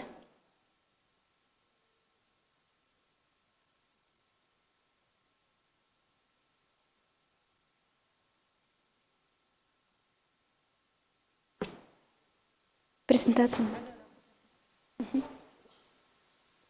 Данная тема выполнялась в рамках исполнения проекта РНФ «Язык и мышление. Философия связи» под руководством доктора филологических наук Андрея Даниловича Каксина. В настоящее время исследование концептов приобретает особую актуальность в лингвистике, а также в других областях гуманитарных наук.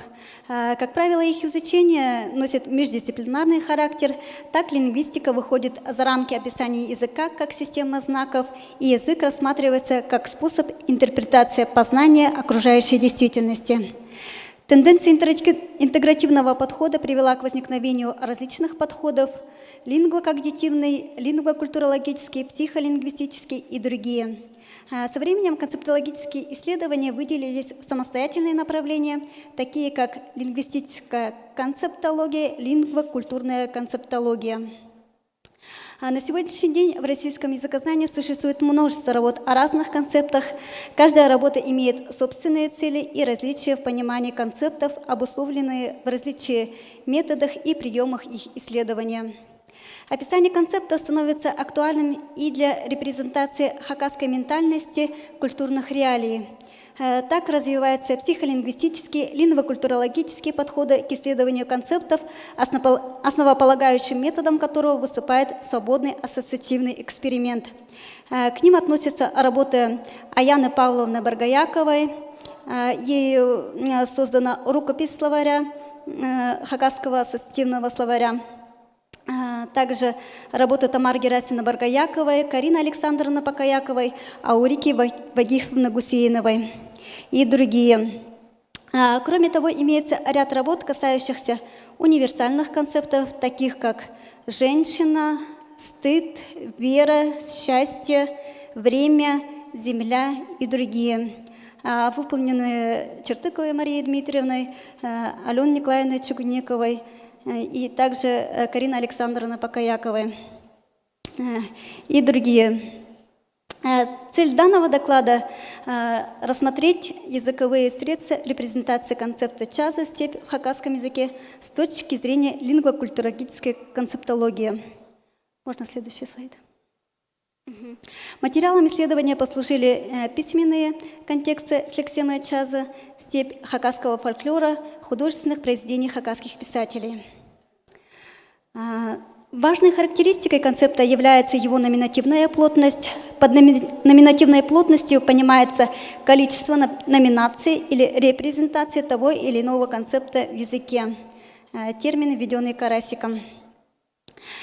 Для получения объективных данных о номинативной плотности концепта «степь» необходимо проанализировать лексемы, репрезентирующие данный концепт в хакасском языке.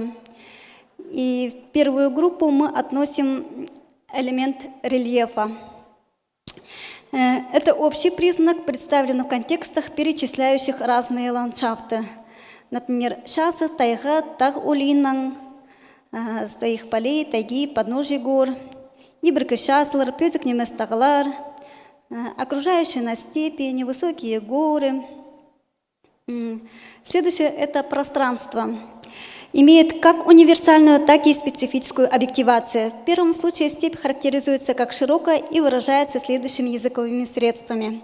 Шалбах-шазы – широкая степь, аллых-шазы – широкая просторная степь, алгым-шазы – широкая обширная степь, ильбек-шазы – широкая степь, шазы-шалбах – степная ширь, простор, буквально степь широкая, арбын-шазы – широко раскинувшаяся степь.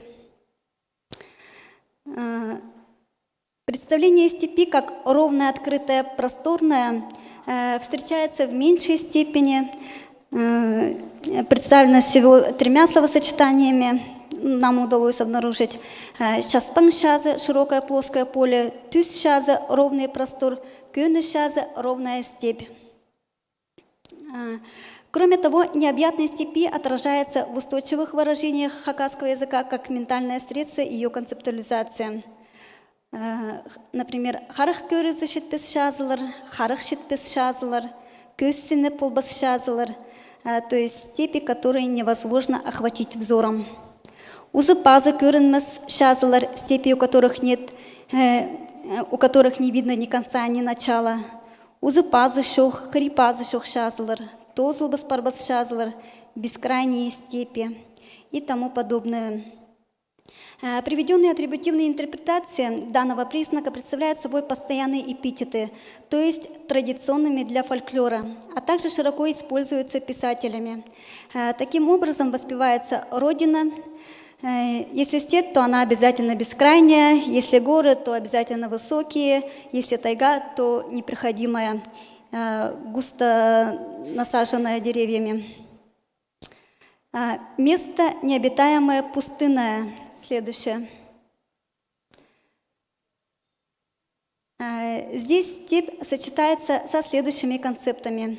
Это эн-шазы, пустынная степь, хубэ-шазы или хубэ-сюль, голая степь, хумных-шазы, песчаная степь, ху-шазы, серая, выгоревшая степь, ах-хыех-шазы, пустынная степь. Здесь хыех я не нашла значения, к сожалению. Следующая группа – это место, где растет трава, выращивают зерновые культуры. Языковой материал показывает высокую частотность употребления словосочетания ахшазы – белая степь, кёкшазы – зеленая или же голубая степь. Особенно в тахпахах – это короткие песни, импровизация. Они имеют строгую традиционную поэтическую форму, в них отражаются все стороны бытовой жизни хакасов, социальная и личная жизнь исполнителя. Так, например, в одном тахпахе можно выделить культурно-ценностную информацию, характеризующую хакасскую культуру. Например, я буду читать только перевод, наверное. «Белая трава, только белые степи, зачем растет, если по ней не будут ходить лошади? Такой знаменательный день, как сегодня, зачем пришли, если не будем говорить? Зеленая трава, только зеленой степи, зачем растет, если по ней не будут ходить много скота?» Из мы можем вычерпнуть информацию, что хакасы — это степной народ, и они скотоводы, и то, что они любят исполнять тахпахи. Цветообозначение степи словами «ах» и «кёк» часто связываются с растительным покровом. Например, «ах паршолых шазы» — степь с белыми цветами, либо же подснежниками. «Кёк паршолых шазы» — степь с голубыми цветами, подснежниками. «Кёк одюскен шазы», «кёк оттых кёк шазы» — степь с зеленой растительностью. «Ах үлеңнік ахшазы», «ах үлеңнік кёк үлеңнік ахшазы». Но здесь, наверное, нужно быть ботаником, чтобы узнать, о каком растении идет речь. Значение «үлен» в хакаско-русском словаре обозначается как «потничная трава». А что означает «ах үлен», я, к сожалению, не знаю. Кроме того, степь может описываться и другими степными растениями. Например, «халсары готусшыңшазылар» — степи, где растут ковыли, «хайганных утаршазылар» — степи со соками и другие. Следующая группа — это место обитания животных, пастбища. Степь тесно связывается с традиционным скотоводством, а также отражаются исторические перемены. Например, в степях, где обычно паслось много скота, сейчас там много ячменя растет. А я на золотоцветных степях, лугах пасу коров, бью бичом. И место расположения курганов. Хакасская степь не мыслится без курганов, поэтому при описании степи можно встретить такие сочетания. Кюрганных шазы, степь, имеющая курганы, обалых шазы, степь, имеющая курган одиночный. Кюзелик шазы, степь с каменными изваяниями. Они ассоциируются с родиной всей Хакасии или используются для изображения конкретных местностей с курганами. Например, тут же глубоко задумаешься о родине, курганных степях. «Вон там мы жили с матерью», — сказала Лина, показывая рукой на курганную степь, находящуюся за холмами на другой стороне реки Абакан. В целом концепт степь положительно оценивается. Об этом свидетельствует сравнительные конструкции, олицетворения, в которых она или сравнивается с хакасской одеждой, или же ее элементами украшения. Можно, пожалуйста, дальше? Еще дальше. Положительная репрезентация подтверждается упоминанием степи в благопожеланиях. Например, «богатство моей родной степи пусть хватит всему народу». Или же «пусть вода расстилается по степям в Баграде, Таштыпе, растет урожай на славу. В Юсе, Уйбате пусть будут еще больше скота, многочисленные табуны лошадей, стада овец, коров». Таким образом, мы пришли к следующим предварительным выводам. Концепт степь в хакасском языке обладает высокой номинативной плотностью, что свидетельствует об актуальности ее осмысления для хакасского народа и ее чрезвычайной важности для народа, о древности концепта и его ценностной значимости. У данного концепта выявлены универсальные признаки. Это элемент рельефа, пространство, место необитаемое, пустынное, место, где растет трава, место обитания животных, а также специфические, отражающиеся в устойчивых выражениях, постоянных эпитетах хакасского языка, благопожеланиях хакасов. Спасибо за внимание. Может быть, будут вопросы? Когда вы говорите о специфических признаках этого концепта, вы с чем сравниваете? Какой у вас был материал для сравнения? Может быть, репрезентация этого концепта в других языках? Но сразу из русского языка, конечно, приходит в голову повесть Чехова «Степь», где, собственно, степь представлена. С чем вы сравнивали и на каком основании вы говорите о специфике?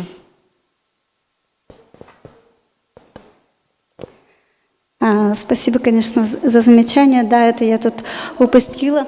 Я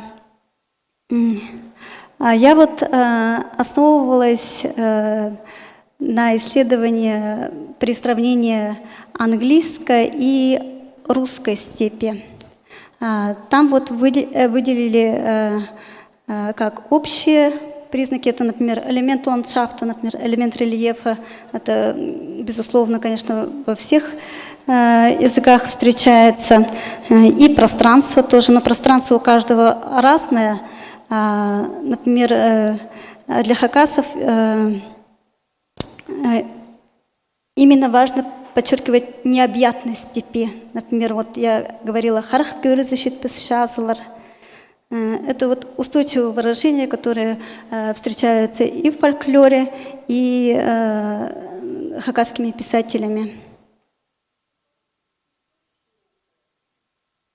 Но широкое тоже обозначается многими словами. Тогда очень краткий вопрос. А по-английски степь это что? Какое вы слово брали?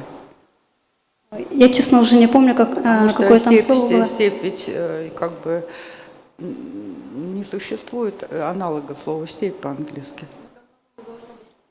Степ, это заимствование, это не то. Там не будет никакого концепта с этим заимствованием. То есть вот наше совместное замечание касается того, что надо проверить, какой именно концепт в английском языке исследовался, потому что если это был концепт вот step P, который по-английски является заимствованным словом, то тогда тут не очень получается верное основание для сопоставления. Если это заимствованная степь в английском языке, то вряд ли это там концепт. Спасибо. Просто смазано в конце получилось. Вы сказали, что имеются специфические черты, которые отражаются в устойчивых оборотах, а какова эта специфика, не прозвучало. Вот мне осталось непонятным, чем хакасская степь отличается от русской степи. Мне показалось, что очень похоже. То есть у меня вот звучит повесть «Степь» у Чехова в голове. И вот многие эпитеты, которые вы приводите, они, мне кажется, и там тоже приводятся в очень похожем варианте. Но это просто так, пожелание. Место расположения курганов вот не обозначалось. Вот где я.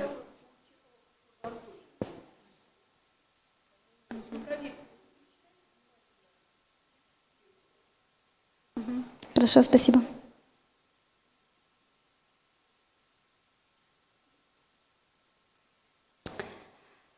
Если нет вопросов, мы возвращаемся к нашим докладчикам.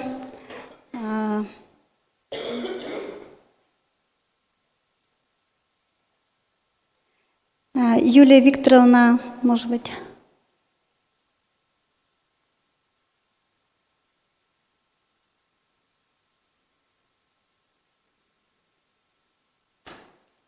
Юлия Викторовна.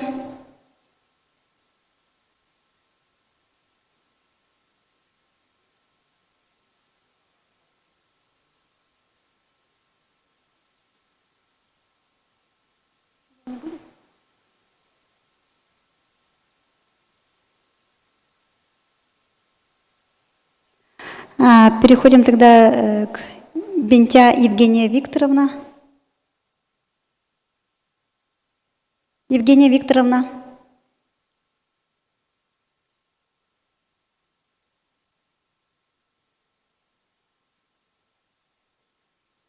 Тогда мы возвращаемся к Раисе Петровне. Раиса Петровна. Да, я здесь. Презентацию я отправила. Получили ли? Скажите мне, пожалуйста.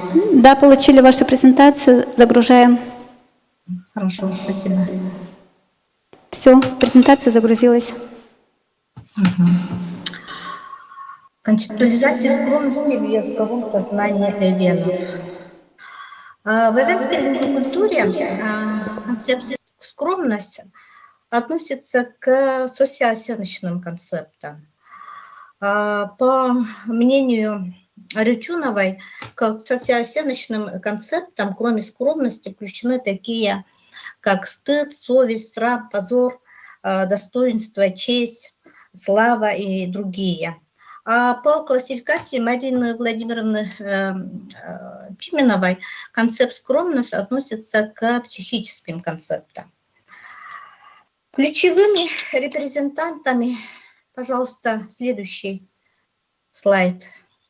Ключевыми репрезентантами концепта скромность являются такие слова, такие лексемы, полисемичные лексемы, как хальдюн, хальдюнмай, хальдюхи, хальдюхин, которые образованы от глагольной основы хальдюдай с дефиницией стыдиться, стесняться, краснеть от стыда.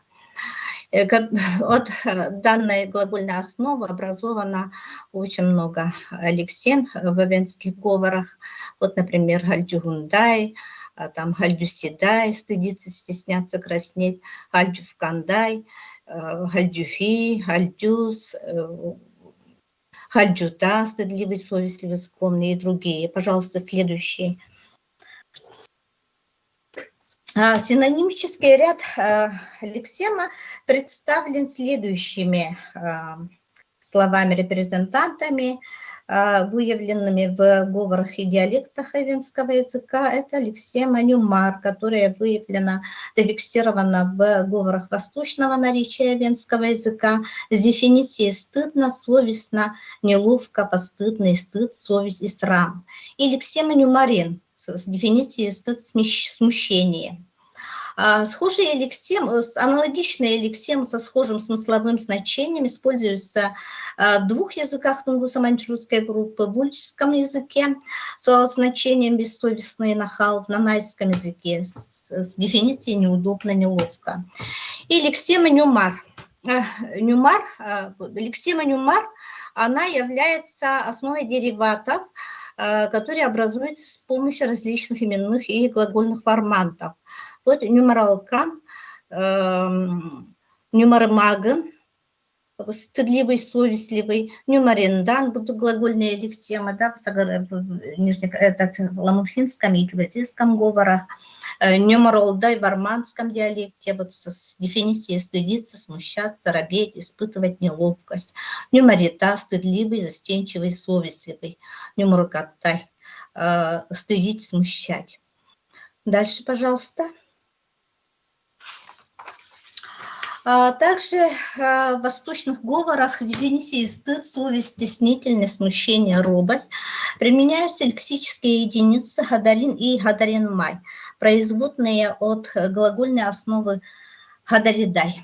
С дефиницией стесняться, смущаться, робеть, стыдиться, которые образованы другие дериваты хадаревкандай, хадаревкаттай, стыдить, срамить, там, смущать, вгонять в краску, хадарилкан, стыдливые рубки, хадарита, стыдливые рубки. Третья полисемичная лексема херкехи, она отмечена только в ламухинском говоре западного наречия венского языка с дефиницией скромность, стыд, совесть, смущение, робость, срам, позор. Производная от глагольной основы херкендей с дефиницией стыдиться, стесняться, робеть. От глагольной основы херкендей образуются тоже в основном глагольные лексемы и наречные. Дальше, пожалуйста. Четвертая лексическая единица – это гирбете, тоже зафиксирована в некоторых говорах венского языка. Она используется в венском языке с дефиницией скромный, производная от глагольной основы гирбедей – смущаться, стесняться. В вольском и ламухинском говорах также функционирующая с дополнительным значением чуждаться кого-либо. От основы гирбедей образовались лексемы гирбендей, это в момском говоре смущаться, стесняться. В вольском, ламухинском, пенжинском, тампонском используется со значением чуждаться кого-либо. Гирбельдей в вольском, пенжинском, ламухинском, тампонском смутиться, стесняться. Гирбеметтей тоже в этих говорах используется со значением стесняться друг друга, чуждаться. Данная венская лексема имеет аналогии в маньчжурском и чжурчжэнском языках и в письменно-монгольском языке. Так, и пятая лексическая единица – итмехе. Она используется со значением стыд, но иногда она может в ламунхинском говоре. Вот эта лексема, она тоже зафиксирована в ламунхинском говоре венского языка.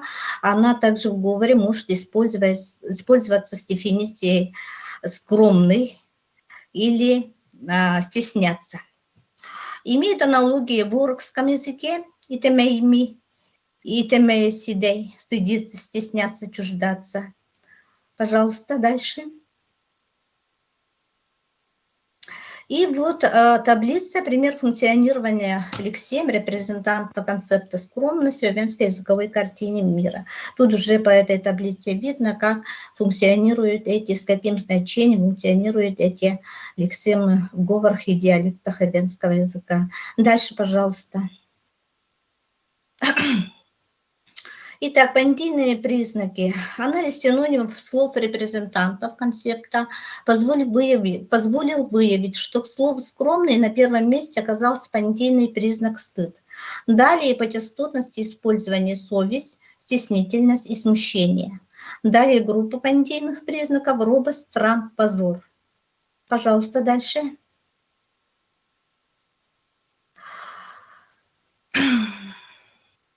В венской лингвокультуре бинарная оппозиция, скромность с одной стороны и с другой стороны хвастливость, высокомерие, тщеславие, бестактность, несдержанность, безнравственность прослеживается довольно отчетливо.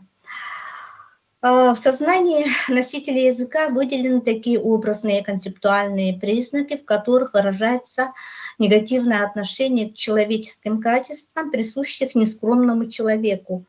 Например, скромность, хвастливость, самоуверенность, с другой стороны.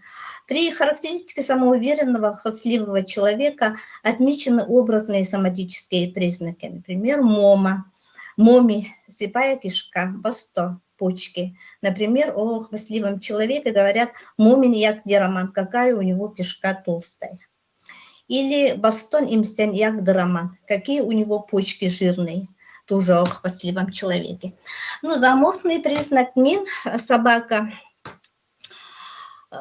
она функционирует следующим образом. Например, вот такое вот выражение. Нин рымчинни хокак танбардын. Хвастается, как собака, своим хвостом. О человеке, которому нечем хвастаться. Дальше, пожалуйста. Так, при характеристике скромности с одной стороны и высокомерия с другой были выявлены ландшафтные признаки, например, хериле. Это вот лексема хериле, она не была зафиксирована в других лексикографических источниках, используется в только одном говоре венского языка. Хериле, она используется со значением гора, высокая, скалистая. И вот выявлено такое вот выражение. «Экдемдус хериледук гудатмар». Высокомерие твое выше гор. Соматический признак – онгот, нос. Онготи фуреди туреди бой. Человек, который говорит на кончике носа. О высокомерном человеке. Признаки стихии – тогачин, облако. Экдемдус тогачин ельтарин. Высокомерие твое выше облаков. Скромность с одной стороны и безнравственность с другой, она выражается следующим образом. Тут выявлены зооморфные признаки, характеризуются, то есть зооморфные признаки собака. Вот я дукта, не дукта, эти геркены, эти гальджурбеек, бу, не нам дахал гомнер. Ну, тут, если буквально перевести, ничего про людей, которые ничего и никого не стыдятся, говорят, что они подобны собаке. Скромность, бестактность, несдержанность. Вот тут выявлены такие признаки стихии, например, иманда, снег, элемдели авикаттану. Вот так вот говорят о несдержанном человеке, бредет по глубокому снегу. Дальше, пожалуйста.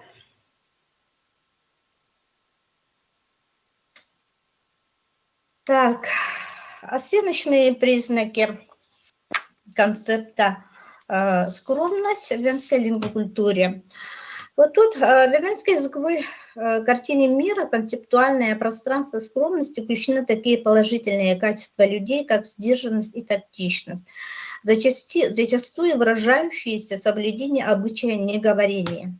История происхождения данного обычая, отмеченного также в лингвокультуре югагиров, восходит к тем временам, когда в течение зимних месяцев авены, не имея возможности контактировать с соседями, были вынуждены подолгу довольствоваться ограниченным кругом общения, что соответственно требовало от каждого члена сообщества предельно уважительного отношения друг к другу и предполагало умалчивание или недоговаривание взаимных претензий. Согласно этому обычаю у авенов сложился речевой этикет, обязывающий обращение младшего члена сообщества к старшему по возрасту на «вы», вне зависимости от степени родства. Обычай неговорения, регламентирующий порядок общения членов семьи и сохраняющийся в некоторых группах авенов и в наши дни, выражается в неприятии прямого обращения тестя к невестке, какие-либо просьбы которой он может адресовать через жену. По ремиологическом дискурсе авенов зафиксировано значительное количество пословиц, в которых отражается негативное отношение к это уже на материале парамиологического дискурса.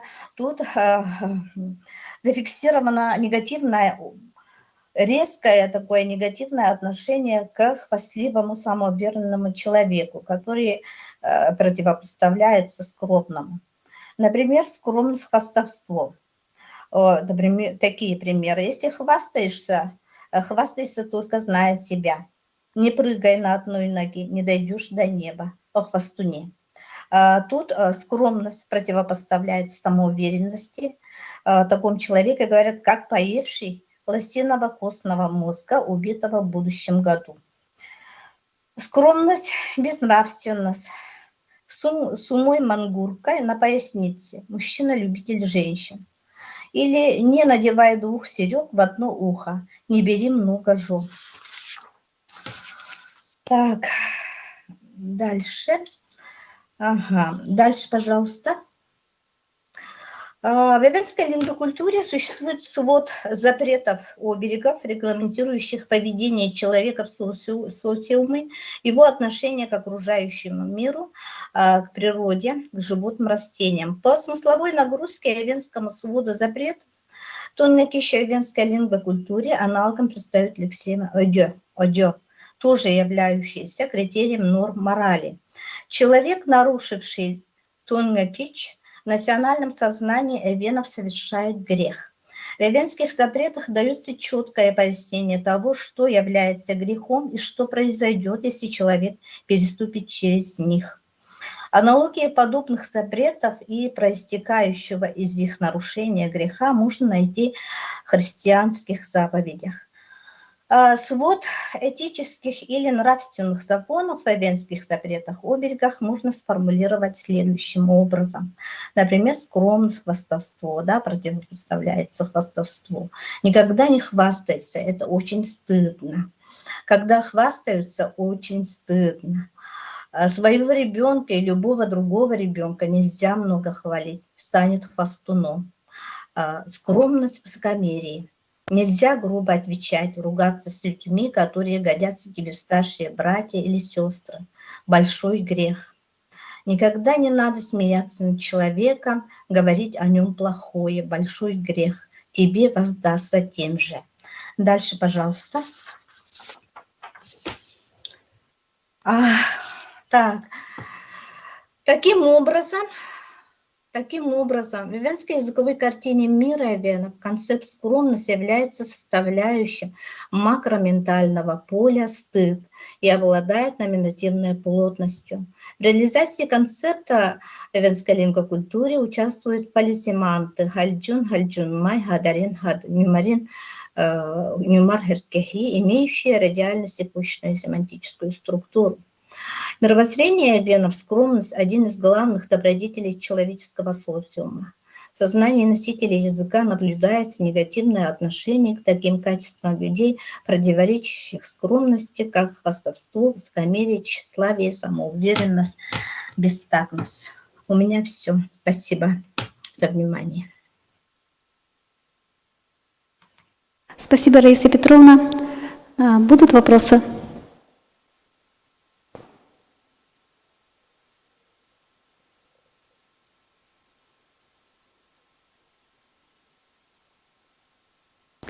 Раиса Петровна, а есть ли у эвенов обычай иметь скромность? Например, у хакасов принято говорить о уитшен кибера парволтер, то есть обозначает, что ах да, оказывается, у тебя есть обычай скромности, и это приветствуется. Ну, как я уже говорила, обычно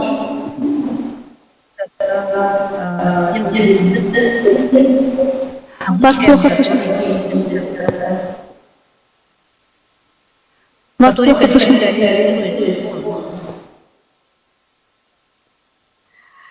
Обычно. И еще, нужно перечислять очень много обычаев и этих обрядов. Но и назову еще один, который я не знала до недавнего времени, как показали здесь женщины, женщины никогда не покрытую голову не показывают мужчин. Всегда носили эти дрессы, это было сохраняли традиционный день до недавнего времени, скажем, до 90-х годов. Никогда не показывали, это показатель, никогда не покрытую голову мужчин, чужим мужчин. Спасибо. Спасибо, Раиса Петровна, за содержательный доклад. У нас не подключились Бентя Евгения Викторовна и Сагдеева Фаузия Кабировна. Мы тогда, наверное, воспроизведем видеофайл Шамаевой Нарбибиш Шамурадовны, доктора филологических наук, доцент Туркменского государственного педагогического института имени Сейитназара Сейди, Туркменистан, город Туркменабад. Тема доклада – образные основы пословиц туркменского языка. Пожалуйста, внимание на экран.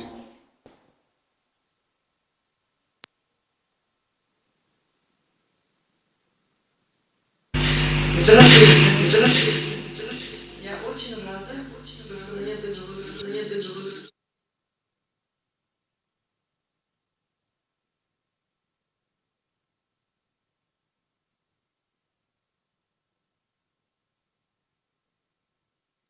Участвовать в данной конференции. Я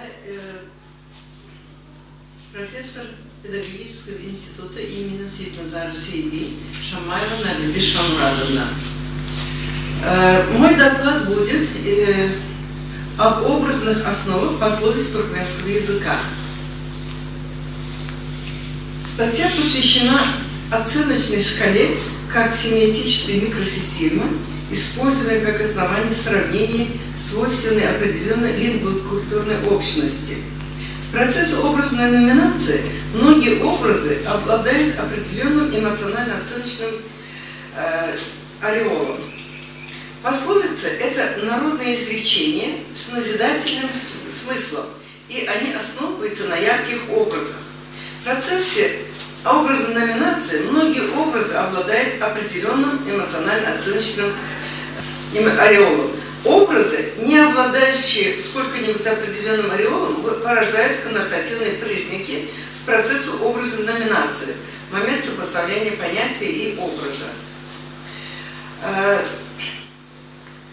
В туркменском языке имеется очень много пословиц, даже у нас имеется книга, как раз в частности, многие пословицы-поговорки собраны в данной книге. Пример «Гоч атасını tanar, ит атасын танамас». Эта пословица говорит о том, что баран признает отца, а пес не признает. Это говорит о том, что смелый, добротный человек, добротный человек признает отца, а душой грязно не признает даже отца. В туркменской действительности гоч, баран, имеет положительную коннотацию, то есть смелый, добротный, спокойный человек. А собака пес в данном контексте имеет отрицательную коннотацию, то есть плохой, грязной душой человек. Еще один пример пословиц. Атадимедек огут, оджавут отлар. Сын, не назвавший, не признающий отца, ворует у себя. Или еще данные «Гогер куличинде, беду джуличинде». Жемчуг остается жемчугом даже в зале. Конь хоть в лохмотьях, узнаваем. Образ лошади сам по себе не имеет отрицательных оценочных характеристик, но однако во фразеологической единице есть много с жадностью, образ приобретает слегка отрицательный оттенок. Сравнение в туркменском языке «Авадетнивы», «Поджары», «Жигит» с овальным красивым лицом основывается на образе лошади. У носителя русского языка такое неестественное сопоставление вызывает определенное негативное отношение, потому что это отнюдь не комплимент для русскоязычного читателя. Такую же отрицательную коннотацию вызывает слово «баран» в русском языке, а в туркменском языке характеризует вполне нормального, спокойного человека. Данное сравнение говорит о том, что языки разнятся в использовании единиц, пословицах, поговорках о фразеологической единице. Эмотивный компонент коннотации в пословицах выражается ярко и представляет большие возможности исследователя при составлении шкалы эмоций. Эмотивное отношение, уважение, почтение, похвалы и презрение, пренебрежение, порицание, осуждение фиксируется в словаре посредством соответствующих помет. Проанализировав не имеющиеся в нашем распоряжении пословиц туркменского языка и их контекстуальное использование, мы пришли к выводу о целесообразности выделения 12 эмосем. Представляем шкалу эмосем следующим образом. Эмосема мелиоративный, ласкательность, жалость вызывает. Второй пиоративный, то есть отрицательный, вызывает пренебрежение, неодобрение, презрение, уничижение, грубость, бранность, предосудительность. И третье, смешанные. Смешанные – это юмор, ирония, сарказм. Жалость основывается на сочувствии. Взаимодействие положительной фоновой и отрицательной узуальной оценок создает положительную эмотивную оценку, сопровождаемую эффектом юмора, шутливости. Взаимодействие отрицательной фоновой и положительной визуальной оценок создает отрицательную эмотивную оценку, сопровождаемую эффектом иронии. Пренебрежение больше связано с чувством неуважения к кому-либо, чему-либо, как не имеющим ценности или смысла, чего взять с него и так далее. Неодобрение, чувство неудовлетворенности с кем-либо или кем-либо, если X плохо, и Y несет ответственность за него, то Y заслуживает неодобрения. Ласкательность – это нежность, высшая степень проявления чувств уважения и любви. Взаимодействие отрицательной фоновой и положительной, псевдоположительной узуальной оценок создает отрицательную эмотивную оценку, сопровождаемую эффектом сарказма. Предосудительность – это высшая степень неодобрительности. Эта схема наблюдается у пословиц, характеризующих самые порочные действия, поступки человека или непосредственно самого человека. Презрение – это крепко связано с эмосемой пренебрежения, которое представляет собой последующие градации по шкале проявления негативного отношения к кому-либо или к чему-либо. В основе лежит крайняя степень неуважения, осуждение кого-либо, чего-либо. Презрение заслуживает то, что связано с социально значимыми сущностями, характеристикой человека, его действиями и состоянием. Уничижение социально обусловлено, больше связано с субъективным отношением человека к характеризуемому. В основе эмоциональной грубости лежит грубые отношения человека к объекту. Всю приведенную гамму чувств не обязательно отмечать пометой в дефиниции пословиц, но отдельные ярко выраженные эмоционально насыщенные пословицы должны быть снабжены ими, ибо от этого зависит правильное понимание и использование их в нужной сфере. Спасибо за внимание. Здравствуйте, дорогие коллеги. Я очень рада, что мне довелось участвовать в данной конференции. Я профессор педагогического института имени Светлозара Сейби Шамаровна. Спасибо, Нарвибиш Шамурадовне. Это был у нас последний докладчик. Остальные таки не подключились. По регламенту у нас сейчас кофе-брейк.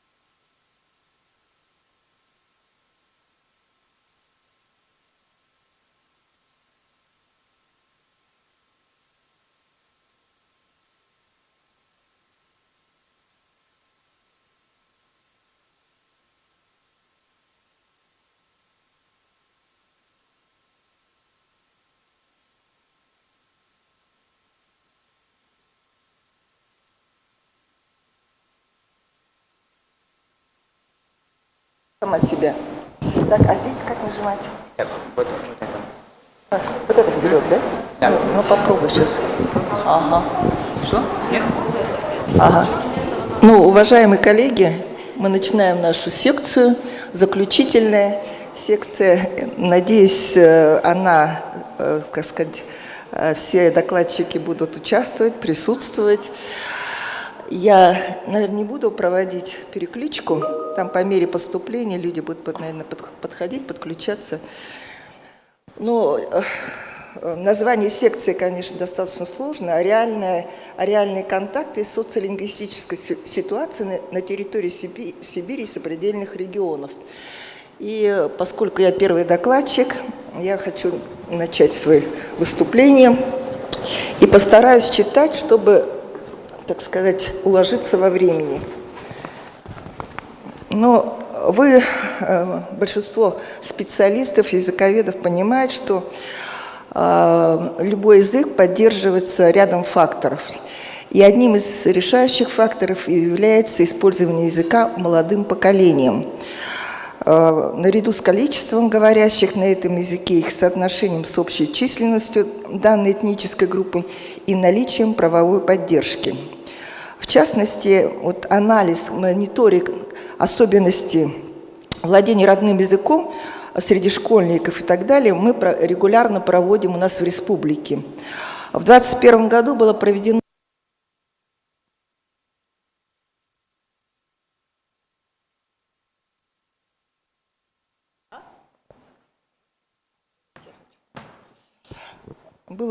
обширное социологическое обследование, целью которого было исследовать именно состояние, потом факторов, тенденций сохранения, развития языка среди детей дошкольного и школьного возраста в Бурятии. Причем как основополагающего этнического признака в условиях возрастающих, ну, естественно, ассимиляционных и так далее процессов. Мы попытались наши данные частично сопоставить с результатами обследований, которые я проводила 20 лет назад, также среди учащихся, среди молодежи в Бурятии. И вот сравнительный анализ, к сожалению, показал, что по всем параметрам разница между показателями оказалась не в пользу бурятского языка. Ну, первый, один из основных факторов, то есть показателей, это признание языка родным. Статус родного языка, он основной параметр языковой ситуации, и результаты переписи населения показывают, что число бурят, признающих родным свой язык, постоянно уменьшается. И в частности, это можно посмотреть на данных по ребятишкам, по школьникам. Вот эта тенденция. Значит, родным у нас признали бурятский язык 55% опрошенных, русский язык 24,26%, оба языка 1,8%, и достаточно существенная группа людей не ответила на вопрос.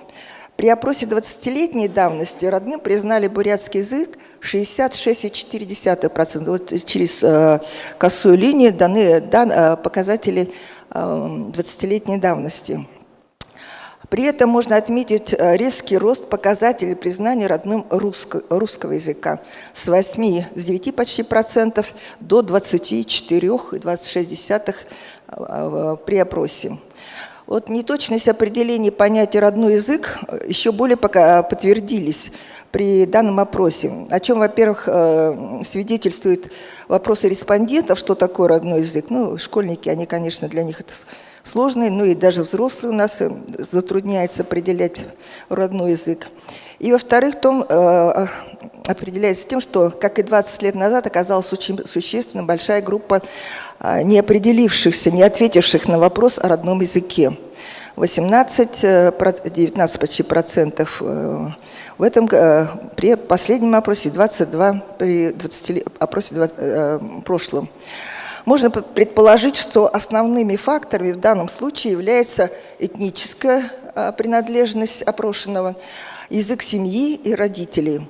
Интересно, что соотношение показателей родного языка матери и отца за 20 лет практически не изменились. Примерно 68,5% родной язык матери был, и 68% сейчас также у матери, и 79% у отца, у матери, и 79,5% родной язык отца. То есть достаточно высокий процент.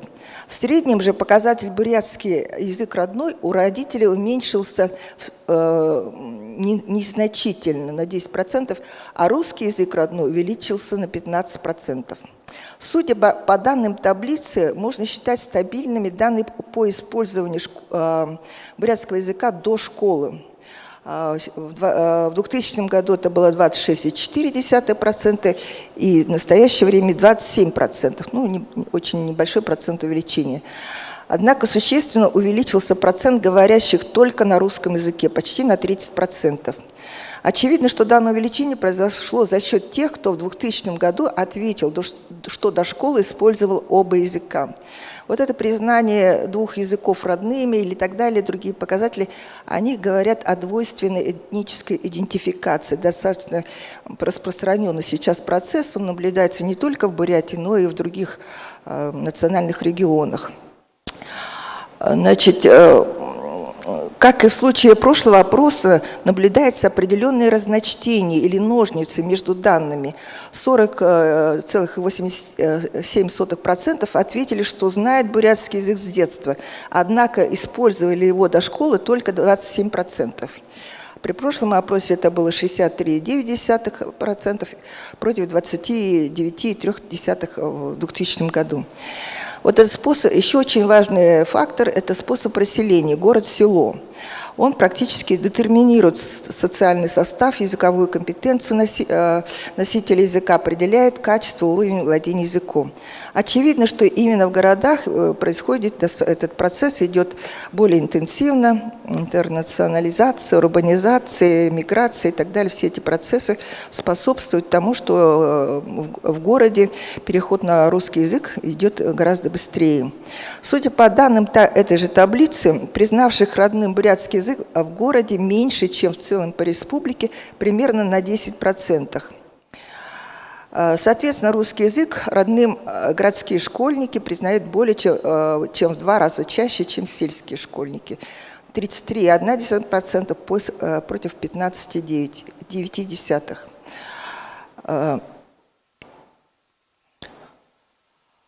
Ну, соответственно, показатель признания того или иного языка родным тесно связан с уровнем владения языками или языковой компетенцией носителей языка.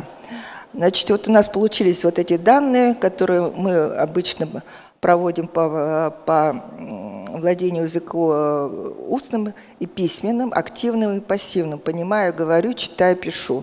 И, соответственно, по оценкам, 5 оценкам, которые большинство людей привыкли по школьной оценке оценивать себя там очень хорошо, хорошо, удовлетворительно, плохо и так далее.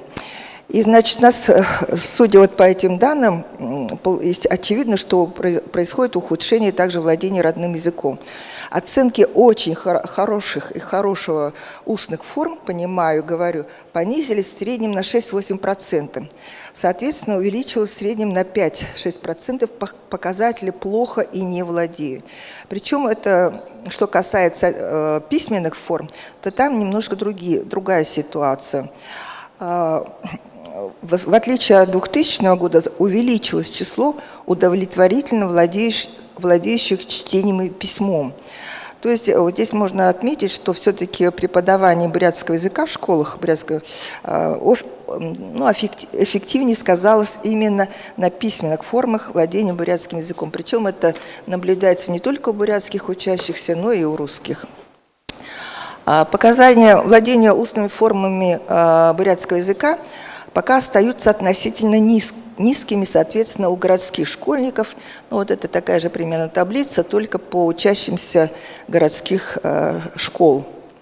Здесь можно отметить, что увеличилось очень хорошо и хорошо понимающих и говорящих. Вот это процент улучшения мы объясняем тем, что была очень сильная миграция сельских жителей, И, соответственно, вот в городе родители все-таки, мигранты с сел, они стараются поддерживать родной язык. Незначительно уменьшили все остальные показатели. К сожалению, самыми высокими остаются оценки «плохо», говорю по-бурятски. Значит, как отмечает специалист по детскому двуязычию Шахнарович, он считает, что степень владения тем или иным языком зависит от времени общения на этом языке. Данные предыдущего опроса показали, что наиболее часто, примерно 35,6%, переключение с бурятского на русский язык происходило в ситуациях общения в магазинах, в транспорте, в службе быта, то есть в общественных местах, в учебном заведении. Однако чаще всего 36,7% переход на русский язык происходит в случае, когда собеседник не понимает вас. То есть бурятский язык играет определенную роль в национальной идентификации индивида при выборе языка общения. На бурятском я говорю, с бурятами я говорю на бурятском языке. Такие варианты ответов. Варианты ответа, когда, по вашему мнению, более престижно разговаривать на русском языке, выбрали только 6,3% респондентов. Уровень владения родным языком, очевидно, повлиял на объем его использования во всех сферах. Практически на 10% сократилось общение на бурятском языке дома, в школе и с друзьями. Как отмечено выше, до школы разговаривали на родном языке 27% опрошенных, на русском 69,3%. При этом примерно 41% учащихся ответили, что знают его с детства, а 60%, более 60% учат его в школе. Причем там были такие ответы, что, естественно, они знают язык не только потому, что в школе они учат, но потому что этому способствуют родители, бабушки и дедушки.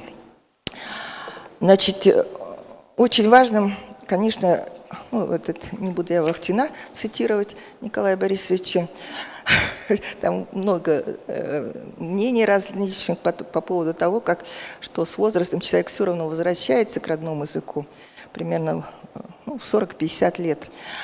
Значит, введение преподавания бурятского языка в школах незначительно, но все-таки сказалось на уровне, особенно письменными формами, его владения.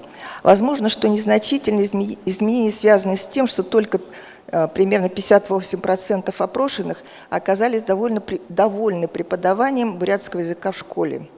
Значит, вот эта, кстати, цифра, она немножко меняется, то есть преподавание в школе бурятского языка становится все больше, то есть люди как бы привыкают к тому, что в школе все-таки родной язык преподается. В данном обследовании по сравнению с предыдущими особое внимание было уделено такому этнопсихологическому фактору, как ценностная ориентация молодежи в области языка. Поскольку когда мы проводили предыдущее обследование, оказалось, что вот такие субъективные факторы тоже играют существенную роль в приоритете использования того или иного языка.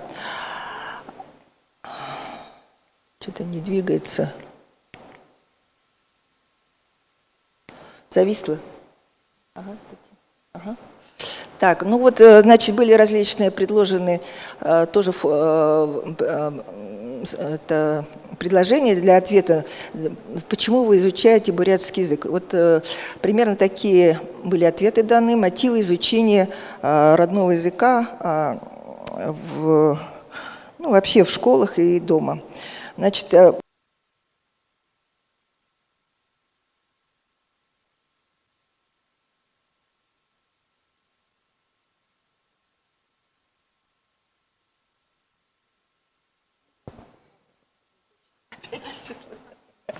энергетика сильная, да? Так, значит, на выявление оценочных языковых установок были направлены несколько вопросов. Значит, почему вы изучаете? Если вы не знаете бурятский язык, то почему? Значит, и необходимо было еще дать характеристики, значит, охарактеризовать бурятский и русский языки. И, значит, вот эта таблица показывает мотивацию изучения. И, значит, значительно снизилась мотивация изучения бурятского языка как родного. Совпадает она практически с оценкой признания его родным. 55. А вот, значит, потому что он считается родным, вот эта оценка, она примерно совпадает и с оценкой языковой компетенции. Значит, увеличилась оценка, потому что его преподавали в школе или преподают, и потому что вот это интересно, значит, нравится изучать языки и так далее.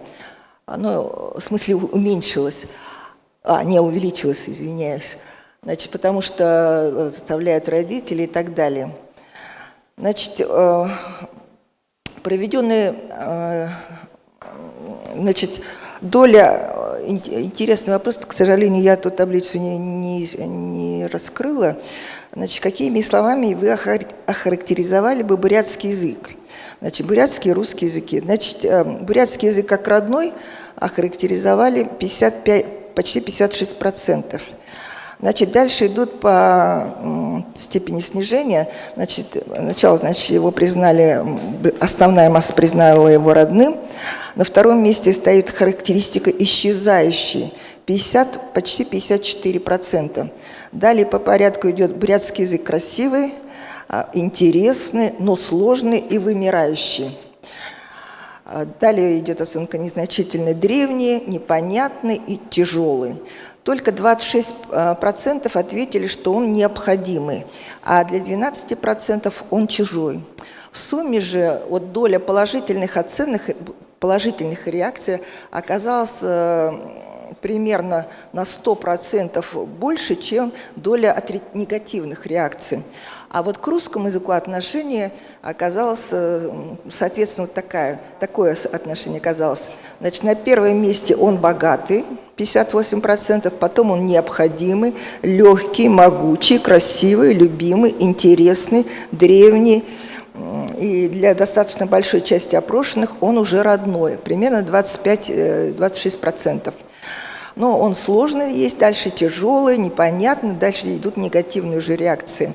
И вот соотношение негативных и позитивных реакций оказалось существенно, положительных реакций существенно выше, чем отрицательных. Примерно в 379 мы считали процентов это положительные и 100% отрицательные.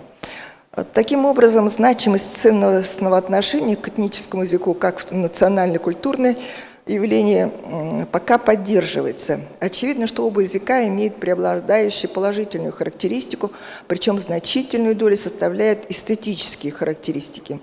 Однако, в первую очередь, здесь представлен этноидентифицирующий маркер, а вот на втором месте стоит прагматический, утилитарный мотив. Значительное число реакций со значением трудный, непонятный, сложный в определенной степени объясняется системными проблемами в их освоении языка. У меня спасибо большое. Примерно это все. Если будут вопросы какие-либо, с удовольствием отвечу на любой вопрос. Пожалуйста, Яна. Ага.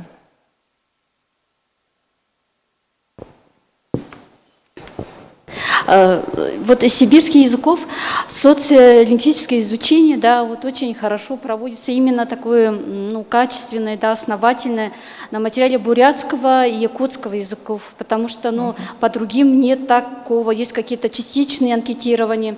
А вот скажите, пожалуйста, вот результаты ваших исследований, они используются, корректируется ли политика преподавания родного языка, национальная политика или еще что-то на республиканском уровне? Учитываются ли ваши результаты? Обязательно. Дело в том, что вот это обследование проводят последние. Это проводят социологи по заданию Министерства образования. Причем они это проводят действительно мониторинг раз примерно в 5 лет.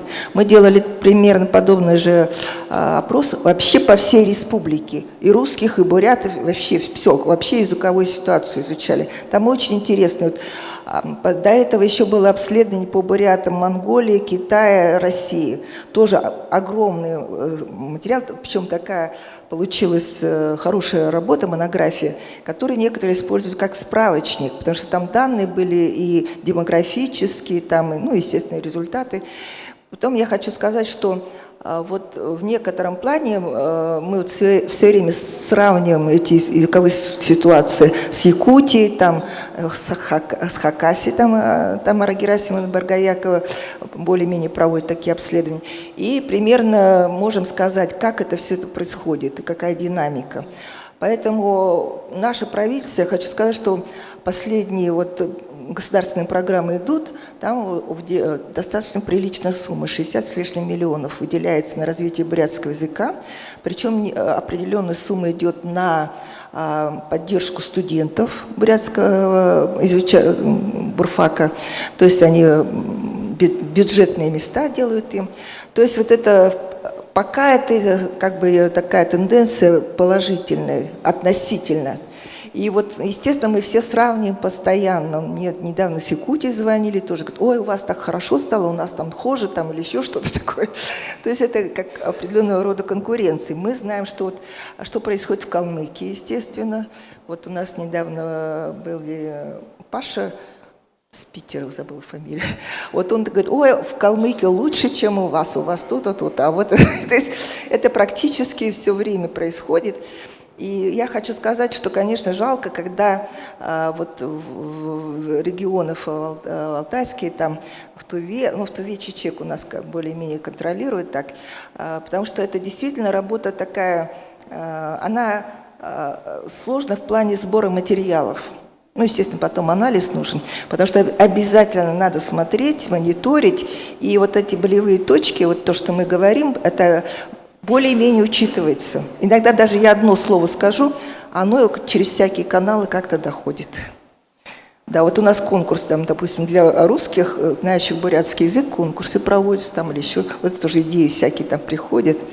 И поэтому вот желательно, конечно, чтобы в таких местах, где действительно проблемы с языковой ситуацией, проводились вот эти исследования такие. Спасибо.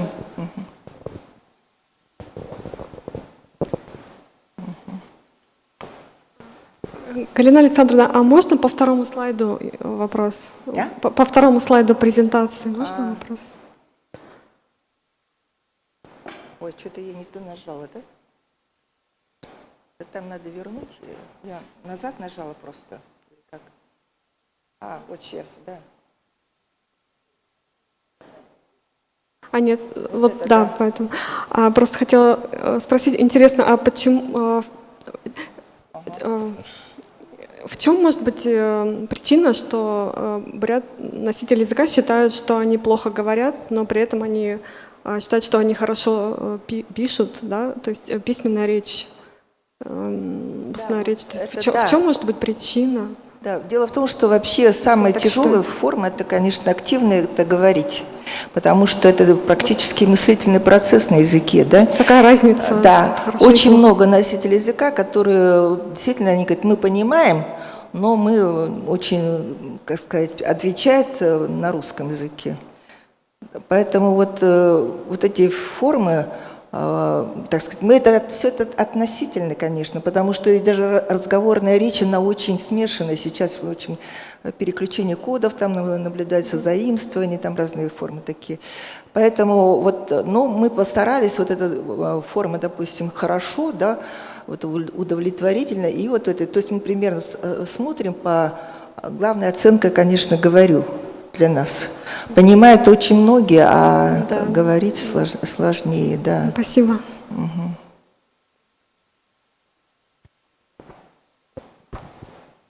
Если кто-то заинтересуется, я могу все рассказать вам, как это проходит, как опросы проходят и так далее. Так, все, по-моему, да? Давайте дальше тогда продолжим. У нас много докладов, но я думаю, что как на предыдущей секции может оказаться, подключения, проблемы технические. Так, вот Данилова Роза Александровна присутствует у нас? Есть там подключение? Не видно, да? Так, это город Якутск, кстати, Международная научно-исследовательская лаборатория. Она, кстати, здесь должна быть, по-моему, нет? Нет? Она должна же быть, она здесь приехала же, должна выступить. Ага. Вот она, по-моему, входит как раз в большой грант по Арктике, и они там должны включить. А Степан Сергеевич есть? Нет? Есть, да?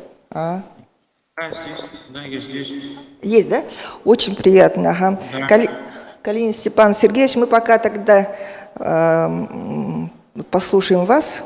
Директор по науке русского языка и славянской культуры Международного славянского института, город Москва.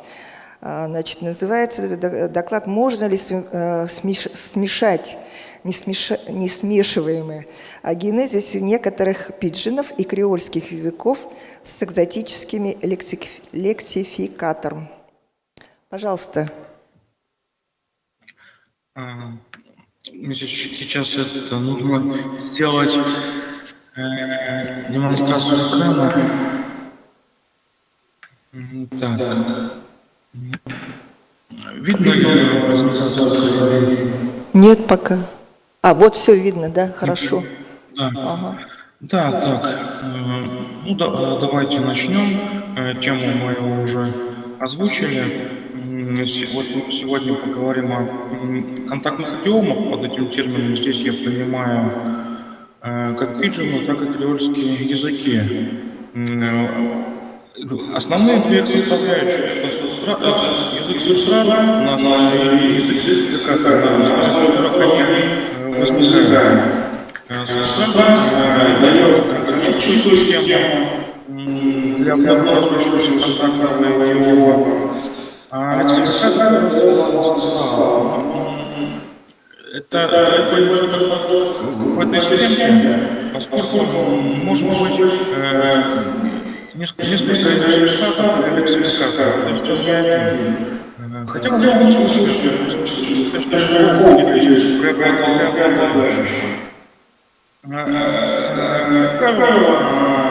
возникает ситуация мощного контакта, пиджин, вновь образующийся, берет грамматику из автономного языка, или автономных языков, скорее, местного населения. Но лексификаторами здесь история их образования, этих идиомов, вспомнили европейские языки, как то французский, английский, ирландский, испанский,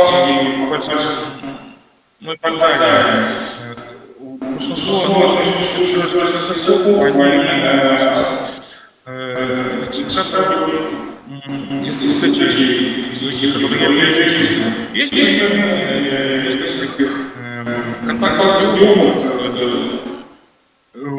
существующих, тех, которые уже исчезли, лексификатором. Сегодня мы один из них посмотрим. Но их не так много, как европейских. Но, однако, есть исключения. Есть такие контактные идиомы, которых... Степан Сергеевич, опять не видно презентации. Еще раз. Опять, да, не видно. Так, сейчас видно? Нет, сейчас подключайтесь. Пока нет.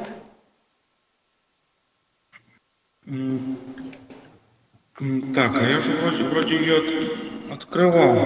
Она открылась, но не исчезла. Может быть... Попробуйте просто выйти еще раз и включить еще раз презентацию.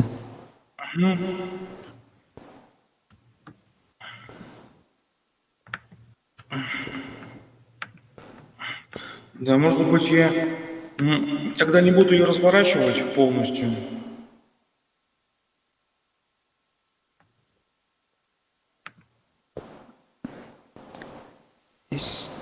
Так. Точно, это его? Ну, это его должен быть экран.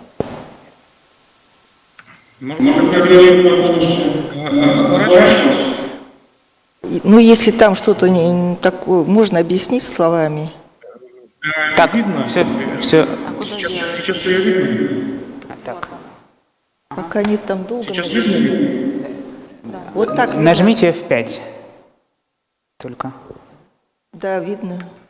Или, ну, Ой, ага. опять. Сейчас видно? Нет. Да, видно. Вот все, да. Субстрат, да. Да, вот. Мы остановились на том, что есть исключения, у которых лексификатором являются не вот перечисленные мной европейские языки, а некоторые другие, в частности и русский.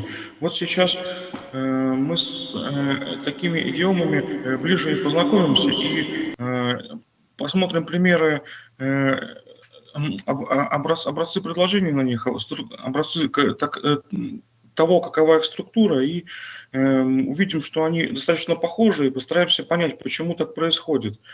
Вот, начнем с русско-китайского пиджина, с русско-китайского пиджина. Это его редуцированная форма. Я хочу сразу сказать, что это, скажем так, его первоначальный этап формирования, потому как в расширенном варианте у него появляется уже там полноценная аналитическая грамматика.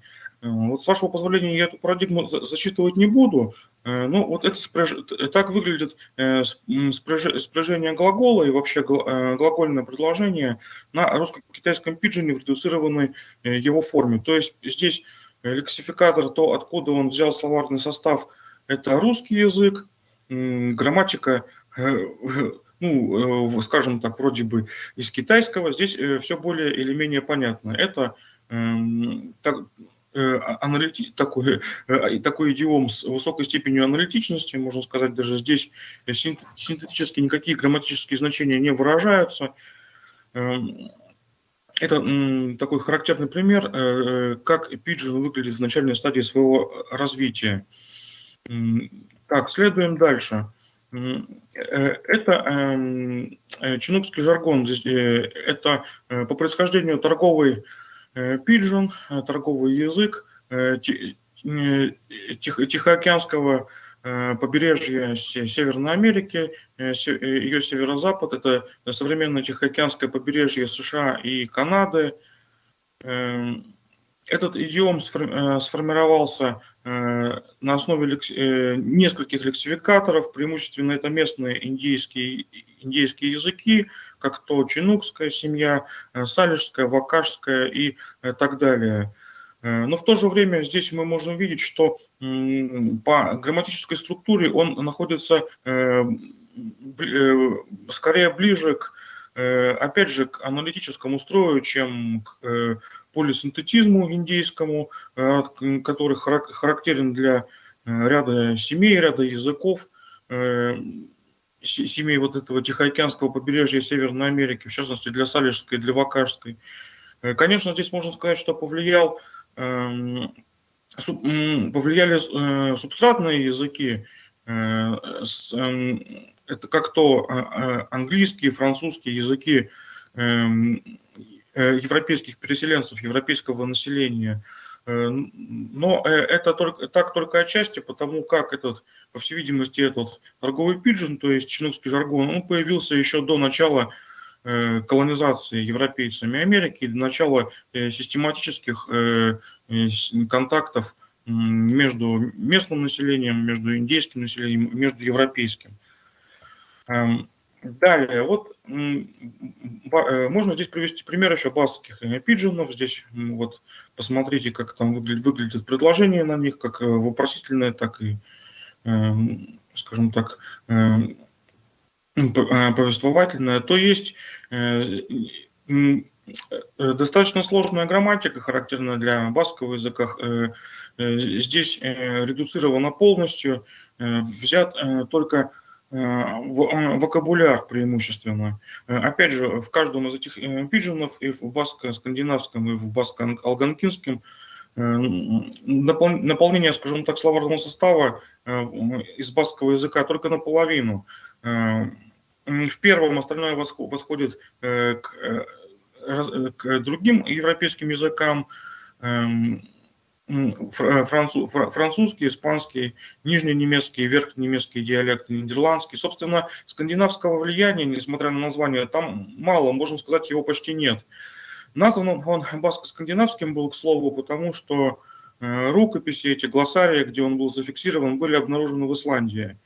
В баско-алганкинском там тоже вокабуляр примерно наполовину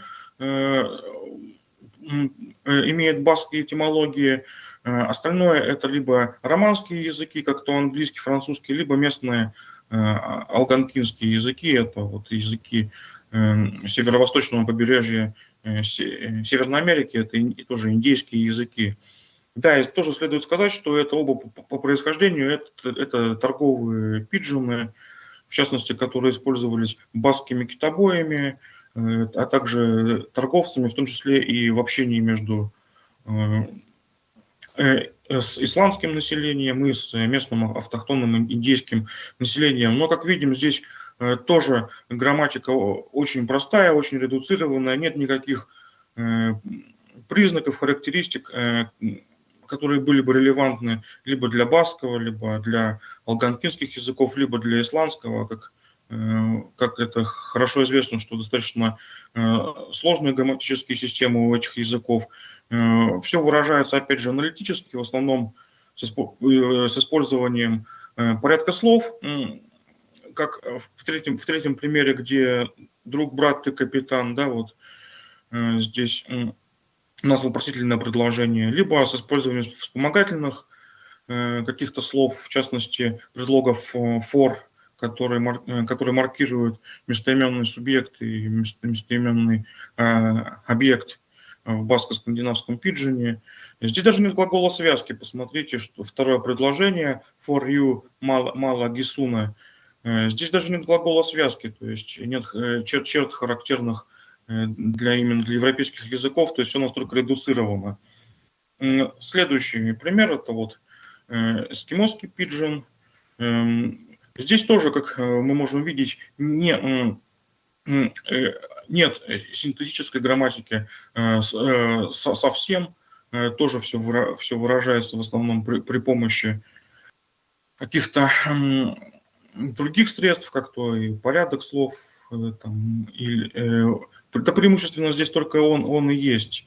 В отличие от эскимосских языков, которые характеризуются вообще полисинтетизмом, да, что мы помним, что если брать по индексу синтетичности, у них по индексу Гринберга, они набирают одни из самых высоких показателей синтетичности, но здесь этого тоже нету, здесь тоже все редуцировано, то есть здесь буквально в некоторых моментах, например, как в третьем примере, просто соположение слов с отдельным значением, слов, восходящих к соответствующему эскимосскому вокабуляру. То есть первое слово это рыба, второе это значит много. И вот получается такое предложение: много рыбы есть, здесь есть много рыбы. Вообще надо сказать, что у этого пиджина, так же как и у редуцированного русско-китайского, смысл высказывания во многом зависит от контекста говорения, от прагматики, от того, в какой ситуации это совершается. То есть одно предложение может, допустим, если мы берем русско-китайский, одна глагольная форма может быть передана русским эквивалентом как в настоящем, так и в прошедшем времени. Здесь многое, если не все, зависит от контекста. Также, как посмотрите, здесь первый пример на слайде, здесь тоже можно в зависимости от того, кто говорит, от того, кто локутор, может быть передано следующими эквивалентами «я хочу сесть» или «он хочет сесть». Все это заставляет задуматься, почему же языки с такими разными, скажем так, лексификаторами, сформировавшиеся на основе достаточно разных, неродственных, иногда совершенно далеких друг от друга языков, обладают подобными свойствами. И это, в частности, привело известного американского кореалиста, да, потому что он хоть и родился в Англии, Дерек Бикертон, он большую часть жизни проработал в Америке. Это все его привело к мысли о том, что какие-то должны быть общие условия формирования этих языков. которые связаны именно с человеческой способностью к говорению, с человеческой способностью к усвоению языка, то есть обусловлены, скажем так, биологически. И это все вылилось в так называемую биопрограмму Дерека Бикертона. Я, с вашего позволения, все эти положения зачитывать не буду, только могу сказать, что Дерек Бикерт подходит к исследованию процесса образования пиджинов и последующих трансформаций в креольские языки с биологических позиций. Он считал, что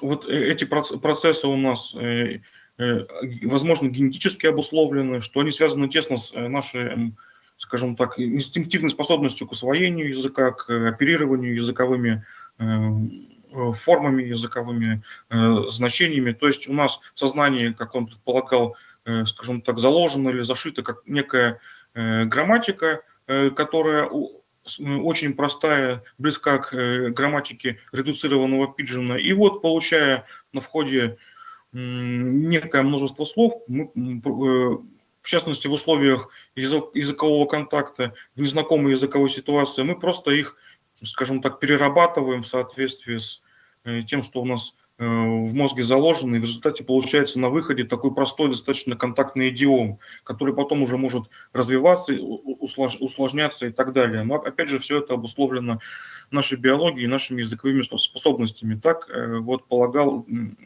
Дерек Бикертон. Но здесь возникают некоторые вопросы, скажем так, почему именно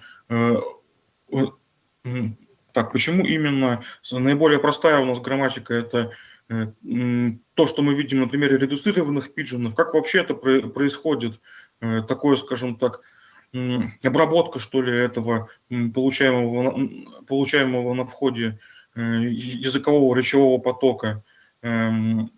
Здесь не стоит также недоучитывать и того, что многие из тех идиомов, которые я выше вам показывал, они формировались в схожих условиях. Они по происхождению все были торговыми языками, были или есть. Но многие из них были уже, потому что, например, баскские пиджины, они, скорее всего, уже к 19 веку исчезли. Там есть материалы по ним 18 века, но потом они уже вышли из употребления, скорее всего. Соответственно, они выполняют функциональную нагрузку схожую, идентичную. И можно ли в таком случае, как я сам над этим задумывался, можно ли в таком случае все объяснить именно биологией, все объяснить именно биопрограммой? Ведь все равно каких-то грамматических генов, которые бы отвечали за то, что у нас есть грамматика, там, у нас есть способность к анализу, синтезу грамматики, построению синтаксических структур. Но этого не нашли биологи. Это было бы сразу на открытие Нобелевского уровня, но этого не найдено. Таким образом, я хочу сказать, что здесь нужно подходить к развитию, к эволюции, в частности, к генезу контактных идиомов комплексно. Конечно, нельзя недоучитывать нашу биологическую способность к усвоению языка и к обработке языковых данных, да, вот как это сейчас говорят, когнитивной обработки, да, но тут и социокультурные факторы влияют, и они играют немаловажную роль. Ну, что касается грамматических генов, лично я не думаю, что они существуют. Я думаю, что, скорее всего, никаких грамматических генов-то и нет у нас. Поэтому здесь следует подходить к решению этого вопроса комплексно. И опять же, не нужно забывать, что все эти идиомы, которые я представлял выше, они все-таки возникли в схожих условиях в результате каких-то торговых контактов, торгового обмена. Вот, на этом позвольте мне закончить. У меня все. Спасибо. Спасибо за внимание. Спасибо большое. Пожалуйста, есть ли вопросы у присутствующих? Дело в том, что у нас в России пиджинами очень мало кто занимается. Вот практически вот эти языковые формы контактирования, они у нас немножко другого характера. И поэтому вот чем вызван был ваш интерес именно вот к такой идиоме, как пиджин? Действительно, это очень интересно, потому что были предположения, что, допустим, национально-русские формы контактирования устного тоже приводят к возникновению пиджин. Но они практически как-то потом трансформировались, исчезли. Не слышно, да? Просто практически, вот, допустим, живые примеры, это же вы рассматривали классические формы пиджинов. Если сейчас такая форма, ну, китайско-русская, допустим, пиджин, да, только? Ну, китайско-русский, спасибо за вопрос. Китайско-русский, да, сохраняется, насколько мне известно. Если брать из русских пиджинов, вообще, был еще Русенорск, но он исчез в 20-х годах 20 века. Он исчез в связи с тем, что торговые контакты между СССР и Америкой были прекращены из-за закрытой границы. Еще был таймырский пиджин, который известен под названием гаворка. Но насколько мне известно, он считающий, он уже вовсе даже исчез. Вот, так что у нас не так много. Да, у нас практически нет, да? Да, у нас практически нету. Вот только русско-китайский, русско-морский, исторический, его уже сейчас, по всей видимости, нет. Может быть, говорка еще, если сохранилась. А вот варианты, допустим, разговора сейчас вот таджикско-русский или вот в Москве, можно такую форму наблюдать пиджина? Ну, тут вопрос, как ее классифицировать. Можно ли считать это именно что пиджином, или да. это... Да, тут вопрос классификации. Некоторые исследователи считают, некоторые называют ее особой формой русского языка, вот, называют язык гастарбайтеров. Возможно, что это формируется. Допустим, вот описывался, я знаю, эту работу, перехвальство Всеволодовны, русско-финский пиджин. Но это было начало 21 века. Вот вопрос, если он сейчас. Да, это нужно исследовать. Да, они очень быстро трансформируются. Еще есть вопрос? Они быстро появляются, так и исчезают. Исчезают, да. Она живая, разговорная форма, поэтому она так гибкая. Так, еще есть формы? Да, вопросы. Спасибо большое, Степан Сергеевич. Так, следующий докладчик у нас Ондар Чойган Геннадьевич, главный специалист сектора языкознания Тувинского института гуманитарных и прикладных социально-экономических исследований при правительстве Республики Тыва, город Кызыл. Название доклада о количестве и местонахождении памятников древнетюркской письменности Тувы. Пожалуйста. Чойган Геннадьевич, очень хорошо, сразу подключились. Да, добрый день, дорогие коллеги, участники конференции. Видно презентацию?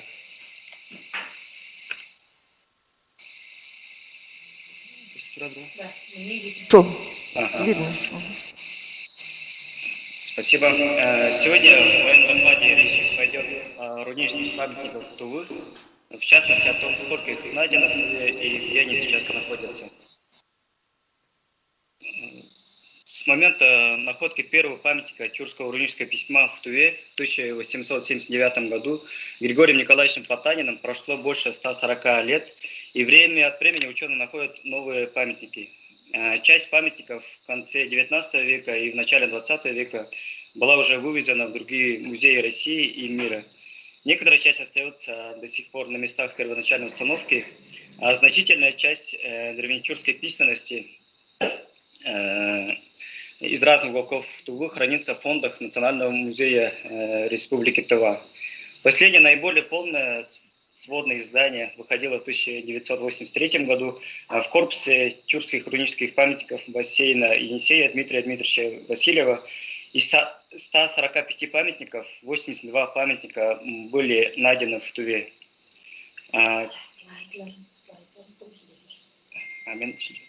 Ага. Книга турецкого ученого, известного исследователя енисейских памятников Эрхана Айдына, вышедшая в 2015 году на турецком языке, является последней.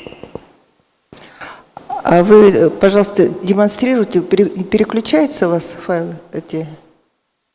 У меня переключается, да. А, ну все, дальше, ага. Ага. Нет, да. Сейчас нормально? Чайган Геннадьевич, нажмите F5. Да, я нажимал. Нет. Сейчас, еще раз. Пока нет. Угу. У нас нет. Сейчас. Идет демонстрация. Ну. Сейчас видно? Нет. Или перейдите на показ слайдов и нажмите «Показать слайды». Так, еще Запусти раз демонстрацию. остановлю демонстрацию. Еще раз зайду. Ага. Так. Ага. Сейчас появилась презентация? Да, ну сделайте показ слайдов. Угу. Угу. Все, идет? Нет. У вас на весь экран презентация сейчас? Да,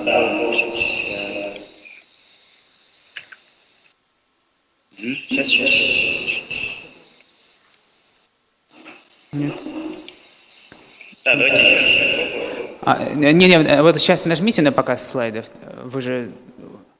У вас же открыто вот это интерфейс. Сейчас показываю? Нет. Или нет? Ладно. Так, сейчас. Ну, давайте сейчас уберу и еще раз попробую. Так.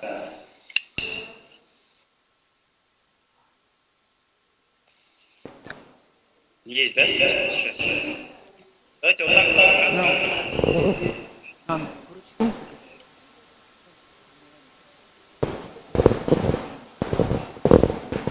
Ну, давайте продолжайте, ага, тогда.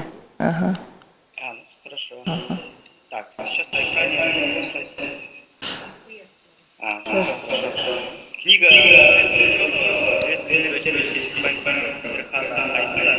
вышедшая в 2015 году, является последней, самым полным изданием российских памятников.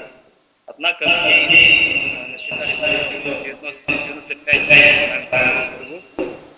И это не тема. В ходе нашего исследования мы решили сегодняшний день известны 107 тюркских письма. И по местонахождению 6 групп. В первую группу входят рассказы, вторая группа подходящие вместе. Далее четвертую группу составляет других России и мира. Пятая группа памятники университета и научных учреждений. И, наконец, нахождение все время не установлено. Так.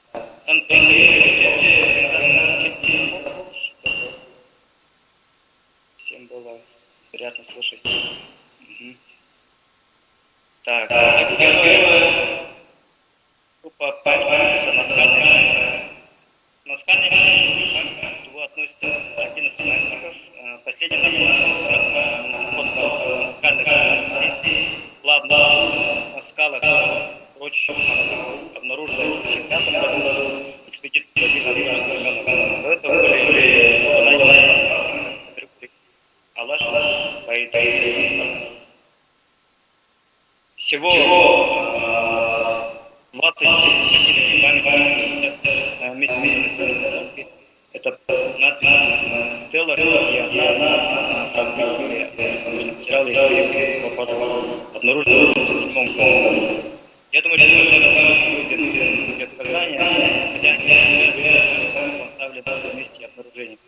Конечно, все эти до сих пор находятся там, где стояли.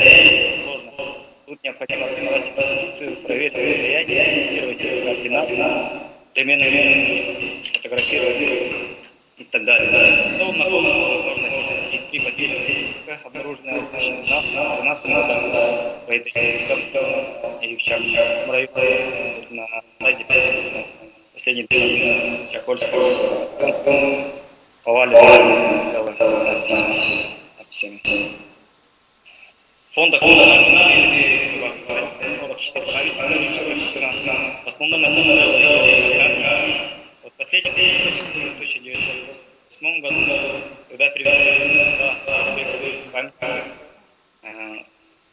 И очень красиво есть, который долгое время был найден в нашем.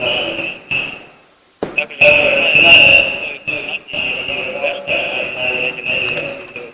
небольшой курган. Также наш 2004 года, хотя специалисты до сих пор пишут, что нет страшного пейзажа. Также в фонде есть поле с надписью. Вот таким образом, есть предметов 941 памятник. Экспозиция на полностью Ларе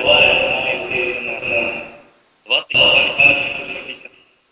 В самом музее 3 памятника, остальные понятно, что хранится. Хотя все памятники, которые считаются рунического письма, являются, есть памятники, которые возможно являются памятником Акапультой, а не памятником рунического письма. На 4 памятника рамкообразных придется разбираться. Вот за фондом крупных музеев России и мира хранятся 20 памятников, 17 в Минусинском музее недалеко. И до сих пор 2 памятника, хранящиеся в музее, это Е56 и 64, потому что Владимир Андреевич, научный сотрудник отдела Минусинского музея, говорил, что я вообще не знаю. 16 не находится сейчас в России. Памятник Е56 Ефремского района, видимо, действительно утрачен в этом музее. 2 памятника могильного раскопанного Игорем Леонидовичем хранятся в Кавказском Советской России. То есть мы им признали, и отвечают все памятники в Кавказском музее. В Финляндии есть 1 памятник. Вот таким образом 20 в других музеях России. Следующее памятник научного учреждения из 8. Вот в Институте истории реальной культуры хранится 2 памятника могильника. Это надпись Симбакова. Мы отправляли электронный письмо финальному ответу. Ответ от этого журналиста. Аналогичная ситуация. Там должен быть памятник есть. Они там Московский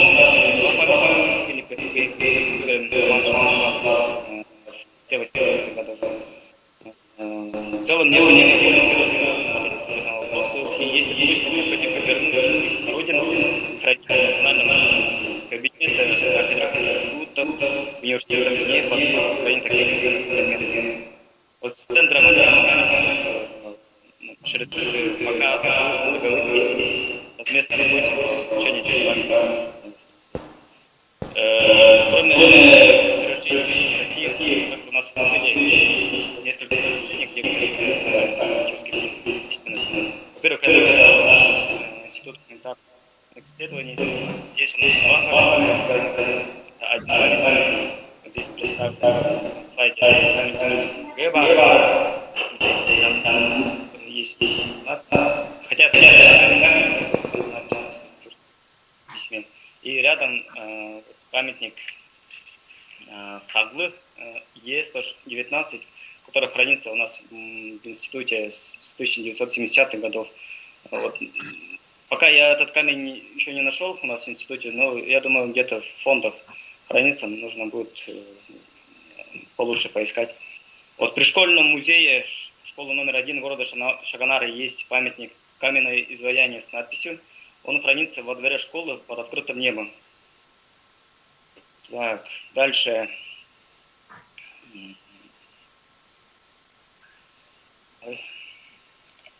Дальше, что касается памятников, которые, местонахождение которых сейчас пока не установлено, это у нас вот 4 памятника. Е15, Е это значит Енисейский, то есть Енисейское письмо, Е56, 63, 67, то есть они считаются давно утраченными и пока еще не найдены. Таким образом, мы провели предварительную ревизию всех памятников тремитюркской письменности, найденных на территории Тугу. Данное исследование является первым этапом работы по каталогизации памятников тремитюркского письма. Далее необходимо организовать экспедицию к памятникам, которые остались на местах других музеев, научных, образовательных учреждений. Необходимо удостовериться, что они действительно там находятся, зафиксировать их GPS-координаты, топографические данные, и продолжать поиски памятников, которые считаются утраченными, так как опыт показывает, что они могут найтись. Только после этого можно приступить к их исследованию с лингвистической точки зрения. В этом плане мы очень надеемся на сотрудничество с Ириной Анатольевной Невской. Те современные методы, которые были продемонстрированы вчера на круглом столе, нам также необходимы для изучения памятников Тугу. Вот. Спасибо за внимание. Спасибо большое, Чуйган Геннадьевич. Есть вопросы у присутствующих? Или кто онлайн находится, может быть, заинтересовался? Пожалуйста, Людмила Алексеевна Шамина, специалист у нас по Туве. Ну, не по памятникам. Крупный, да. Здравствуйте, Чуйган Геннадьевич. Скажите, пожалуйста, я плохо слышала, да. Вот когда был найден, установлен последний памятник, не в смысле, что их больше нет, а просто вот дата установления. И кто из современных исследователей занимается дешифровкой памятников, нахождением этих памятников, прочтением этих памятников? Спасибо. Спасибо большое, Елена Алексеевна. Вот по поводу последних находки были сделаны в 2013 году группой ученых из нашего института гуманитарных исследований. В Чахольске нахожу 2 памятника. Вот это были последние. И сейчас на данный момент исследование рунической памяти, конечно, долгое время занимался очень успешно Игорь Валентинович. Вот сейчас у нас есть специалист Тишин Владимир Владимирович. Это археологи все, да? Археологи в основном, да?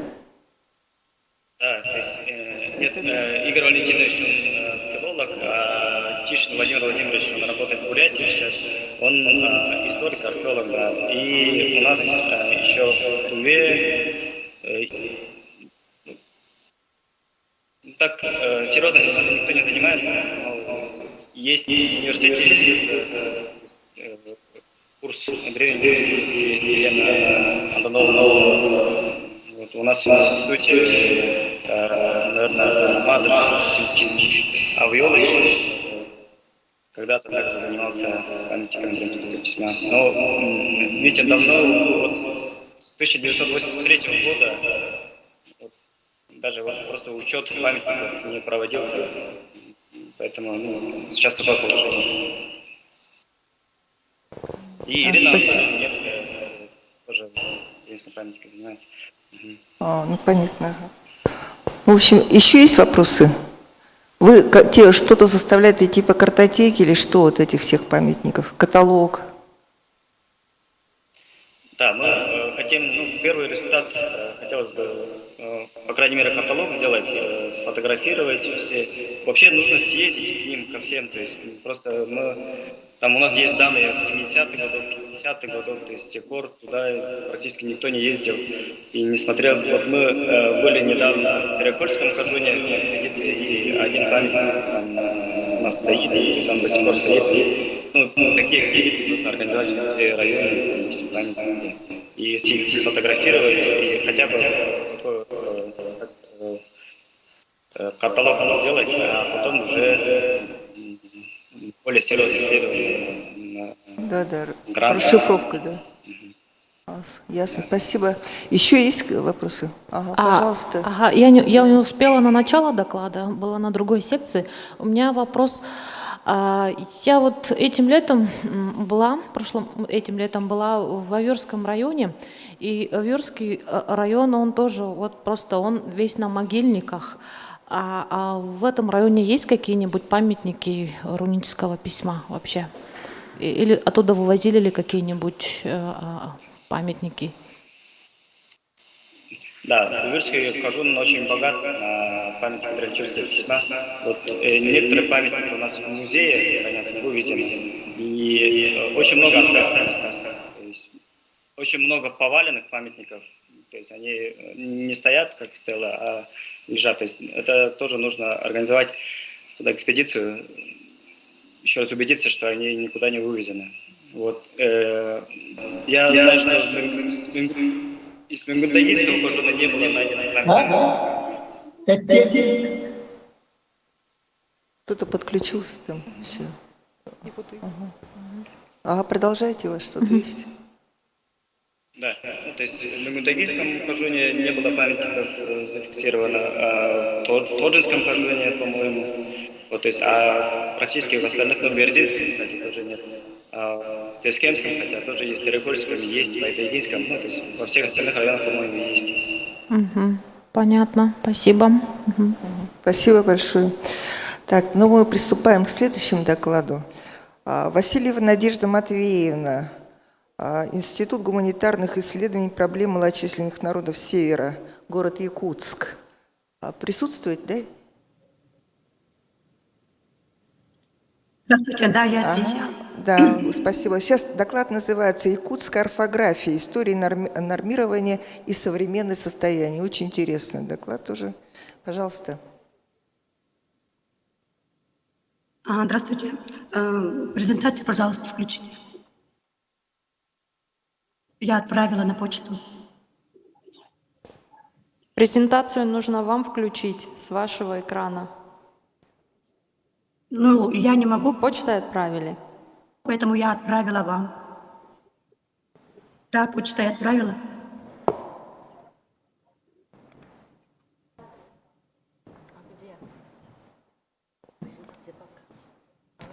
Где Илья-то? Тебе не сказали, что ли? Открой презентацию. Я не могу подключить, потому что я впервые сталкиваюсь. Подождите, сейчас они найдут и подключат. Ага. Все, идет, да. Все видно. Видно, да? Ага, все, ага. Ага, пожалуйста. Все. Хорошо. Тут мне не видно почему-то. Надежда Матвеевна, видно вашу презентацию? Ага. Ну, вкратце мне не видно почему-то. А там она, говорит, не видит. Она сама не видит.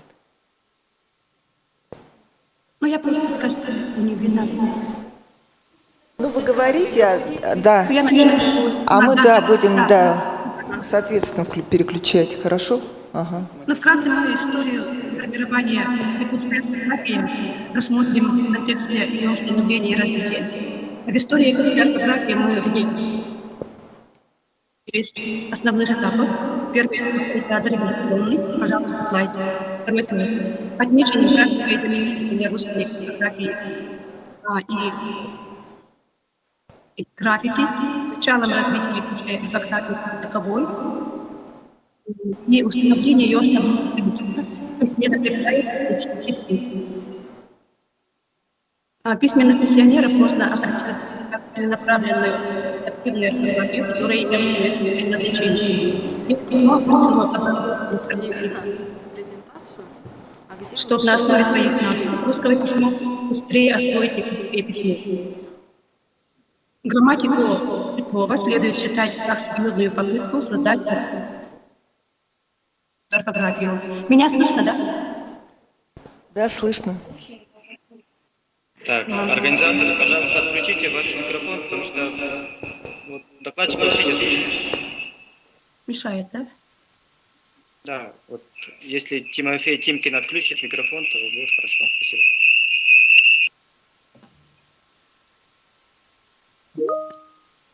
Осмысление особенностей первого периода позволяет констатировать, что с точки зрения эволюции более плодотворным является бётлинговская письменность, которая выработала систему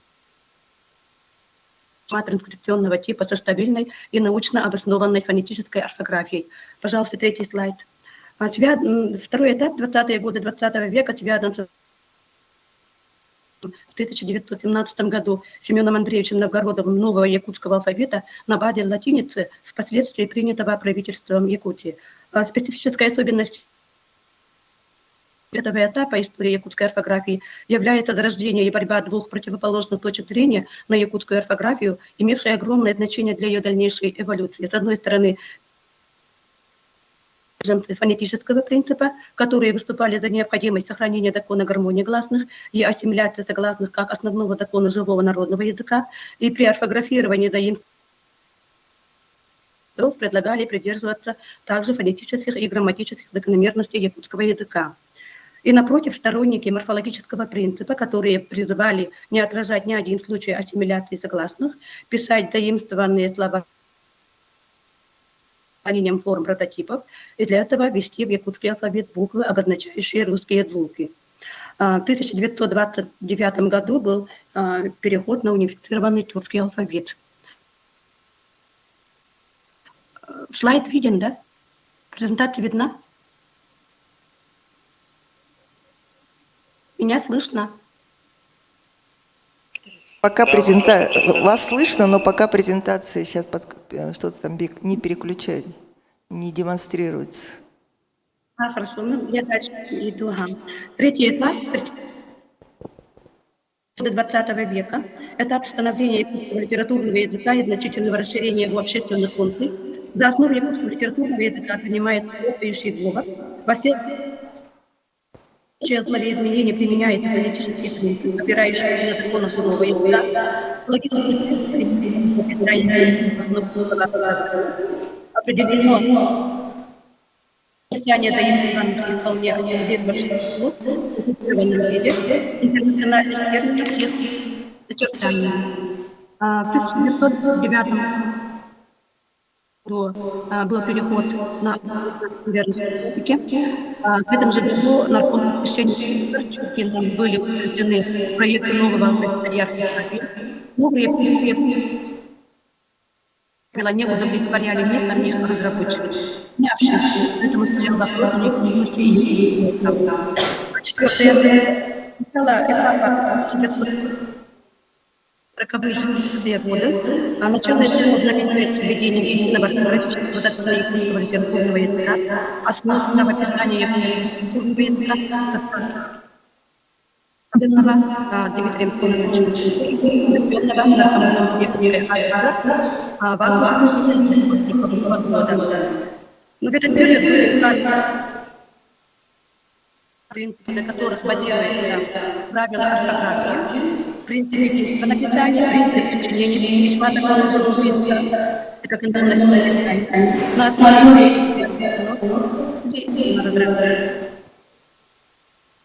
основные правила орфографии. Окончательный вариант в книжке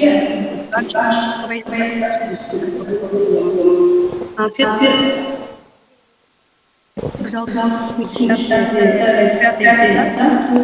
1960 года до конца 80-х годов 20 века. Следующий слайд, пожалуйста. Определяет новый этап развития якутской орфографии. В 1961 году проект орфографических правил был одобрен правительственной орфографической комиссией, утвержден постановлением Совета министров Якутской АССР в 1962 году. На основе этих правил в 1963 году был издан орфографический словарь якутского языка.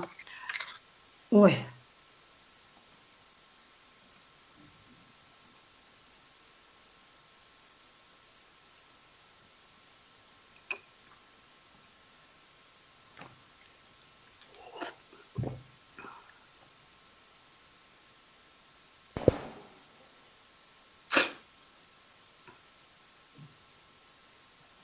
Надежда Матвеевна, вы где?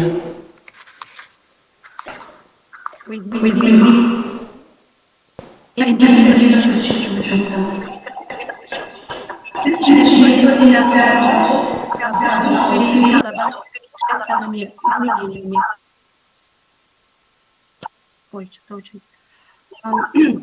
В связи с этим возникает необходимость новой редакции. В 1989 году институт представил рукопись завершенной работы нового прочитанного словаря якутского языка. Вот остался нерешенным и в связи с изменением исторической обстановки в целом стране. Шестой этап с конца 80-х годов по настоящее время. С конца 50-х годов 20 века начались значительные изменения в языковой политике и языковом строительстве Республики Саха-Якутия. Несмотря на то, что орфография якутского языка имеет давнюю историю и проблемы с недостаточной разработанностью, отдельные вопросы правописания сохранялись до недавнего времени. Наиболее острым являлся вопрос орфографирования иноязычной лексики. В правилах орфографии якутского 1962 года пунктом 14 предписывалось слова, вошедшие в якутский язык до 1917 года, полностью освоенные языком, писать в фонетизированном виде.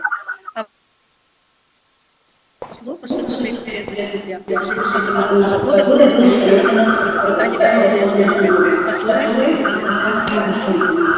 Надежда Матвеевна, у вас что-то подключено еще там?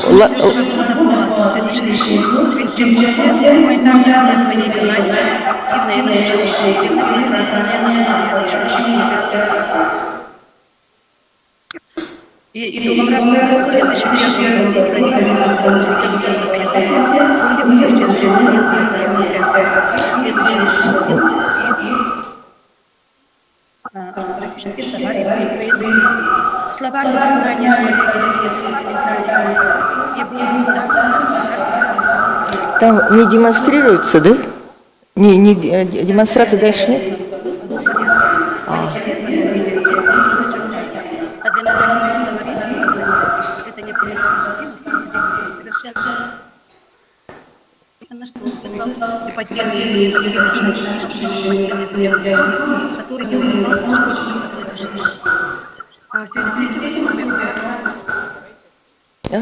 Приобретает проблему.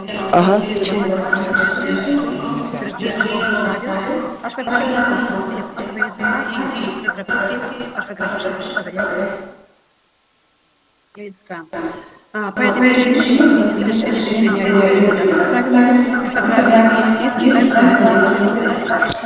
Надежда Матвеевна, ага, у вас там что-то подключено, нет?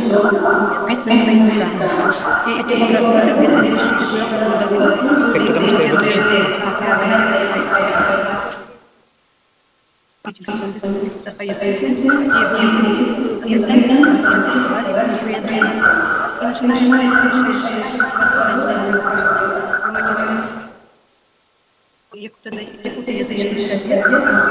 Соблюдение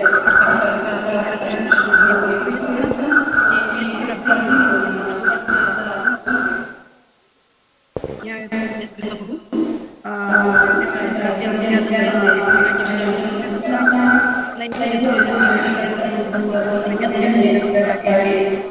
Вообще не слышно, да?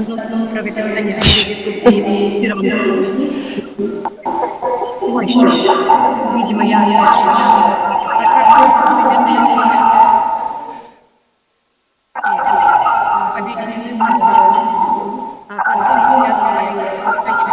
Надежда Матвеевна, вы слышите, нет нас? Алло.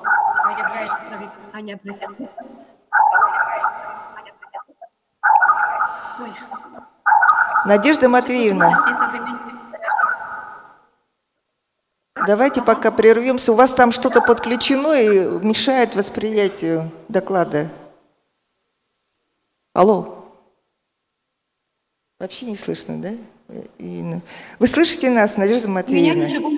Да, там что-то у вас подключено, мешает слушать даже вас. Вот мы последние минут 5 не можем. Телефон, видимо, у вас подключен или Нет, что-то? у меня ничего не подключен. Нет, нет, телефон тоже отключенный. Ну, я сейчас уже все. Таким образом, как показывает формирование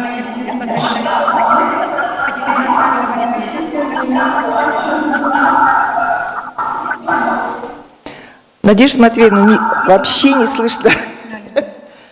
Давайте, да, мы вот поняли по вот вашему... Спасибо за внимание.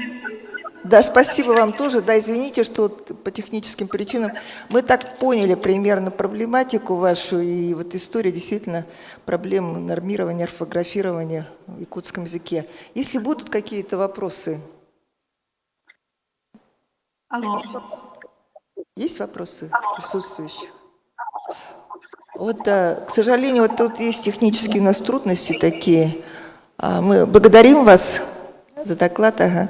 Мы переходим к следующему участнику конференции. Чачина Евгения Валерьевна. Есть? Присутствует? Есть, да?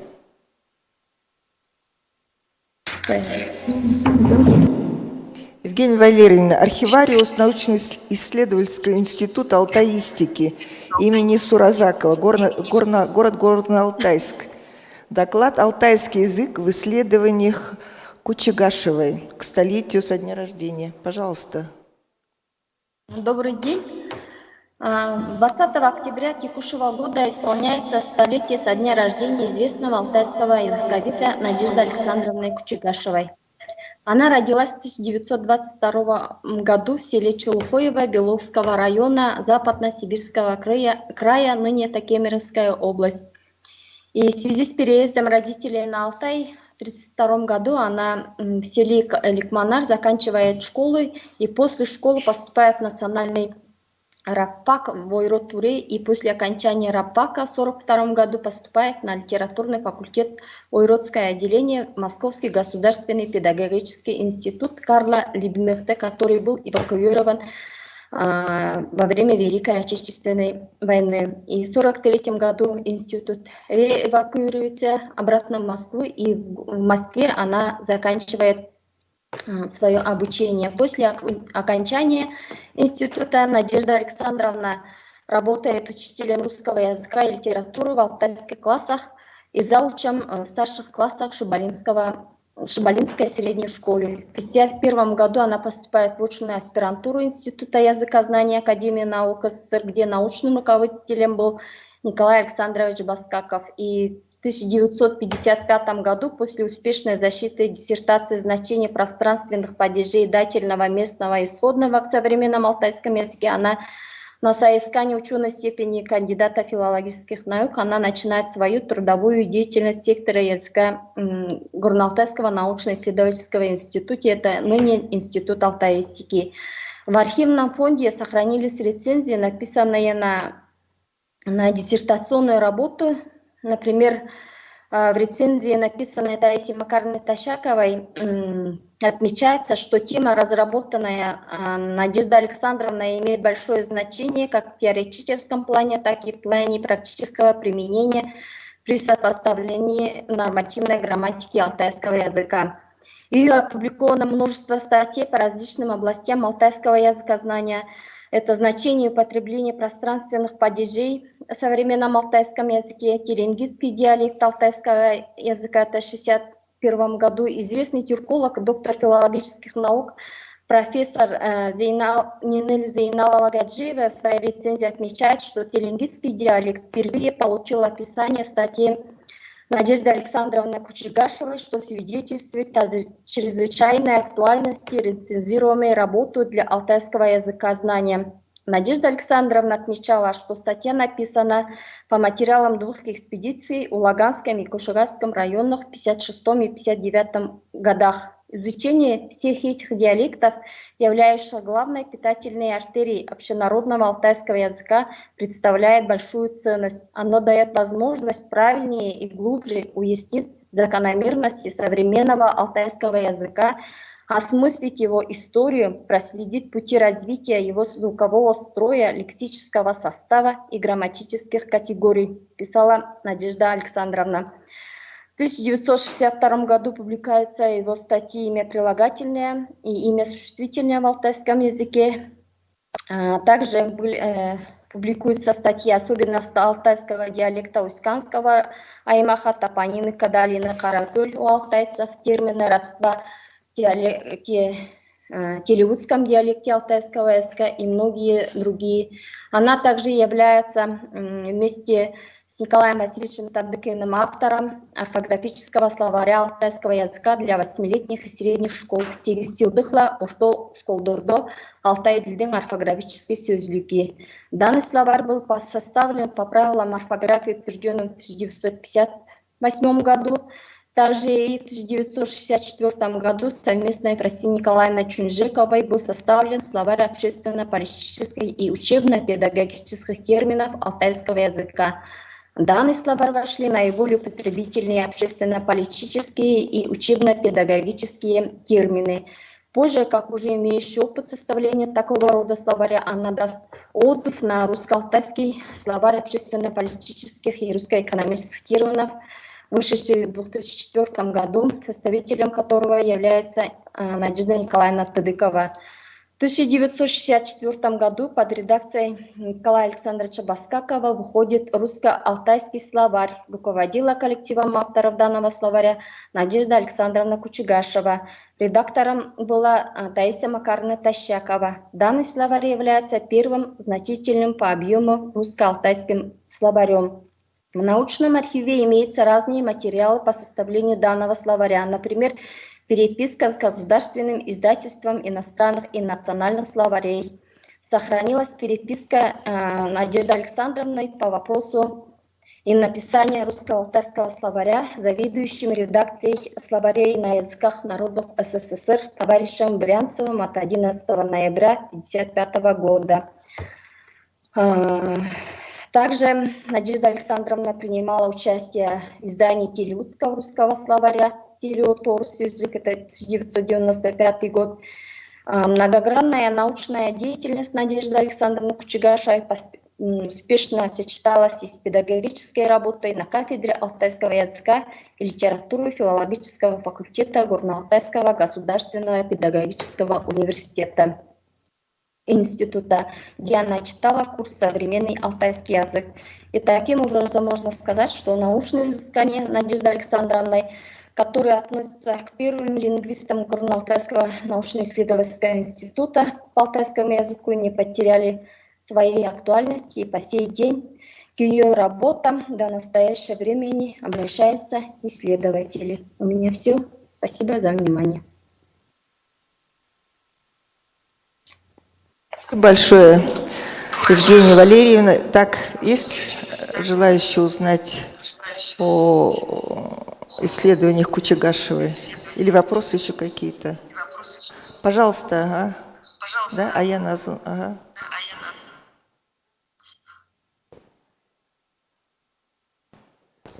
Скажите, пожалуйста, в архиве Института алтаистики есть материалы Надежды Александровны Кучугашевой, не опубликованные? Меня интересуют материалы по телеудскому. Не опубликованных материалов в нашем архиве нет, таких материалов нет. Спасибо. Спасибо большое. Так, еще вопросы?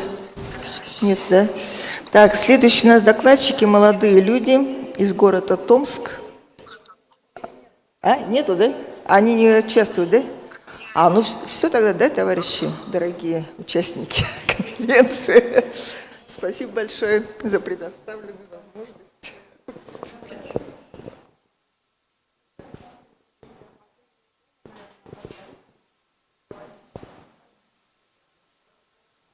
Дорогие коллеги, мы на этом заканчиваем работу нашей конференции. Мы от всей души благодарим всех тех, кто приехал, принял участие лично.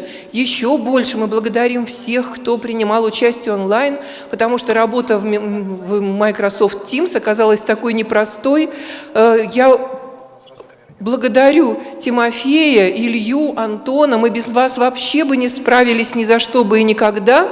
На вас выпала такая тяжелая доля все быстро-быстро это организовывать и помогать всем технически. Но я думаю, что благодаря этому мы очень сильно технически подковались. Я хотела бы подвести некоторые итоги и попросить всех председателей, которые здесь присутствуют, тех подсекций, которые они вели, тоже подвести итоги работы конференции. Во-первых, у нас было 6 секций, и они покрывали все основные направления лингвистики вообще, я бы сказала. Конечно, в них был сделан упор на Сибирь, но у нас были и такие экзотические доклады, как древнееврейский, как тибетский, и другие регионы тоже были охвачены. Так что сопредельные, Туркмения, сопредельные регионы у нас тоже прозвучали очень выразительно. У нас были большие секции, посвященные и фонетике, и лексике, и грамматике, и лингвокультурологии, и диалектологии, и социолингвистики, и реальным контактам. Поэтому охват действительно очень разнообразный, и все доклады были очень-очень интересными. Но я прошу руководителей секции, кто присутствует и кто хочет что-то сказать, пожалуйста. Елена Всеволодовна, с вас начнем, да, с вашего? Да. Тогда начинаем с фонетики, и Ольга Николаевна, где-то вы здесь? Ага. Тогда вы следующая. Наша секция называлась «Экспериментально-фонетические исследования языков Сибири и сопредельных регионов». И надо сказать, что большая часть докладов была посвящена экспериментальному исследованию интонации. И это вообще-то очень новое, потому что еще лет 20 назад интонация была той частью языка, которая была вообще практически не исследована, практически неизвестна. И очень отрадно, что мы начали исследование, очень подробное исследование конкретных, вот у нас здесь совершенно конкретных даже не говоров, то есть вот это действительно точечное такое исследование, это очень важно. И хочется отметить, что он очень был высокий уровень, и лингвистически, главное, что это экспериментальное, тут как бы это все завязано на технику совершенно новую тоже. Раньше невозможно было исследовать, вообще говоря, не было просто технических возможностей так исследовать интонацию, и мне кажется, что это вообще замечательно, что это происходит. Вот, хотела сказать. Я тоже продолжу говорить о секции экспериментальные исследования в фонетике. И, конечно же, это была такая очень географически широкая палитра языков, и выступали с языками и тибетские языки были, и языки Сибири также были, вот, и языки германские мы охватили. Вот. Кроме того, у нас секция была очень насыщенной, эмоциональной, можно сказать, да, потому что новые экспериментальные технологии, в частности, ультразвуковое исследование, оно полно загадок и противоречий, и поэтому все бурно обсуждали, есть ли у ультразвукового исследования будущее, или это только дополнительные какие-то исследования. Но, тем не менее, у нас получилась такая своеобразная коллаборация между учеными Академии наук и учеными университетов. И, честно говоря, это очень радует, что вы принимаете нас, вот наши центры экспериментально-фонетических исследований в свою семью. Вот, я очень благодарна этому. И невозможно не сказать о тех традиционных, фундаментальных проблемах, которые продолжают развиваться в фонетике, поскольку исследование систем, да, сибирских языков не до конца исследовано, и очень-очень много областей, которые нужно подвергнуть вот такому тщательному, детальному изучению. Спасибо.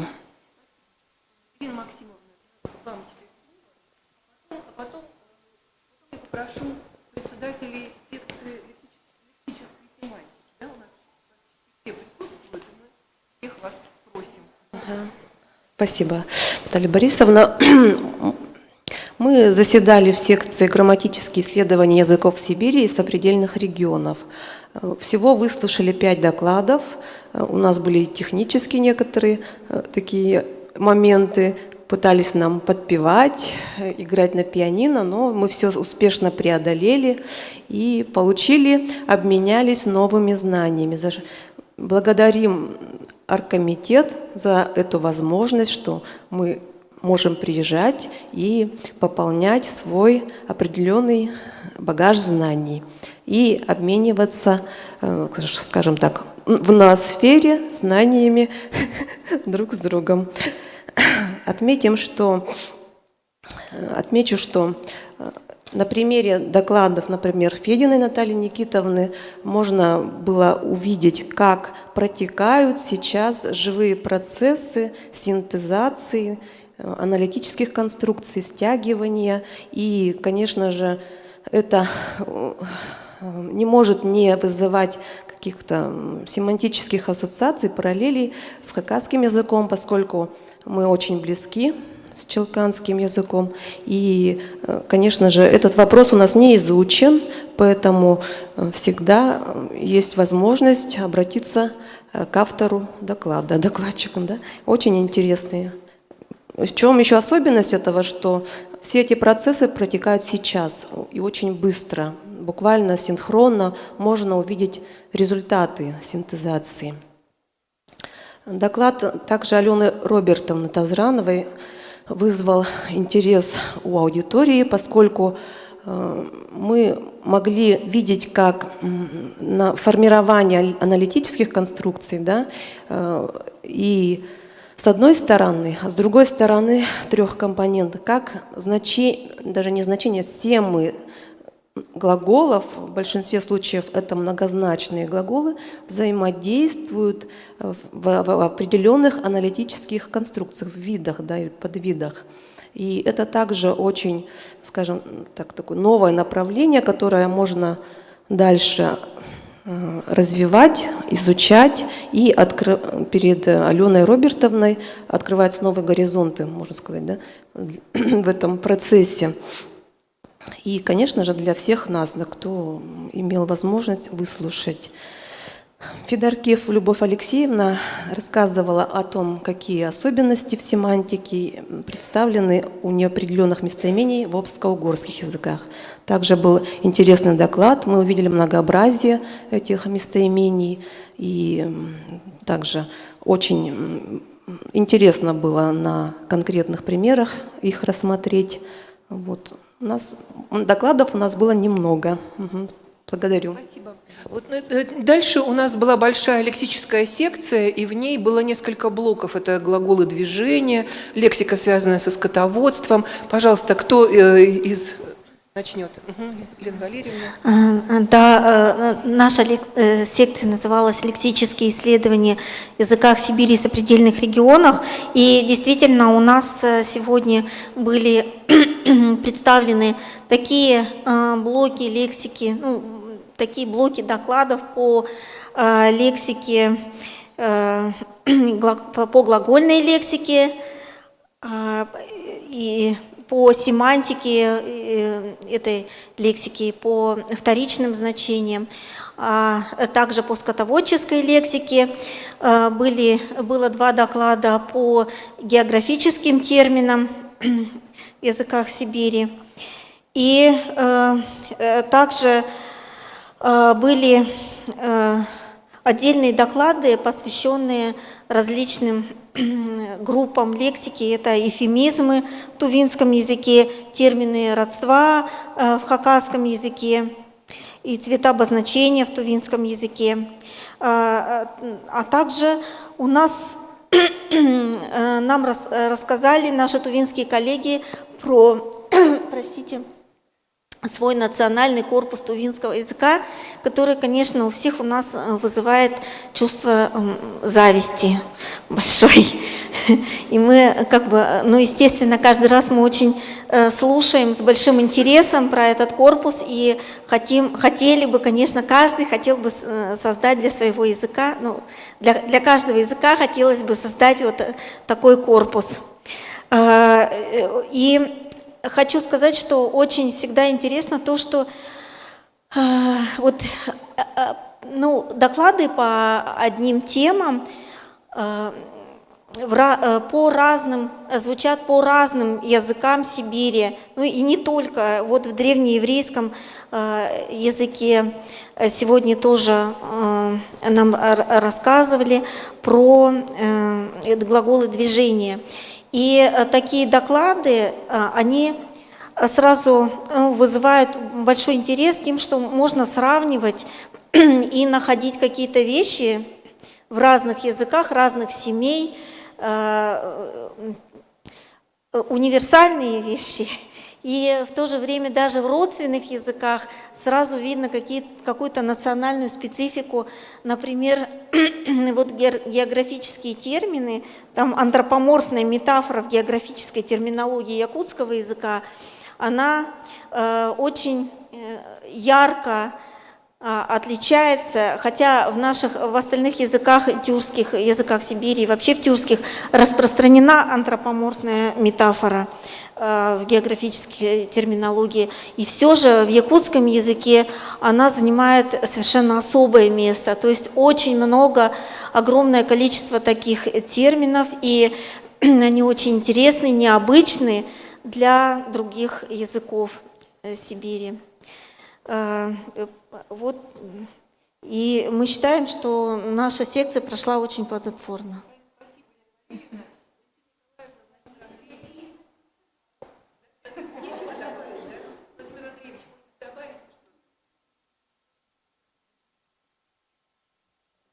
Я добавлю одно слово. Наша секция очень хорошо прошла. Единственное, что, может быть, немножко ее омрачило, что не все доклады состоялись. Вдвойне обидно, если это вдруг произошло из-за каких-то технических проблем, но поверьте, что наша героическая техническая группа сделала все возможное и невозможное, чтобы все смогли выступить. Но все равно какие-то, может быть, проблемы оставались. Я думаю, что в том числе и это знак того, что пора бы нам восстанавливать, так сказать, научное взаимодействие после всех неурядиц, которые нас преследовали и продолжают. Я надеюсь, что когда-нибудь все это закончится. И призываю всех восстанавливать личное научное общение. Спасибо.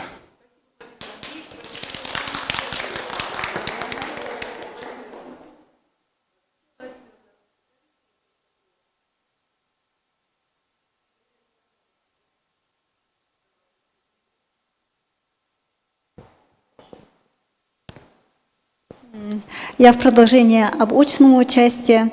В нашей секции из заявленных 7 докладов были заслушаны только 4 доклада, один из которых был в записи. Обсуждались разные темы, каждая из которых интересна и своеобразна. Вызвали интерес содержательные доклады, посвященные фольклорным эпитетам, медвежьих песнях. Это кандидата филологических наук Римы Михайловны Подпот. А также доклад «Концептуализация скромности в языковом сознании эвенов» кандидата филологических наук Раисы Петровны Кузьминой. Безусловно, исследование фольклорных текстов требует от исследователя глубоких знаний в области не только лингвистики, но и этнографии, фольклористики и других областей. Но в то же время это приносит свои плоды, и в этом мы сегодня убедились. К сожалению, по техническим причинам не получилось подключиться Юлии Викторовне Лимаренко, также посвященной теме фольклора. Богатый иллюстративным материалом был представлен для репрезентации концепта скромности в языковом сознании эвенов, а также образные основы пословиц туркменского языка представителя из города Туркменабад. Спасибо.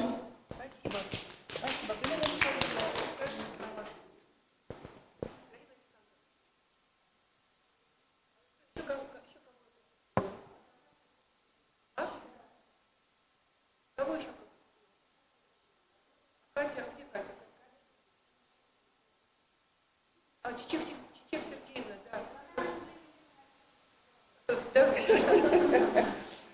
Я уже несколько слов скажу, конечно, что вот я тоже уже давно приезжаю на эти конференции, да, и, конечно, тематика очень широкая становится, это очень приятно. Приятно, что сохраняются традиции вот это проведение этой конференции, но больше всего мне приятно, что очень много молодых участвует в ней, приезжает. Ясно, что нам, как старшему поколению, конечно, иногда бывает сложно, особенно технически. Но вообще я считаю, что хорошая и секция была интересна. Конечно, все, что там можно было, там и аспект очень широкий. Там и словари орфографические, и памятники, и там и языковые ситуации. В общем, конечно, сложно. И также из 8 докладов было 5 заслушано, но все, сколько могли, они практически все выложили. То есть мы старались не ограничивать по времени, потому что знали, что не все выступят. Поэтому я желаю организаторам конференции, чтобы, конечно, круг участников расширялся, и исследований, соответственно, увеличилось, потому что, как понятно, что еще очень много белых пятен. Желаю вам всего хорошего, счастливого. Спасибо, Галина Александровна. Дорогие коллеги, кто присутствует онлайн, может быть, у вас есть желание что-то сказать? Поделиться какими-то соображениями, пожеланиями, может быть, замечания нам сделать, чтобы мы совершенствовали нашу работу. Ну, пока коллеги подключаются, я еще хотела бы сказать про секцию, связанную с диалектами, немецкими диалектами на территории Сибири. Я очень рада, что год от года эта тематика на нашей конференции в нашем институте расширяется, и собирается все больше и больше коллег, которые участвуют в обсуждении этих вопросов. Вот переселенческая тематика и переселенческие, вот языки переселенцев на территории Сибири, это, мне кажется, вот в нашей такой деятельности еще, ну, не совсем белое пятно, но та зона, которую нам нужно расширять и в большей степени осваивать. Потому что на территории Сибири проживает большое количество народов, которые переселились сюда из других регионов. И вообще говоря, это касается ведь и русского населения. И русские говоры Сибири – это тоже одна из таких крупных тематик, переселенческих тематик, которая могла бы и должна расширяться. Я хотела бы, чтобы в дальнейшем у нас появилось больше работ, выполненных в том русле, в котором была выполнена диссертация ученицы Ольги Николаевны, Карачевой Ольги Борисовны, которая недавно совсем была защищена в нашем диссертационном совете. Она была посвящена русской речи в устах носителей венкийского языка. И это тоже важная составляющая, которая для нашего института исторически была одной из основополагающих. Сектор когда-то назывался у нас социальных проблем двуязычия, теперь он называется сектор русского языка в Сибири. И вот эта вот тематика поддержка русский язык в устах носителей языков коренных народов Сибири, она может помочь нам увидеть в этих языках что-то такое, что ускользает от нашего внимания. Потому что через призму овладения другим языком вот какие-то доминанты, которые там сохраняются, могут стать более понятными и более ясными. Поэтому я надеюсь, что тематика нашей конференции расширится вот в этом направлении и в других разных направлениях, которые здесь только возможны. Благодарю вас всех, желаю вам успехов и до следующего года. Коллеги, онлайн, никто к нам не захотел присоединиться и что-то сказать на прощание, напоследок? Можно мне сказать несколько? Да, конечно, конечно. Здравствуйте, уважаемые коллеги, наши преподаватели, наши друзья, с кем мы провели и студенческие годы, и аспирантские годы. Я была рада сегодня и вчера слушать ваши доклады. Было очень интересно, какие затрагиваются темы сейчас послушать. Я благодарю Институт, гуманитарный факультет Новосибирского госуниверситета за то, что вы дали такую прочную базу для выпускников и зарядили азартом искать, описывать, находить в области те интересные факты в области языков, фольклора и культур народов Сибири. Институт является настоящим таким объединяющим звеном для всех регионов, национальных регионов Сибири. И пусть будет всегда так, и пусть всегда живет сибирская наука, тюркология, сибиреведение. И спасибо вам большое за то, что вы есть, за то, что мы каждый год можем собраться, послушать друг друга, зарядиться новой энергией. И давайте будем продолжать наше общение. Большое спасибо, Байлак Чашауловна. Большое спасибо. Коллеги, кто-то еще хочет сказать? Если желающих больше нет, то мы прощаемся со всеми. Всего вам доброго и до свидания. На этом работа конференции завершена. Мы отключаем трансляцию.